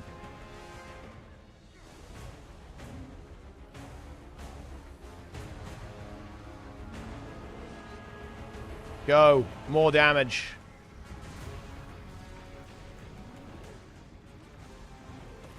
Holy crap. One of the students finally got 100% on the what is marketing question. Well, there you go then. See? There's hope. There's hope. Because, okay, they have to read this book, and we did this whole exercise on the first class that was talking about, we were discussing if we believe that marketing is selfish. And then we were looking at what the author said, and the author said, marketing might seem selfish a lot of the time, but good marketing is supposed to be selfless. And so that's the argument, right? Okay. And most people were like, yeah, marketing is wicked selfish, bro. And I'm like, but what about the argument of the guy in the book? What about the whole discussion we had about that? So this person got that, though. She was present. Yeah, I think it can definitely depend, right? Like, you know, you could have a genuine passion to share a product that will improve people's lives, right? Like, very easily. Yeah. With marketing. Right, like that's how you would go about doing that. Of course, you could definitely market in ways that are dishonest, right? And you could classify that as selfish, right? But yes, not precisely. necessarily. But in an ideal world, marketing shouldn't be. No, selfish. yeah, because bad marketing is bad, right? Like it's you don't want that. You don't want a universe where selfish marketing exists. Like, you know, like one thing that I fucking hate, okay, is there's so many adverts for scams on YouTube right now. It's very annoying. It's very bothersome to me. I don't like it. And also there's a bunch of I see a bunch of ads online for like for mobile games that aren't even like fake mobile games, right? They're not even real. Yeah, I know. Yeah. Like what the fuck is going on, right? Like what is this? It's crazy. Okay, one time I saw one of those ads and I was like, I want to know what this is all about. Yeah, so I download the game and I'm like, did I download the wrong game? Yeah, it's not even the same game, right? It's like, what are you... They're not. It's crazy. It's actually crazy, yeah. Should be illegal. Yeah, well, I mean... Probably is. Probably is, to be fair. Yeah, it's not being enforced, is it? But, yeah. Oh, can we actually salvage this? It's kind of maybe feeling okay. I think Greer is struggling on damage, though. I think we're going to kill... Yeah, we're going to kill on... Guys, we need to go and help Greer. Greer needs help. If you're joining the map now, you need to go and help Greer. Like, we have the DPS on Decima, but I'm not sure if Greer does. I'm gonna leave. I need to go. Not everyone, though. We need a couple of people to go help, guys. They're fucked. This person still has a chance to get an A+. Oh my gosh. All right, listen up, guys. This is very important. When Decima is like 2%, you guys should fuck off and come to Greer, yes? Can actually salvage this.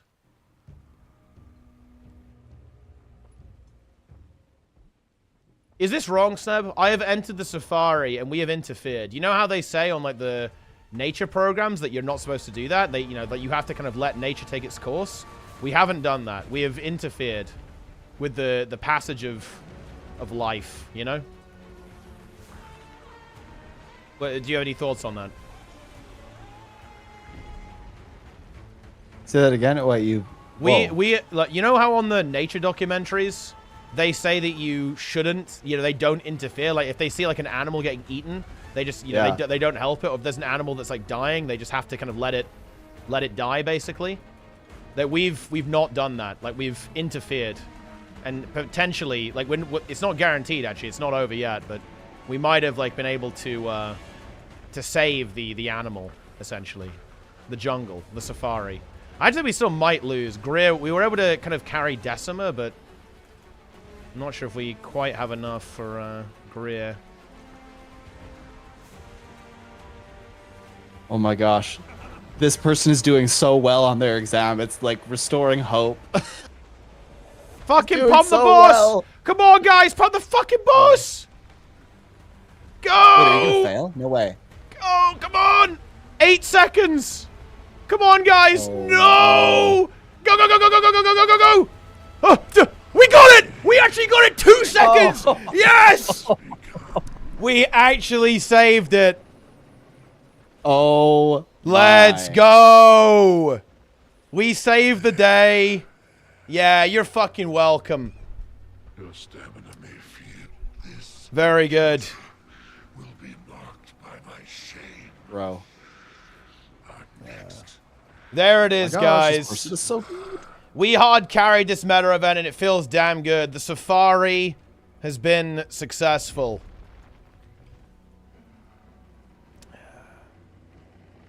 Safari content. And the Isle still. Teapot. What? This person is actually brilliant. I think that they might have...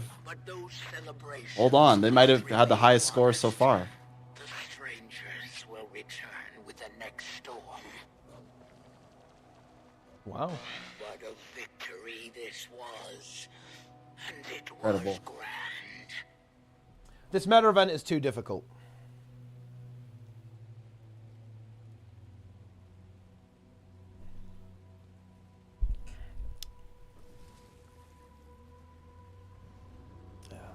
They were 1 point off an A+. Wow. So They're actually just get Giga Chad, though. That was not an easy exam. They get a regular A, then. Has anyone got an A+? No, that's the closest so far. 94%. That is impressive, though. She was very close. She just got kind of screwed by one question because I think she just read it wrong. And she, like, put answers to what would be, like, a different question. So, unfortunately, I still gave her, like, a mark for that, but I couldn't give her full marks. Punished. Punished. I'm impressed. Yeah, it's out of control, guys. The like, other students aren't going to be happy, yeah, guys, I know it. There's a full showcase. I'm aware of this, guys. There's a full showcase currently. 1 key to win. It's funny, guys. Look, is it wrong, Sneb, for me to be a little bit of an asshole about this? Guys, remember when we brought this up and people told us we were overreacting and we were being silly and this doesn't exist? Yeah, I remembered that. I remember when people did that, guys. Yeah. Oh, wait. It looks like it was true. What are you talking about? I'm feeling a little bit smug right now. Feeling a little vindictive, you know. Yeah. Yeah, okay. Yeah. Wouldn't it exist like the hacking problem in the game? Oh, that. Yeah. Yeah. People said, oh yeah, this is just a non-issue. It's just a really big non-issue, guys, that people are using a fully automated hack to complete Ceres. That, by the way, even this showcase arguably doesn't go far enough. And Nike can verify this, by the way. In a recent update, they actually added full wall hack, fly hack, and teleport hack to it as well. Yeah. So it actually has additional features now.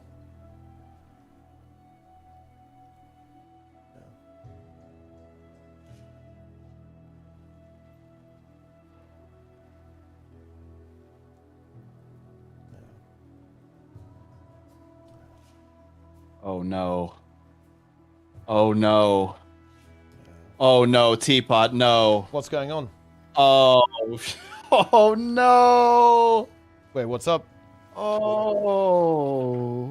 Okay. There's a new low. Okay. 16%. That's not great. It's not a high number. They only answered one question, or 2.5. What grade does that get? Well, that's an F. An F. 16%. F. Oh. Sometimes I wonder if I'm cut out for this because I like feel their pain. Like when I am doing this, I feel the pain that they must have experienced while they were also writing this, and it's not good. Yeah. F. Do you enjoy giving an F? No, I hate it, actually. It's one of the worst parts about my job. Actually, though, the worst part about my job is having to tell someone that they failed and that whatever they did was not good enough. The best part about my job is seeing people go through hard things and overcome them to hit whatever their goal is. Personally, like, I don't really care. Like, the grades don't mean that much to me because it's just a number or a letter, right? It's simply a glimpse of a moment in time. The person could have had a bad day that day. They could have had a lot going on in their life. Like, it doesn't really necessarily show aptitude or anything. It simply shows aptitude in a very particular moment. So I just always hope that the students achieve what they wanted to achieve and that it was fair in the process. That's the way that I view it. But that doesn't make it any less difficult to... Because what's going to happen... the reason I'm like anxious about this, because what's going to happen is I'm going to release the grades tonight, and I'm going to get 100 emails. That's hyperbole. I'll probably get like 30. But I'll get a bunch of emails, and the students will be devastated. And I will have to talk them out of it individually. And it's going to be a lot of difficult conversations over and over and over again. I actually had to have one difficult conversation the other day because there's a bunch of students that are quite upset about this. In fact, they were reply-alling to an email with me in it, and they were like complaining about the exam. And so then when class came the other day, I hadn't marked the exams yet because I didn't have them yet. When class came, one of them wanted to talk about the exam, and so we did. And she said, well, you know, that was way too hard. It was really unfair. And she just kind of like, I just let her get it out. And then I said, okay, how do you want me to respond? Do you want me to validate you and just tell you that it was hard? Or do you want me to be honest? And she said, well, I want you to be honest. And I said, okay, then you may not like what I have to say, but I'm going to say it because I care about you and your development. The exam might have been difficult, but this is mostly going to be a question of how prepared you were. Because I know that someone is going to get an A+. If no one gets an A+, though, I will curve it. But I don't think that that will happen because I've given this same/similar exam for like 3 years. And usually somebody gets an A+. Sometimes it's only one person, sometimes it's like 5 people. But people do really well on the exam. It's a reflection of your effort. So we can complain and sit here and complain about the exam, or we can think about the next exam and what we learned from this exam and what we learned from the process and how we move forward. But just like dwelling on the result, even when you don't even have the result yet, isn't productive. And, you know, like maybe that makes me sound like an asshole or something, but I just think it's so important to help people learn how to address a problem properly. Like we can sit there and we can just complain about the problem all day long, or we can try to do something about it, right? Okay, you got a bad grade. What does that mean? Are we just going to say the test was unfair? Or are we going to say, maybe I didn't have a good strategy. Maybe I didn't prepare. Maybe the test was unfair, but we don't even know if the test was unfair. So right now it should be about, okay, well, like what could I have done? So yeah, it's an interesting process. Yeah. And this is what happens, guys. Whenever you get bottom DPS in one of Sneb's squads, this happens.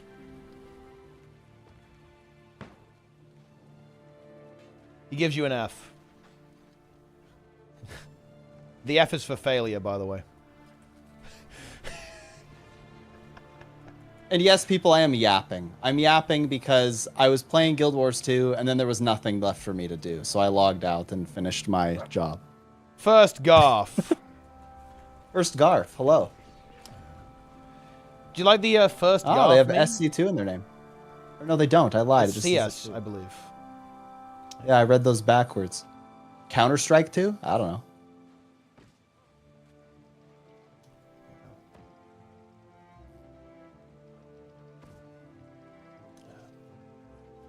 Why do you gatekeep your students, Sneb? You gatekeep them from having a good grade.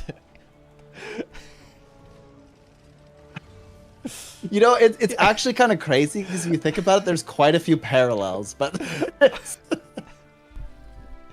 yeah, I do not gatekeep them. They have every opportunity. Yeah, sometimes I tell my students this, and then sometimes I kind of regret it, but I'm always like, look, I'm so nerdy about marketing that if you say that you want to meet with me, I will like meet wherever, whenever. Like we will help you with marketing. And one time a student did that, and they're like, the only time I can meet is at like 9:30 p.m. It's like, okay. I said it. I got to live up to what I said. So I put up Zoom, and we had a meeting, and I helped them with their project. Well, there you go then. Yeah. Yeah, there definitely are a lot of parallels for sure. Because sometimes you don't get the result you want in the game as well. That's certainly the case. One of the most beautiful things about MMORPGs, and what initially has attracted me to MMORPGs, is actually this idea that it's a microcosm of life, that it's its own virtual world. I believe that sort of this idea of meritocracy in video games is really cool. And I mean, you shared with me that documentary that came out the other day, The Remarkable Life of Ibelin. Which is very good, by the way. Everyone should watch it. It made me cry. I won't lie, I cried. It's fucking brutal, dude. I did cry. It is absolutely was so brutal. good. It was heartwarming and heartbreaking at the same time. You know, it really was. Wow. It was really good. Yeah, but anyway, I think it's so beautiful that people can be limitless in video games. And what I find very interesting is that was actually a big part of the narrative of MMORPGs, this idea that you could go and earn and create and build and connect. But I feel like that slowly changed over time. And I feel, again, this is just my perception, but I feel like more people complain about limits and difficulty and stuff than ever before. And I'm not sure if that's just a shift in the demographic or if games have become harder or like what that really means. I think it's a combination of a lot of different factors. Like, so we'll go from the top, right? One, gamers have got better at games. We have got very good at solving video games. So in response to this, video games in general are harder. Kind of. They're harder in a different way. They're more mechanical, I think, than they used to be.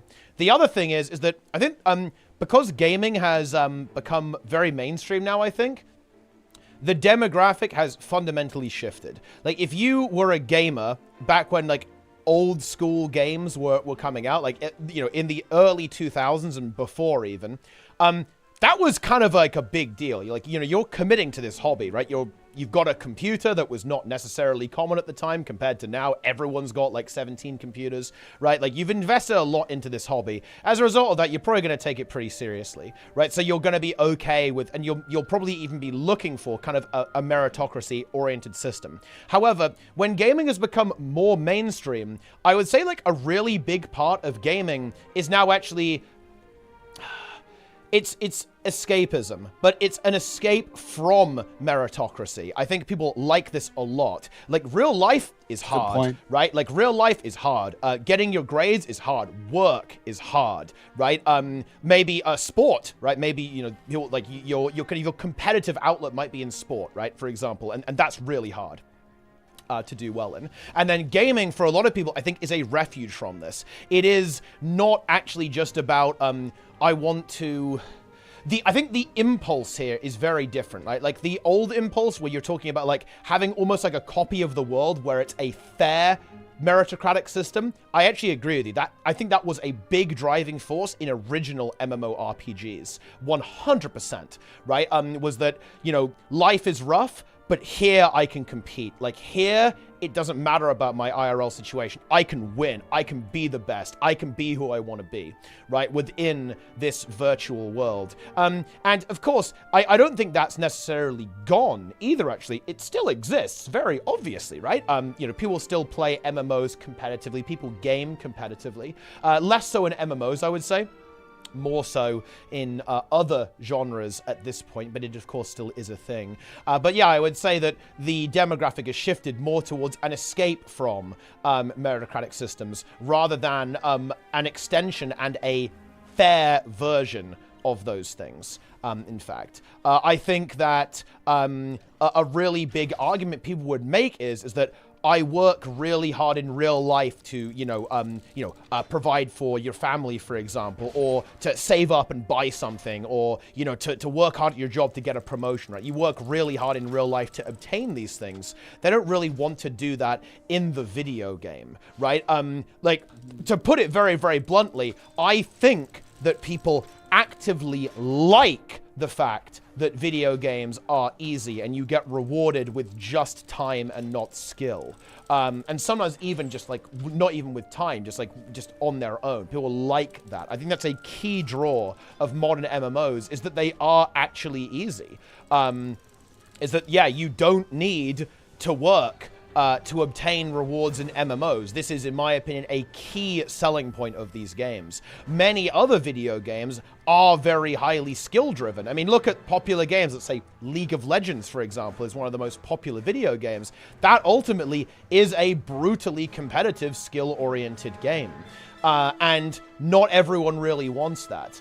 I think a lot of MMO players specifically don't want that. I would say that's magnified in Guild Wars 2. Like, a good example, like, you know, the obvious foil to Guild Wars 2 is World of Warcraft. World of Warcraft is a skill-based game. If you are not going to get good, you will not get the best rewards. You are not going to be able to clear the hardest content, and you will get blocked by your skill. I think this is actually a key advantage that Guild Wars 2 has. Maybe not advantage, but a selling point that Guild Wars 2 has. In Guild Wars 2, it's not like that. You can be the worst player in the game, and you will basically get the same rewards as the best player in the game, with a couple of exceptions, very notably the monthly automated tournament. But aside from that, you will get the same loot, the same gear, and the same gold per hour, regardless of your skill. This is a selling point that Guild Wars 2 has.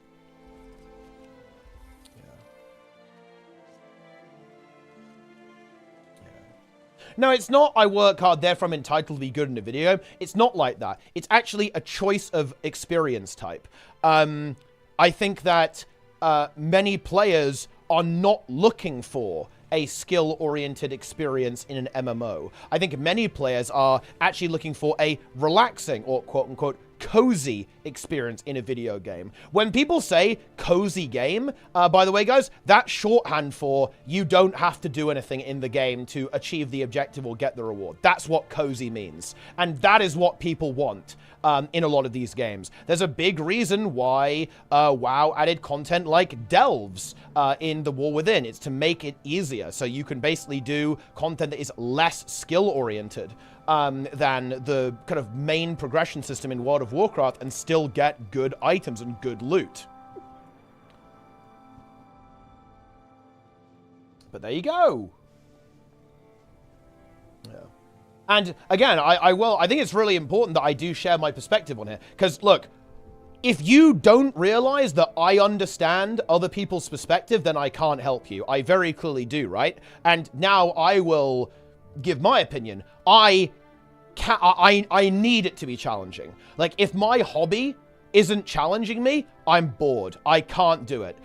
So it's certainly true that this particular perspective is, it's not alien to me, because I don't think it's unreasonable or insane, but it's very much different from my own. I am not interested in any hobby that isn't competitive. Like, if I'm not competing, I'm bored at the end of the day, right? Like, it is not good enough to just do something for the sake of doing it. If I'm not improving, I'm not growing, I'm not trying to do something better every single time. That to me is brain rot. Like, it just makes me like wither away and die.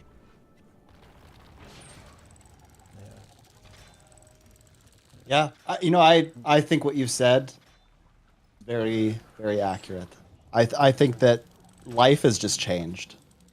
I often wonder if a lot of people go back to old games because they miss that feeling of being able to earn stuff. But a lot of people who are more modern gamers, perhaps they got introduced to gaming later and they have limited time. They're infatuated with modern gaming because it allows them to sort of, very interesting research question. It's almost like this level of they're trying to show their status through the game. I haven't thought about that before, but I might need to write that down.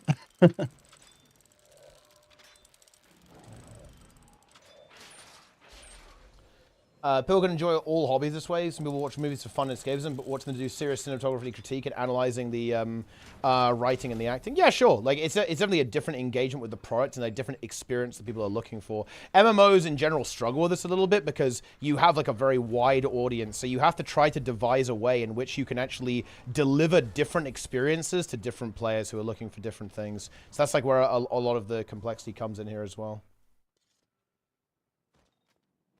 Whoa, hold on. I am 15. I like old games for nostalgia, but they're not good games. Wait. Okay. Whoa. Well, I mean, this is bullshit. Okay. We can't say that all old games aren't good games, but I would agree that there's some old games that aren't good games, just like there are lots of modern games that are really good games or really bad games. Like Super Mario 64 is one of the greatest games ever made. People speedrun it to this day. The record got broken like a week ago. Like, it is a fantastic game. I would also argue that like Age of Empires 2 or StarCraft 1, they're older, but they're excellent video games, right? Old MMOs, like you could argue that, I don't know, like EverQuest is a much different game. Maybe this is just subjective. Like, these might be bad games to you, but I think that they're really well designed and well loved games for a lot of people. No, they're great old games. I think games are different because they're like, older games are typically not going to be as big in scope sometimes, right? Like if I look at, say, Red Alert 2, right? Like Red Alert 2 is not as expansive as, let's say, StarCraft 2 in terms of how much content it has and the, like the fidelity of the game and so on. But it's still an excellent game. Like Red Alert 2 is really fucking good, right? And there's a lot of older games that I think are also excellent, but plenty of like terrible games too, for sure. Falco gifting 25 subs. Love to see that. Falco sponsoring the stream yet again. Love to see it. Very nice.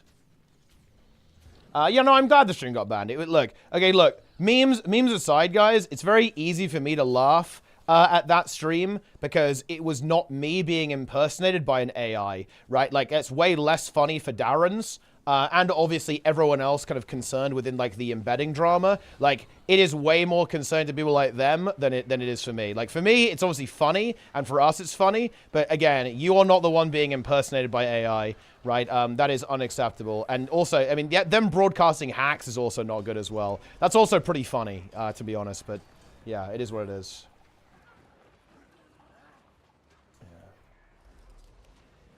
Indeed. Trying to carry the community. Ah, very good. I love to hear it. Yeah, Dragon's End. Dude, maybe wait. When is Dragon's End? Is it happening right now? Like, I'll come and join if you're on EU.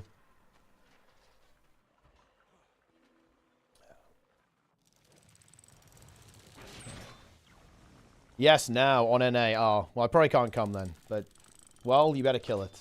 Maybe I'll go. Okay, I'm gonna go to do Dragon's End, guys. It's time. I'm gonna see if I can get into a map for Dragon's End. Let's go. I'm doing it. I'll get this tick and then I'll piss off. It's time.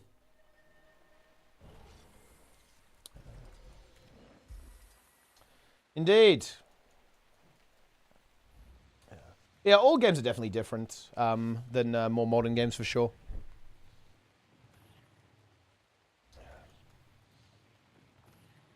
But yeah, like, certainly, like, the way people engage with games is different. But I think that's mostly because just the nature of gaming is different. Like, again, I really think that one of the primary reasons for the demographic shift is because of just, like, gaming was a hobby that was heavily gated by actually having the equipment to do it. But nowadays, everyone has the equipment to do it. And that fundamentally changes, like, how people engage with it. And that's why things have ended up a little bit different. And look, think about streaming, guys. Okay, so streaming is another good example. So when I wanted to start streaming, right, it was actually very uncommon to have a processor that had more than 4 cores, and GPU encoding was not a thing.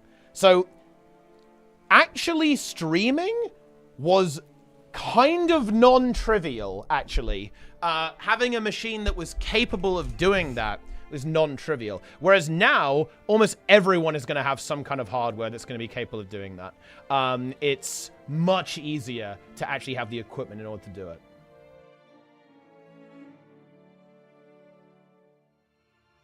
Although it was hard, modding was easy, a big oversimplification. Moving back towards challenge and friction in the last 20 years or so. I don't think it's actually either of them. I think it's more that modern games typically have difficulty settings that try to provide a variety of different experiences to the player base. Whereas older games only had one difficulty setting, and older games are typically more punishing as well. Like, this is definitely something that's changed. Like, older games are, they will fuck you, right? Like, you know, they will make you suffer if you don't understand how to complete it, right?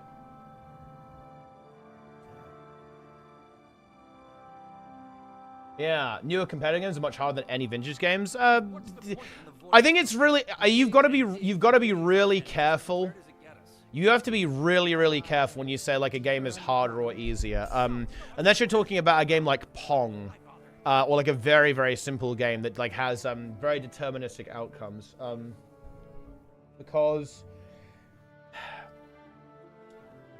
Because I don't really buy into the idea. Look, in my opinion, the difficulty of a game is entirely defined by player skill. Like I think that basically every game has a fundamentally infinite skill cap to it. It doesn't really matter. Because, like, no matter how good you get, you can always get better. And that means, like, you know, the game is in some ways, like, more challenging. It's, like, it's hard to say. Especially when you're dealing with, like, especially when you're dealing with competitive games. Dude, I'm actually in. Let's go. Modern game with a solo player in mind.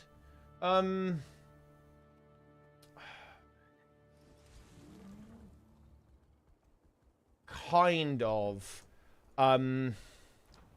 I think older games definitely expected you to interact more, or older MMOs anyway, yeah. But at the same time, like, vanilla WoW, one of the reasons why it did so well, actually, like classic WoW, is because it's so solo friendly. You can have a very good, wholesome experience entirely solo in vanilla WoW. And that actually is kind of a defining factor of the game, actually. In fact, even in the modern resurgence of the game, most people play that game solo.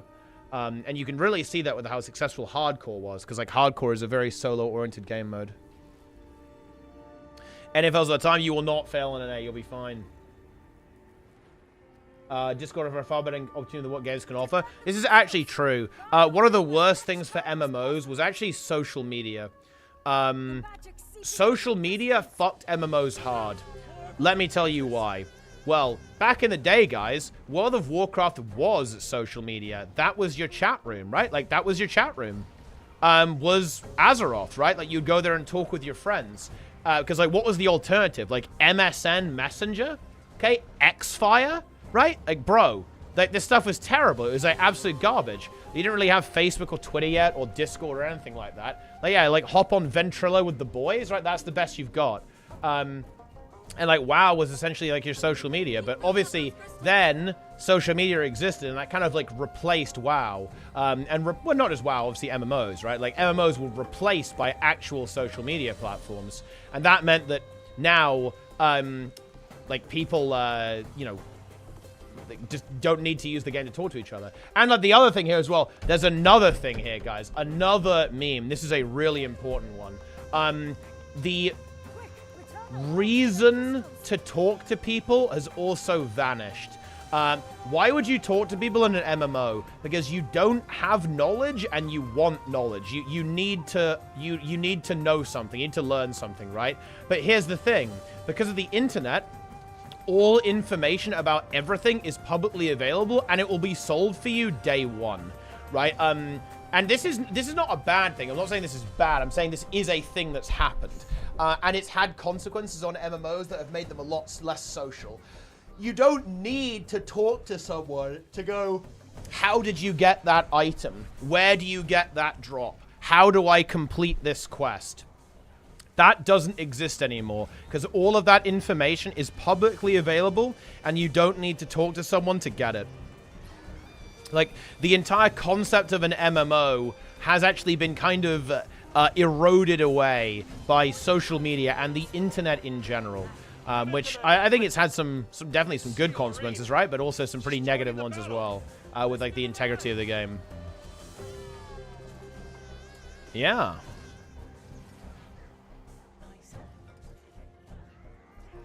Incredible. Interactive map for Ash of Creation? I mean, probably. Like, that game will be solved day one. Same as New World was.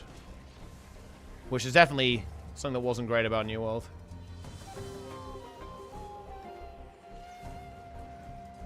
That's just the way it is.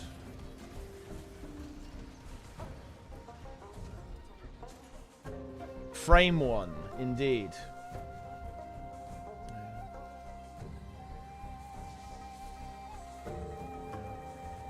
Incredible. Groups being arranged in Discord now. Yeah, I think this is something that's very difficult to evolve around, because you might say, well, why don't these applications just have Discord integration? That's kind of pretty risky, right? Like, I mean, maybe not so much now, but it also means, one, you can't really moderate what happens there, right? You'd have to... If you integrated imagine if Guild Wars 2 integrated Discord into the game, okay? Well... What happens if people do unhinged shit on Discord, and now that ends up showing in Guild Wars 2, right? It's a fucking nightmare. It's very difficult to do it. You know, the funny thing is, actually, I think that decentralized social media there might be some potential there. For example, ArenaNet could have their own version of Mastodon, for example, and then everyone could use their Mastodon account to actually connect to that, and ArenaNet would have control over their instance of Mastodon, right?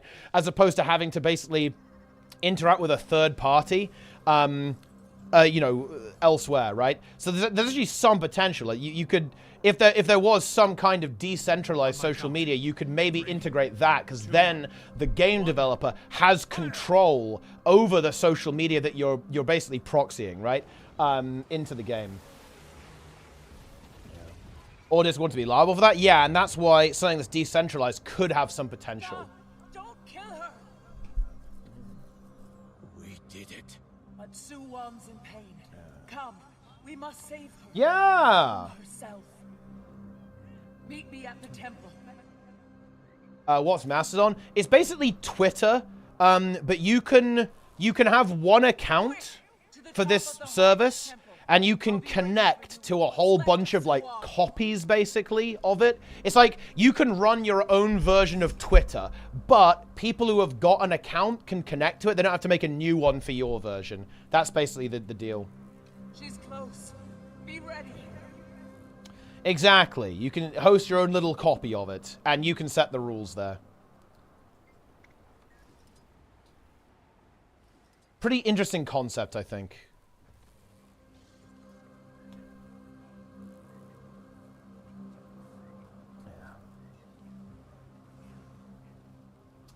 Yeah.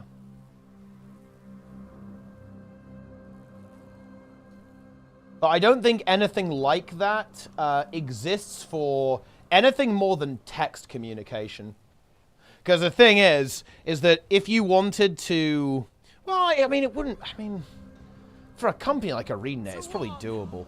Like, they'd have to host all of these voice communication servers, which would be probably a decent chunk of bandwidth. But, I mean, ArenaNet's pretty big. When the service you're using shuts down, well, that's the thing, right, Trig, about Mastodon. It doesn't need to, right? Because I'm pretty sure that's not even possible with the way that this works, I think, anyway.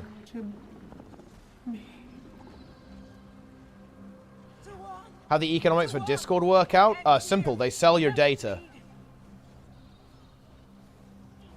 The end will come fast. The way social media is monetized is you are the product. They are selling you.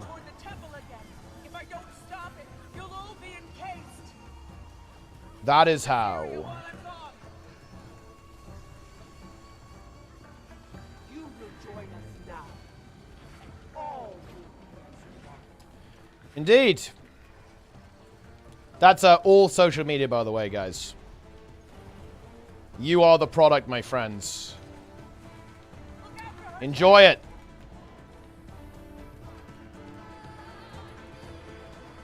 Then we were Team 6 so we could finally hear our voices. Ah, yes. Doesn't seem like it adds up to me. Well, I mean, ultimately it's marketing, right? Like, all the social media stuff, it's just advertising. Right? Like, it's better advertising. Like, the goal of all these companies is to get information about you and then give you ads that you're more likely to click on. Like, that's basically the deal, right? They want to know... It's stuff like... Are you in the market for, like, I don't know, a new car, right? And if an ad company knows you're in the market for a new car, it's going to send you a bunch of car adverts, right? Like, if it knows that you like a particular food, let's say it knows you like pizza, it's going to give you pizza adverts, right? That you're more likely to actually act on and then make a purchase. That type of think about it. That type of information is really powerful, right? If you're able to determine what types of products someone's interested in, even dynamically, right? Like very fast. Let's say that you did a Google search, right? And you were searching for a particular product. You can see, and they can then serve you an ad 2 seconds later, trying to sell you that exact product. That is really powerful to be able to do that. And that's ultimately what the economy of the internet is built off, is being able to dynamically determine what type of product you're looking to buy and then try and sell it to you.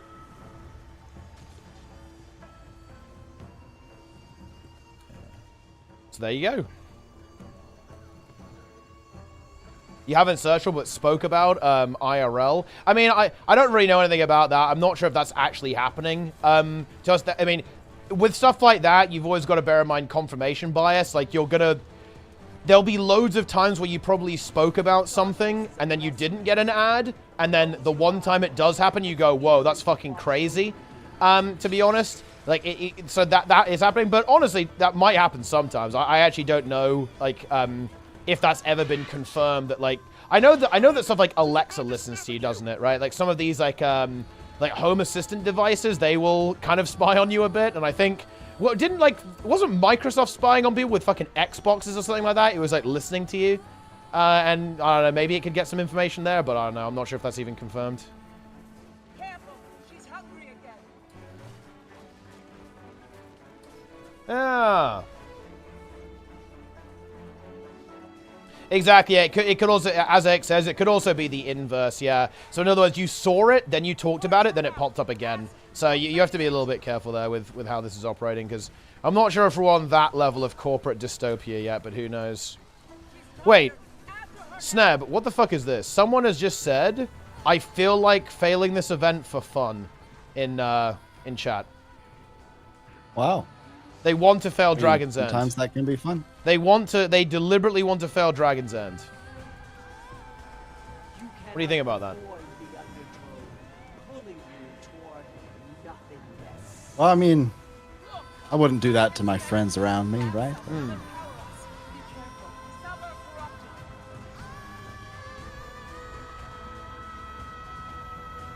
Here's an interesting question. Sneb, have you ever been in a game and you've intentionally fed? So like Team Game, Guild Wars 2, League of Legends, Dota 2.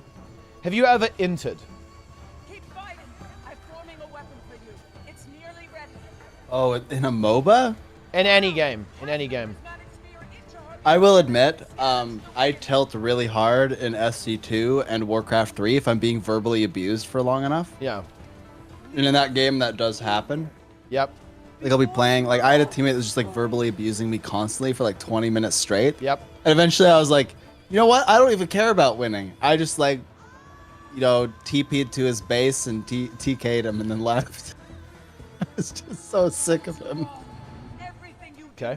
We will always have an answer for it. In that case, you know, I think it's justified. I took the abuse for a long time. Yeah. Because, yeah, I was talking to Frosty, like, a while ago. Frosty, Frostball99, Guild Wars 2 player, Guild Wars 2 main, actually. And he said that in League of Legends, when he plays League, sometimes, even though he does want to win, right, he wants to win, and he feels like he deserves to win a lot of the time, he feels that sometimes his team doesn't deserve to win, and that actually supersedes his own desire to win. So he will then feed to punish his own team. Like, what do you think about that type of behavior? You know, that's, I mean, that's a little unhinged. I don't know. I don't think I'd personally do that, but each their own, I guess. Yeah.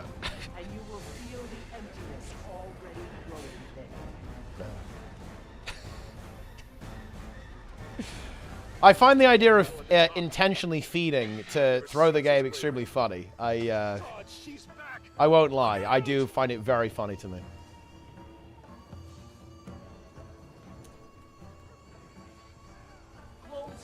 There have definitely been games that I've won in Guild Wars PvP that I felt like I almost had a moral obligation to not win, to, you know, so that my own team doesn't win. I can empathize with it. I don't think I've ever thrown a game in Guild Wars 2 or any game actually.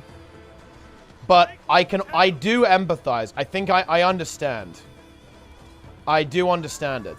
Like why you would want to do that.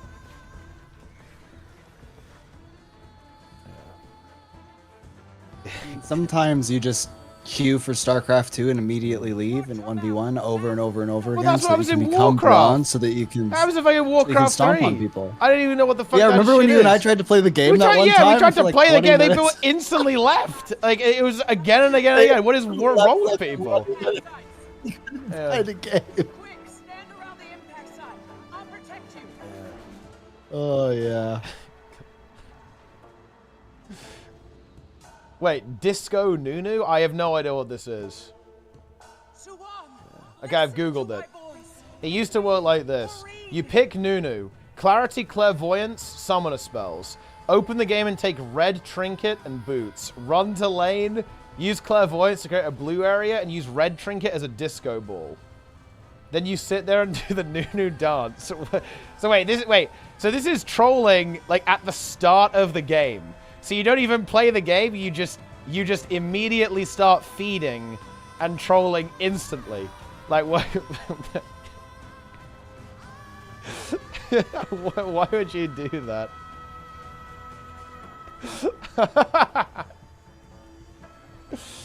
Incredible. Yeah. And that's how it is. You get tilted as early as the picks and bans. Like, so, wait, so is it like someone picks or bans the wrong thing? And you just tilt off that, and it's like, well, you know, it's over. Wait, actually, okay, guys. I saw a video about some things in League, and the video told me that when you queue for League, you have to pick 2 roles. Is that true?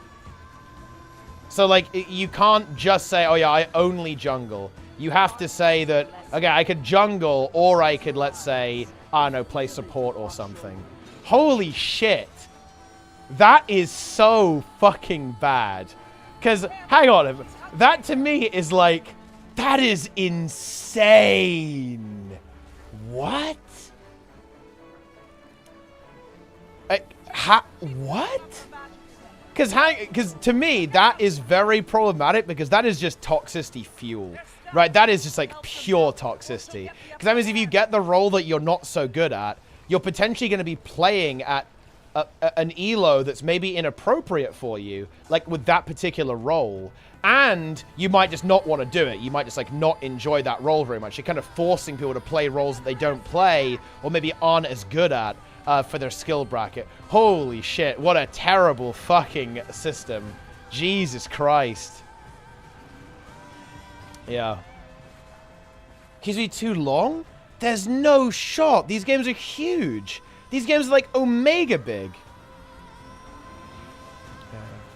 Like millions and millions and millions of people play League. There's no way that queues would be long without a system like that.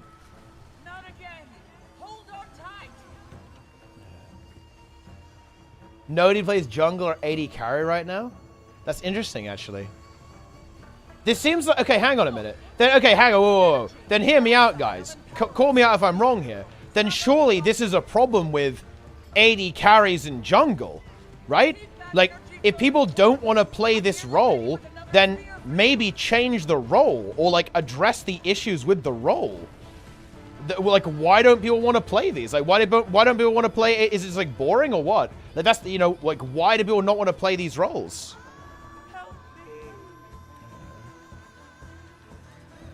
Like, if there's a problem, they should fix that. Nobody plays tank or healer in WoW? Yeah, that's why I think make it... It's no text. It is, but you can fix that. For example, I think way more people were playing tank in Dragonflight than they are in the War Within, because tanks were like giga busted OP in Dragonflight, and they mega nerfed them. Now tanks are way weaker. They do way less damage than they were able to.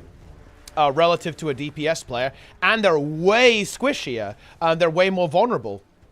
And more reliant on the healer. This is not the play, right? Like, you want people to do this. And it's the same thing with healers. Like, in healers in WoW, they just, like, nerfed healers to make it, harder, basically. But do you really want to do that?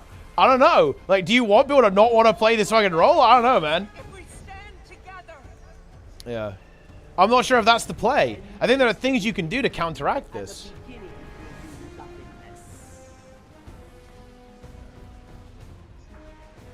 Yeah. When counter jungling, pathing, invading were more relevant and took more skill. And honestly, I can't comment on any of this. I do not know how MOBAs work. I haven't played League or Dota for like 5 years. So I can't really speak to the actual issues that might be something wrong with AD carry or jungle right now. Oh, want to heal? Yeah, but this is actually, this is a problem. The healer role has too much responsibility in Guild Wars 2. If you're the healer, you are by far the most impactful player in a Guild Wars 2 raid. It is not even a tiny bit close. It is way more impactful than anything else. That's actually something that you have to be a little bit careful of.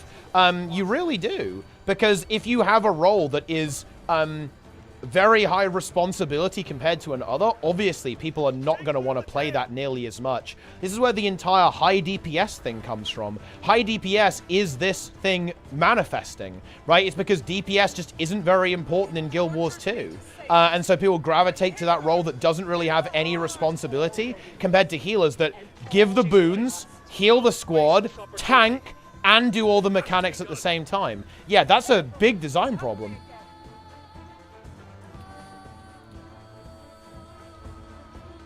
AD carry has 0 agency rather than their team carrying them through the early game, then protecting them in the late game. It's one of the tall order out of 4 randos. Yeah, that doesn't sound ideal in random queue. I could see how that makes sense in competitive League of Legends, but that, yeah, that's obviously not going to be great in fucking ranked, is it? Stay away. I've got to go after her. See what is left. Look! The void is receding! I see it. Yeah, I'm not enabling Tar. Dead. So much sacrifice. Fundamentally impossible to balance both low and high elo at the same time, more so than other roles. Yeah, and that to me says that there's like a design problem that would need to be addressed in order to make it better, but I guess that's a really big undertaking because they basically have to, they'd have to entirely rework like every AD carry in order to pull that off, which I imagine is not viable even for a company like Riot. Or maybe they could, but it would have to be like a... It would be a huge risk to do that, right? Like a massive risk to like fundamentally change how that role operates.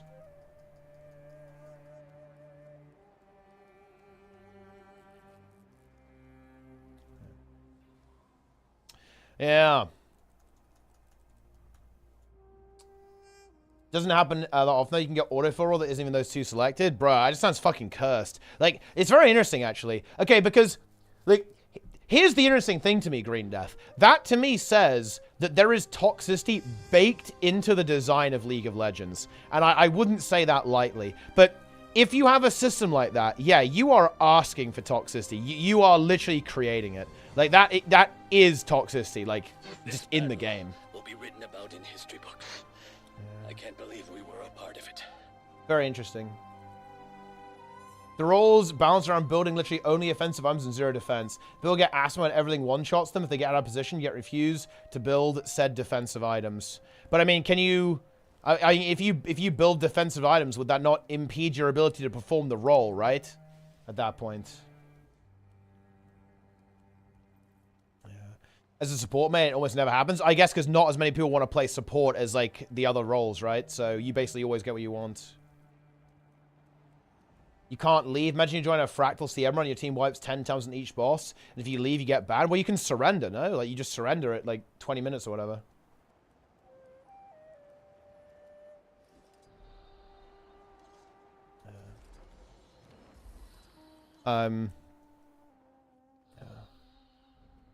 That requires everyone to agree. And what's the alternative though? Like the alternative is people just like rage quitting. I mean, I think that's worse.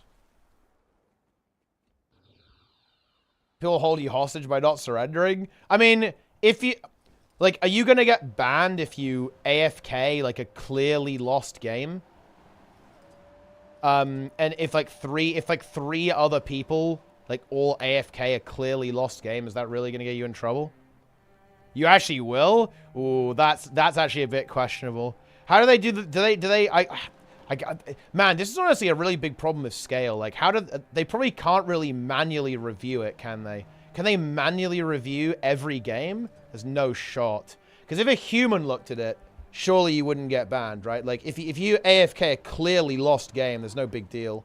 But I assume they have it very heavily automated. So it's just looking if people AFK'd or not, whether if there was a good reason to AFK. Yeah. They want to monitor high elo, but that seems very impossible. Yeah, because it's too big. There's too many people. Like, the amount of people you need to hire to actually investigate, like, every single one of these games would be ridiculous. Yeah. Better for AFKing than feeding? Yeah, of course, because feeding would require manual review. Kind of.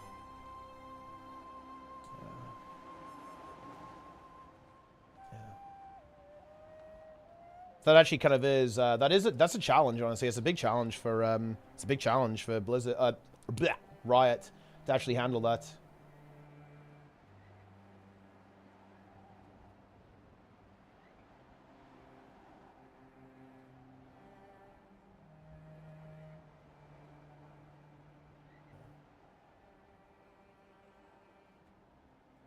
Incredible.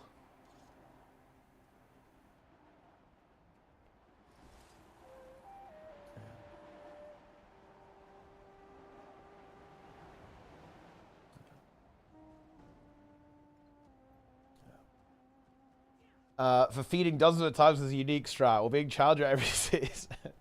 Soft hinting is a popular way. Oh, man. This is fucking funny, man. You know, I actually have... do I have a hot take about this? Do I have a hot take? I'm not sure if I do.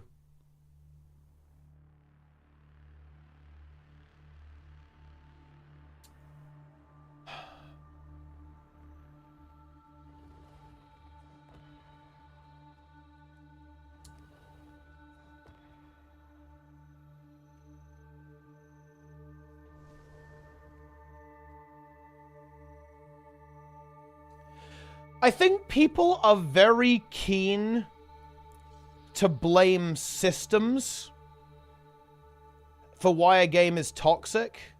And there can be some validity there. Like, for example, I'm not the biggest fan of the fact that you have to queue for more than one role. That doesn't sound good. And maybe there's some design issues around the roles, like, that doesn't sound good. For example, I think it is a problem. Like, from what I was kind of keeping an eye on chat there, like, if one role has more responsibility than others, I think that is a problem. That it should try to be dealt with, I think, most of the time. But I do think there is an other half of this that needs to be talked about. Like, if you get tilted and get mad and flame people, that is weakness. That is a lack of emotional control, and that is on you. But both of these things are true at the same time. There can be game design that can be flawed and kind of encourage toxicity. And again, multi-role queue definitely sounds like that. Design issues where one role is too impactful compared to others, that's a problem. I think, I would say this is in MMOs too, by the way. Like, in Guild Wars 2, I do think it's a problem that healing is just by far the most important role, not even close. In the game, that is an issue, I think. But yeah, I don't know. Would you say that you prefer the current role queue system over the old pick order system, or what roles are called in champ select based on the random order in which your team picks champions? I would say you should just be able to queue as what role you want to play, and then it's like the ideal system is you pick one role and it puts you into a game where you're going to be able to play that role. I think healing is a bad role in games in general. I think it's, you can really see that the role has some issues. I kind of agree with you. Funnily enough, Trig, I don't feel that way about Guild Wars 2 PvP, especially older versions of it. Now, I think it's problematic, but stuff like old Tempest and arguably old Firebrand that were very aggressive supports, that you would be in on the action, pressuring, CCing, right, enabling allies, like playing aggressively, that's not a problem. I think hard healers, though, yes. I think hard healers are not the best role because you don't have enough autonomy. Like, you don't have enough autonomy as a support in as a healer in World of Warcraft, and you don't in modern Guild Wars either. In PvP and World versus World, that is. You are too, well, I guess, funnily enough, Mesmer Spear is kind of an exception to this because it kind of blasts, but you get my point. I think when you do no damage and you have no offensive potential, you're entirely dependent on your team to actually do something. That is never good. That role is a disaster. That's just not good design. I think you should always have autonomy. And I think that in Guild Wars, I actually think it's handled this better than other games in general because supports have typically been more aggressive than usual. Healing in PvE is a bad role. I think I'd be inclined to agree with you, at least in most modern MMOs.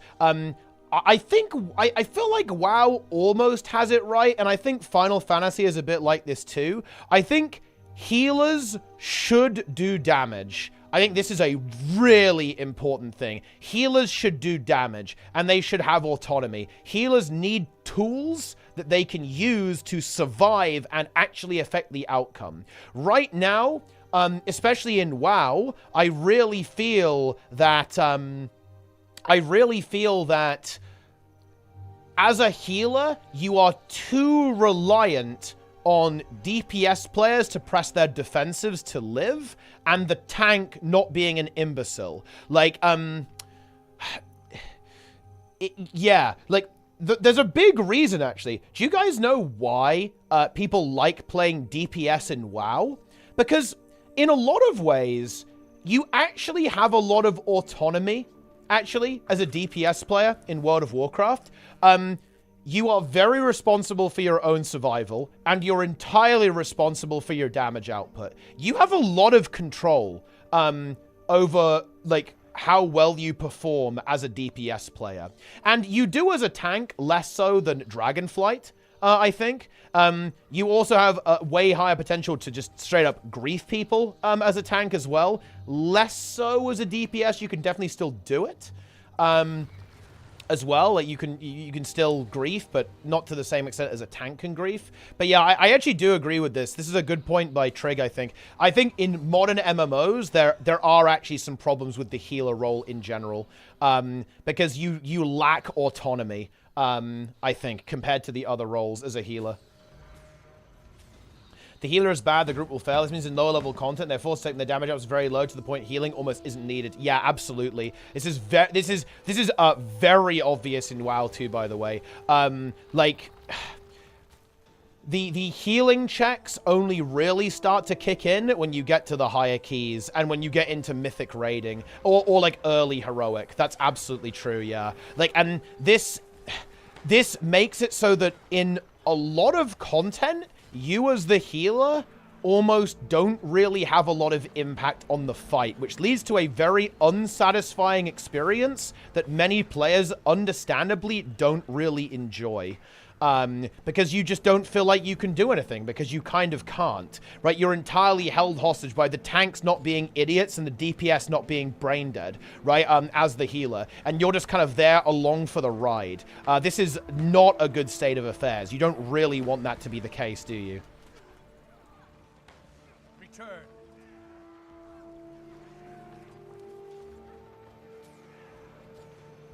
Dude, we're going in. Are we going in? It's time. It's time!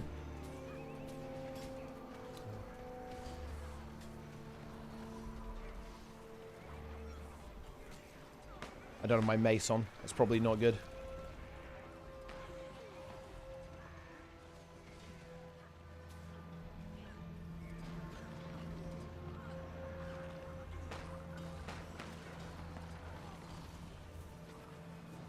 Let's go! Dude, we're kind of crushing. This is big. This fight feels good. I think the comm wants to push. Comm's going to activate. Here we go. Yeah, the comm's going for it. Dude, he fucking leapt in. Based. That's huge. I honestly love to see that. No, I'm fucked. It's fine, I rally. We win the rally war. It's all good.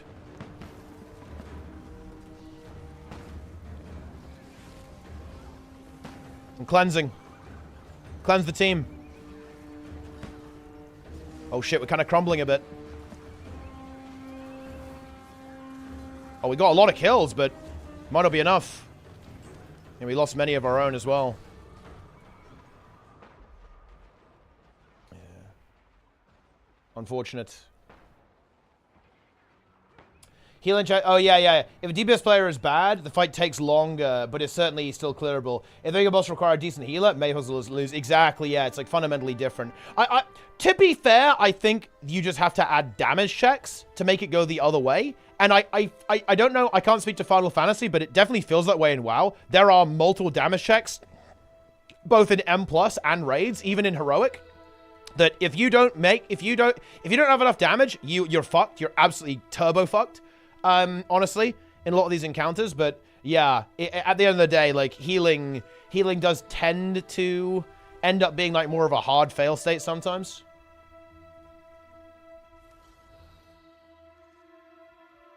Not enough impact and too much responsibility as a support, for sure. Yeah, I think it's a very hard thing to actually design around. I would say that they're really struggling with tanking as well. It's like very hard for them to do this. It's very clear that they have a lot of difficulty with actually making it so the role has enough.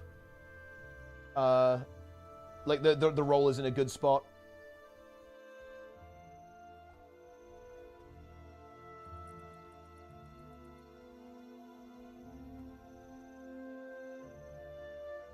Incredible.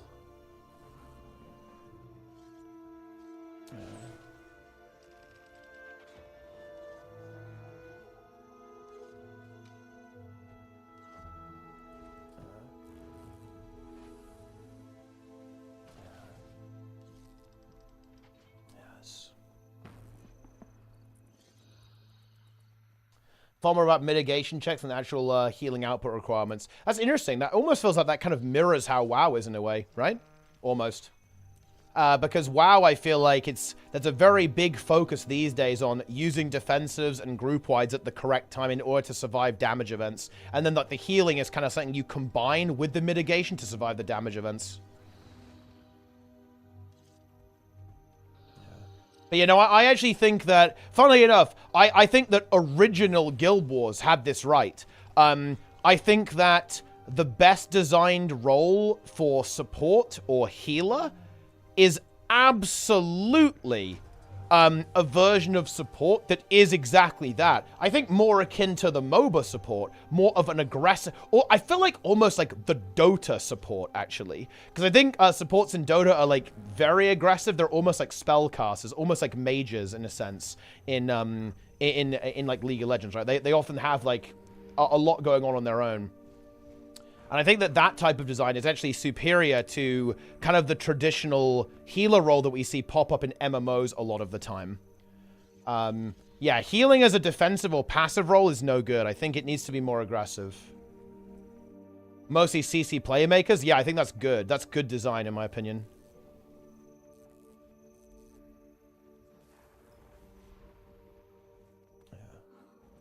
Being active, having agency is very important for the support role, I think.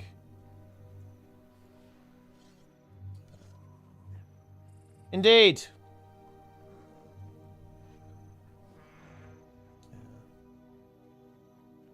Ooh.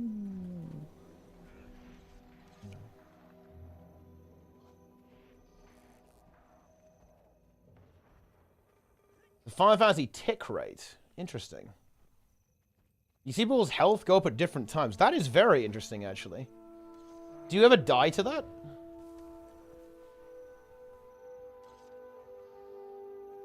Yeah. Because there are a couple of weird gimmicks like this in World of Warcraft, actually, with the way the game works.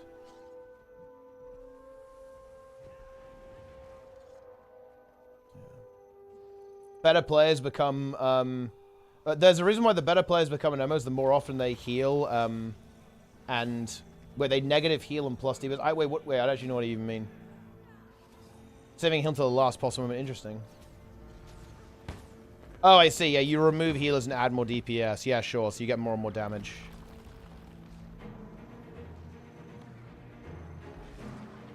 Holy shit, dude, that was a fucking fat pull. This has got like a disgusting DH pull, bro. That was fucking nasty. If we can kill... That's a good start to this fight, that's for sure. We're going to finish those 2 kills. Oh, they might get rezzed, actually. That's unfortunate.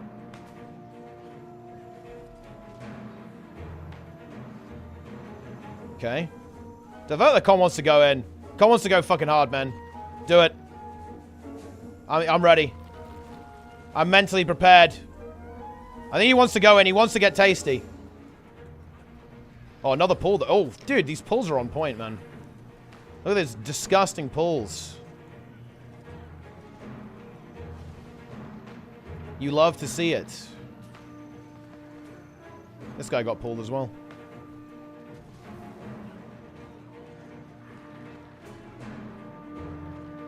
What makes the stream average? I mean, look, it's just a normal stream. It's just exactly that. Average isn't bad either. Yeah, yo, Sneb's still here, by the way. The goose is still loose. Daily reminder, snails have 1 foot. Sneb currently has 1 foot. Coincidence? I don't think so. I don't think so either. Yeah. Do you think that ArenaNet put a hit out on me? Yes. In order to make you slug. Yeah. They very well could have. So wait, hang on a minute though. Are you probably can't slug, right? Where's the rest I might not be able to. Oh, hold on. My wife is here. Are you going to flame me on Teapot stream? Do it. In front of 400 people? Actually, Oh, no. Don't do that. no. Do it.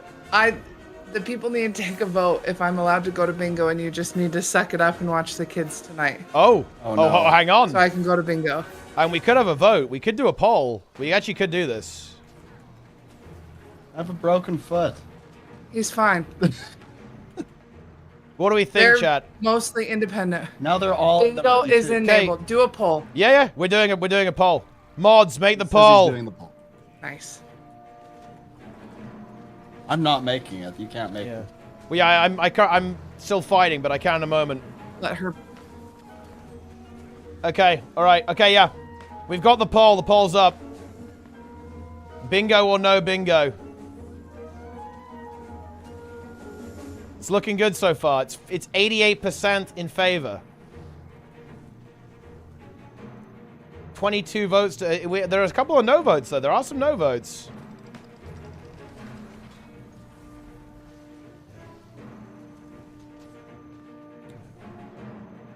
See, the thing is that the kids think that that when mom goes to bingo, that it's just time to watch Pokemon, like, just grind out marathon the episodes. Yeah. Also, this morning, Josie was telling, when my sister called, she pulled out the book and said, "This is Charmander. He's a fire type."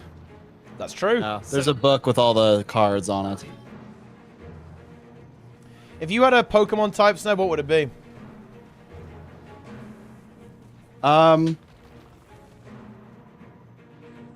You know, traditionally, I've been kind of a Blastoise guy. Yeah. So water type Pokemon. Water type. Yeah. Maybe The Surf is a really OP skill, if you think about it. Okay. I mean, like, what would you say? What type would you be though? If there was a Sneb Pokemon, what type would it have?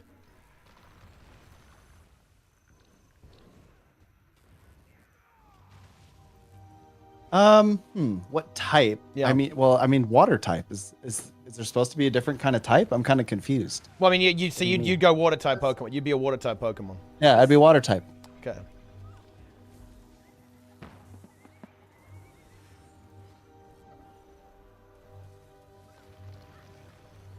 Well, there you have it.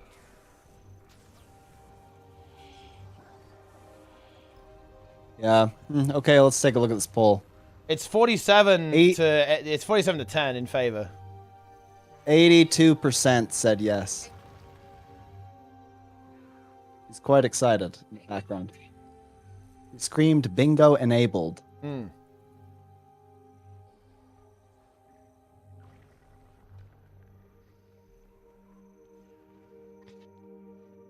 Good. Yes. Do you want to hear my daughter tell you about her favorite Pokemon? That's good content. Honestly, let's do it. What's the new show you're talking about? There's a Netflix. It's a documentary, I suppose, is what you would call it, about a gamer, the life of a gamer, who went by the online name of Ibelin. Right, it's the remarkable life of Ibelin. You can find it on Netflix right now. It's very, very touching. And you know, it's somewhat of a coincidence, I would suppose, actually, because this gamer was a disabled gamer, who actually has you know, had the genetic condition that me and Seb were kind of involved in raising some money for with Cure Our Disease. It was muscular dystrophy, right? And yeah, it was kind of about the adventures of this gamer in World of Warcraft and kind of the relationships and so on. That they forged in World of Warcraft. It was honestly, I really can't recommend it enough. It was very, very sweet. It was a very, very good, enjoyable experience. It had some cool like WoW animation because this guy was in a roleplay community, right? And all of this roleplay was actually saved, right, on the forums, right, of this guild that he was a part of. And so as part of this documentary, what they actually did is they animated all of their characters, right? And they use like, you know, animation software to kind of bring some of these RP situations kind of to life, right? And that's kind of part of the documentary. It's really, really sweet. It's heartwarming and heartbreaking, guys. It really is. 100%, I completely recommend watching it. It's really, really sweet. The daughter is here. Yeah. She wants to tell you about her favorite Pokemon. It's time. What's your favorite Pokemon? You want me to say it? But you say it. Did you say not the hard part, then I say the hard part. What's the hard part? The hard part is Vulpix? Oh, yeah. Vulpix is one of her favorites. But you also like which one? Butterfree. Butterfree. Yeah, and why do you like Butterfree? Because it can fly. Okay. That is actually, you have it. Yeah, that honestly, that does make sense. A butterfly Pokemon. It's a butterfly Pokemon. Yep. Yeah. It's a good one. The Remarkable Life of Ibelin is the documentary. You should all watch it. It's very good. Yes. It made me cry. It was good. Yeah. It really is beautiful. You know, like to actually talk about it a little bit more, I think, you know, we kind of talked about this a little bit earlier, but it is one of the things that I love about gaming the most is that, yeah, you can, you know, you can be who you want to be online, right? Like there are no rules here. Like you get to define your own reality online. I think it's remarkable. I think it's a really remarkable thing actually about gaming, right? That kind of that escapism element there as a part of it. I think it was absolutely fantastic. It was particularly meaningful to me because, I mean, my brother has the exact same disease. So I'm watching it and I'm just thinking about all the experiences my brother had. Like it was really emotional for me when he's talking about, like the parents are talking about school and being left out and not eventually unable to do the things that other kids do. And like that was really hard for me to watch because I know my brother has experienced those same things. But he feels very free in games. Yeah. Like he can kick my ass at Super Smash Brothers and stuff, right? So I think it reminded me why video games are so beautiful. And I think a lot of the times we get caught up in all these like little nitpicky things about the game isn't perfect in this way or the community's doing this thing or blah, blah, blah, blah, blah. But in the grand scheme of life, video games are such a net positive for so many different kinds of people, and I think we forget just how impactful simply playing a game with some friends can be. And it was so beautiful when they were telling the story and how like slight spoiler, but he like didn't tell anyone that he had this like really debilitating disease. And everyone just treated him like perfectly fine. And then there's this moment where he kind of disappears because he has like a hospital thing happen. And he just is like, oh, I was on vacation. And the guild leader was like, were you on vacation at the hospital? And eventually kind of like calls his bluff and he explains everything. And it's just really heartwarming because they were like, we just wish you had told us sooner so we could support you. And I guess that's just kind of how I feel about my online friends. I don't know. I feel like I've made so many great online connections, and it's such a privilege. I just, oh man, it was. I for some reason I watched that movie, and then I watched one called, it was like A Man Called Otto or something. Yeah. And these two movie combinations Also quite a have sad film. mentally destroyed me. Yeah, they were that's so powerful. I was an emotional wreck. He was broken. He broke mentally, guys. It was like 1 a.m. I was crying on the couch alone watching A Man Called Otto. I couldn't believe it. I did not expect that, okay? I just saw Tom Hanks and clicked okay. Yeah, it's a very sad film. But it's bittersweet, actually, is more appropriate. Yeah. When it comes to tank, to kind of like immediately derail, I think, okay, the tank role, I think it's actually important to talk about what's good about the tank role. Okay, so here's an example. I think it's really important that you have like some level of control over the boss, right? Like you have some autonomy, but do you need a character to be incredibly tanky in order to do that? That's like the really big question you've got to answer there. I think in some it depends on like the design of the content. But for example, I find it a little bit weird that I can make a mistake in a WoW raid that would kill a DPS player. I'm not sure if I like that, actually. And that's kind of the trade-off, right? Like, I have to be in a more vulnerable position, right? The boss is going to be directly attacking me and damaging me, in a way. And, like, I have, like, my own set of mechanics to deal with and so on. But, I don't know. Yeah. I'm not sure if you should live, if, you know, like, making mistakes while being a tank. I think that there are some design issues that can creep in because of tanks, but I think not necessarily.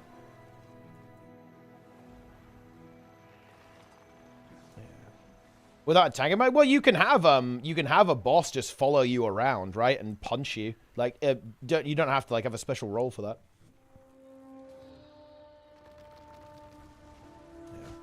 that. Movies are so good, yeah. Look, I'm gonna say it, guys. I prefer movies to TV. That's just the way it is. I like movies a lot. Big enjoyer. I think it depends on the show. Depends. Yeah, there's some TV shows that do a really good job of building the narrative, but I can't think of a TV movies show. can give you just a good little tight package of like story, though. A lot of times TV shows will just go on and on and on and on and on, and it just never ends for no reason but money. I'm not sure I can think of any... I don't think I can think of TV shows that I've enjoyed as much as my favorite films. Well, it's because Lord of the Rings is impossible to top. That is true. But even kind of going a bit more broad, you know, like stuff like The Matrix, right? You know, like, or Cloud Atlas, like some of the films I've really enjoyed. I think I can come up with TV shows that compare to those. Yeah, okay, let's take Lord of the Rings out of it. What are your top maybe 3 films? I always, you know, it's one of those things that you do think about. I'm honestly not sure I can even give you. I can tell you some good films, but I'm not sure if I can identify like a top 3. It's like almost impossible, right? Because there's so many fucking good films. There's so many good films. Yeah, well, yeah. Terminator, The Matrix, Lord of the Rings, Pirates of the Caribbean. I mean, oh man, there's so many good ones. Oh yeah. For me, Schindler's List is way up there. Yeah, that is Saving Private Ryan. Those 2 movies are so okay. Well, this is gonna be interesting, but for me, I want a movie to move me. I want it to change my perspective or to just hit me, right? And Schindler's List, holy crap! I remember the first time I watched that. I finished it at 2 a.m. and I just stayed up until 4. I was just like so impacted by it that I couldn't sleep. And then Saving Private Ryan had a very similar impact. It was just so, wow, it's just so powerful. Yeah, those are definitely 2 up there for sure. Cinema. I also really like. I'm a big Tom Hanks fan. I also really like Castaway. Yeah. Count of Monte Cristo was good. Man in the Iron Mask was good. A lot of 90s movies are good. 80s, 90s. Yeah. Yeah. Oh, Shawshank Redemption. Oof, that is a good. That is a very that is good insanely film. good. Yeah, it is. Yeah, it is. Yeah, Jurassic Park is a good one too.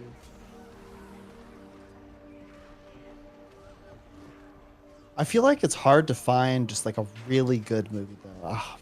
Yeah, okay. What about animated films? I mean, Shrek, bro. It's fucking sick. Shrek 2 in particular. Is you know what? Good. Look, Kung Fu Panda is a sick fucking trilogy, bro. Have you seen that? Yeah, Kung Fu Panda is good. It's so good. I love those films. It's actually, it is one of the Jack Black is God. It's one of the very few film series that hasn't gone to shit, right? If we forget about Kung Fu Panda 4, which is dog shit, by the way. Oh my God, no. Terrible films. Look, you don't do a fourth film, guys. Matrix 4 was a disaster. Kung Fu Panda 4 was a disaster. You just don't do it. Actually, it was kind of where Pirates went to shit too. Pirates 4 was also a bit of a disaster. Pirates 1, 2, 3, very good. Everything else, not so much, to be honest. Yeah.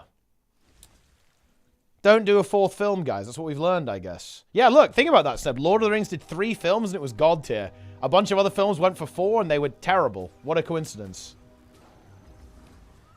Dude, Matrix 4 is not good, bro. There's like no universe where Matrix 4 is good. It's not good.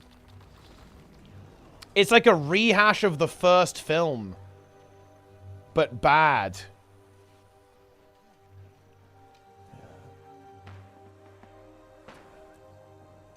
Oh yeah, Shrek 3 was not good, man. Shrek 3 was not good. Shrek 3, oh my God, it shat the bed, bro. I don't know what happened there. Yeah, it was pretty bad. It is what it is, right? That really was not the play. Spirited Away is a God tier animated film. I will say that. Spirited Away is pretty God tier. Inside Out is fantastic. Holy crap, though.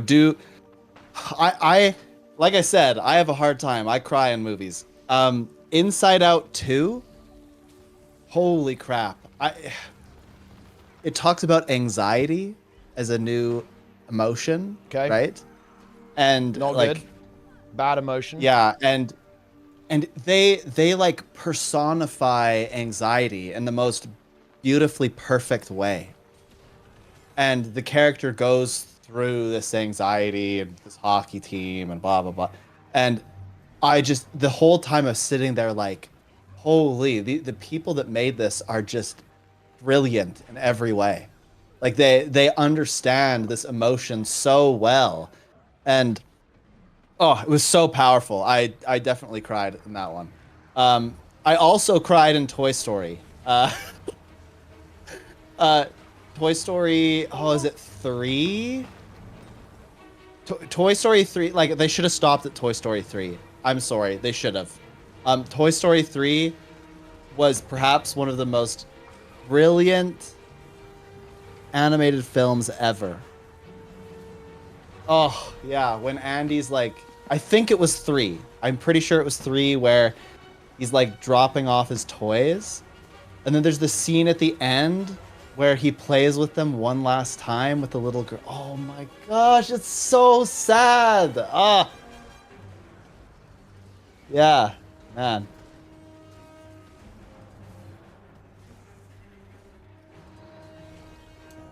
Gets me every time.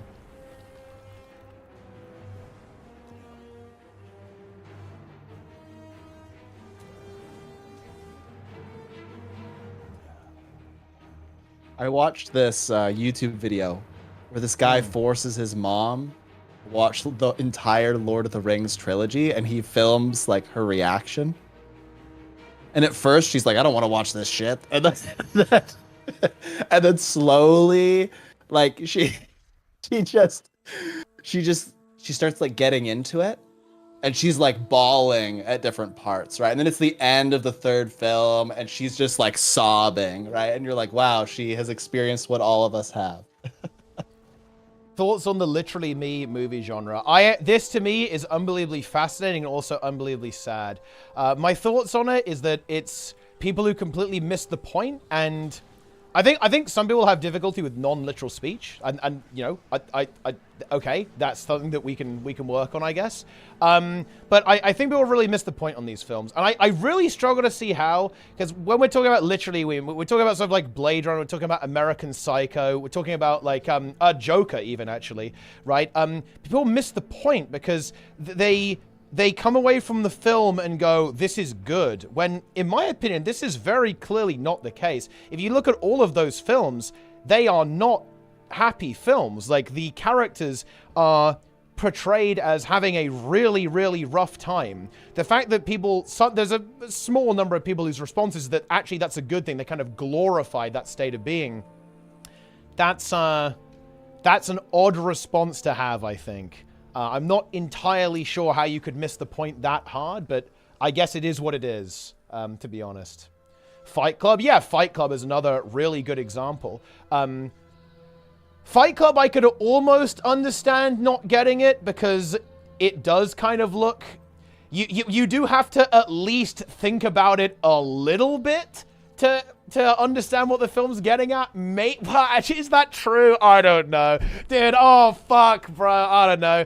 Dude, I actually have no idea. Sometimes I go, it's fucking obvious what this film is trying to say, but then I gaslight myself into thinking that maybe you have to think about it a little bit. I don't know. Yeah. Oh, yeah, for sure. Well, I can get it with Breaking Bad, because there's definitely moments where Walter White obviously looks like a complete badass, but yeah, you are supposed to realize that, yeah, it's literally in the fucking show's title, right? Like, Walter White is a fucking terrible person. That's the point of the show, right? Like, that is the point. Well, Breaking Bad is particularly good because it takes you through a journey of being like, man, like, you know, this guy, you like really empathize with him, but then slowly it starts to push you a little bit and kind of challenge, like, how far would you go? How far are you allowed to go, right? That's the whole point of the show. That's why I think the show did so well, is because it is a bit challenging, right? Like, it is, you know, it wants you to engage with it and explore a complex idea for sure. And yeah, exactly. Yeah, I think you're absolutely right. Like, you're not supposed to cheer for these characters, really. You can empathize with them. I think you can understand where they're coming from, but it doesn't mean that you should be those characters, right? Yeah, I don't know. It's an interesting meme. Interesting situation. Another student just got an A. Nice. That's big, actually. Random derail. Big. Stack of papers begins to dwindle. Yes. I love talking about movies. Oh, dude, Nightcrawler is a really fucking good film. Okay, I feel there is no fucking shot. People look at Lou Bloom and they're like, yeah, that guy is literally me. I actually don't believe that, because that one is so extreme and he's so fucking psychopathic. There is no shot that anyone could possibly go, ah, yes, this guy is the good guy, right? Like, oh, no. Do you ever watch Suits? No, I haven't seen that show, no. You know, I feel bad for some TV shows, because some TV shows are really good, but then they do the thing, right? So a good example of this is Prison Break. They get out. It's kind of over then, right? But they keep it going for some reason, and then it's just not interesting anymore. Yeah, it's kind of like Lost kind of did the same thing. You know what I mean? They were lost, and then they like get off the island, and then they're like, but actually not. Yeah, that doesn't really work.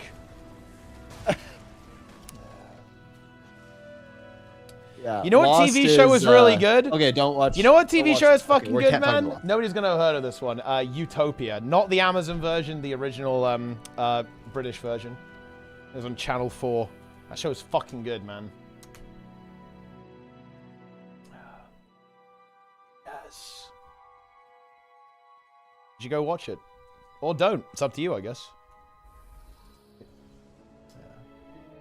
Excited to cheer on Jinx in Arcane. Yes. Oh wait, when is Arcane actually? I quite like that show. Ah, November 9th. That's hype actually.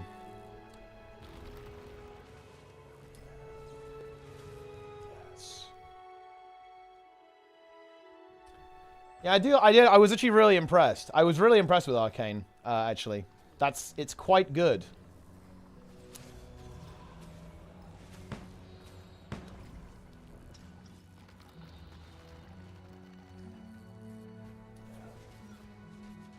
Plenga. Do you know it's Plenix's birthday soon, Sneb? Oh, me too.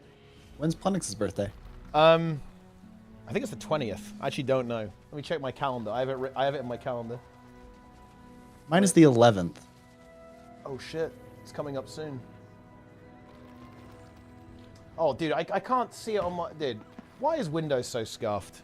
Also, be right back. Gotta let the dog out. Big. Dude, we're getting some fat pulls, man. Like, the enemy team is struggling with stability. Dogega. House is probably another Literally Me show. 20th? Yeah, that's what I thought too. That's why I said the 20th. But I was just trying to check. My calendar is being weird.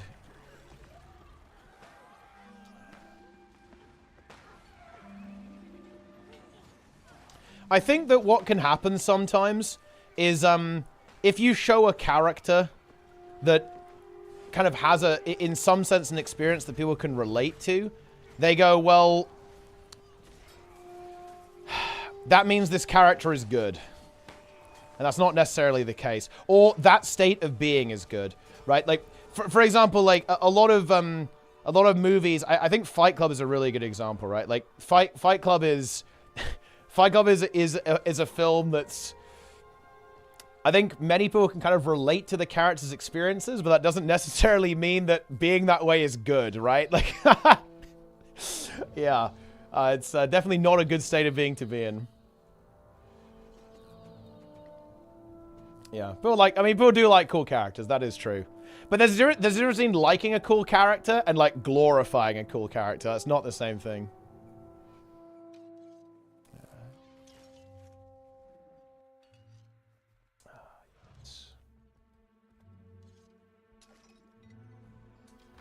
Hey, remember all these movies? I watched them taking about 10%. I mean, dude, the thing is, I like movies. I watch movies competitively. I do really like them, actually. I have harsh criticism of movies I don't like. I'm honestly not easy to please with movies. Like, for example, people fucking rave about the Avengers and stuff. Honestly, I was not very impressed whatsoever. It was just like all style and no substance, in my opinion. It's like, yeah, okay, look, it's all the heroes. Wow, this is exciting. Oh, wow, so good. No, honestly, if you want a good superhero movie, you want to watch Guardians of the Galaxy. Guardians of the Galaxy is way better than the main MCU bullshit. Guardians 3 was really fucking good. Yeah, films like Logan are way more interesting than something like Avengers Endgame. 100%, yeah, way more interesting.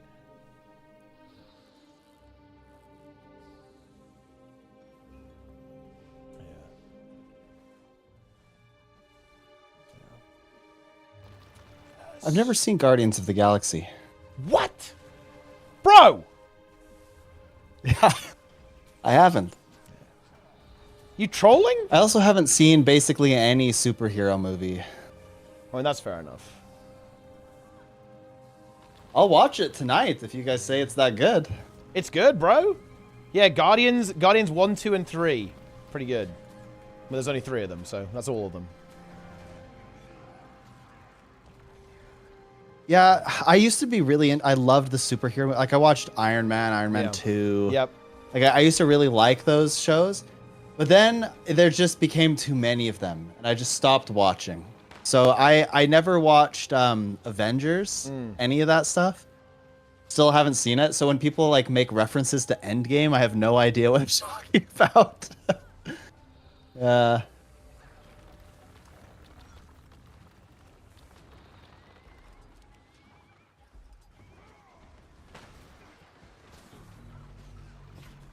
Slop. What are your thoughts on slop, Snab? When I think of slop, I think of Big Brother and how there's that. Does anybody? Okay, I'm weird. I like reality TV. I actually applied to be on Survivor once. Oh shit! I guess you can get in. Absolutely love Big Brother and Survivor. I would not last on Big Brother though. There's no way. I would go insane. But Survivor, I could definitely do. Yeah, I wouldn't last a week on Big Brother. I would. The people are just so unhinged. I could never do it. I would become so annoyed with people so quickly.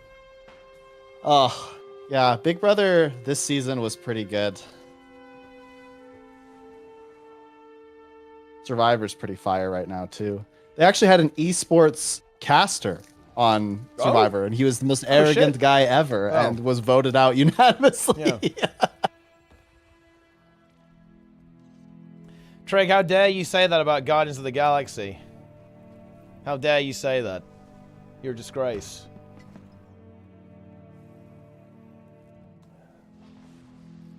Alright. I'm actually out of here. I'm doing responsibility. I need to go. I'm out. Yeah, that's it, guys. I'm done. I'm raiding boys. It's time for me to leave. I will be back. Yeah, or will I? Ooh, I don't know. Will I be back? Who knows? We'll see. We'll find out. Dude, hard reset works, man. Hard reset always works. I'll see you guys around, okay? I'll be back. More Guild Wars 2, more WoW, more exciting things. Very cool stuff, but yeah. I actually need to get up early tomorrow, so I can't go super degen today. All right, I'll see you next time, guys. Follow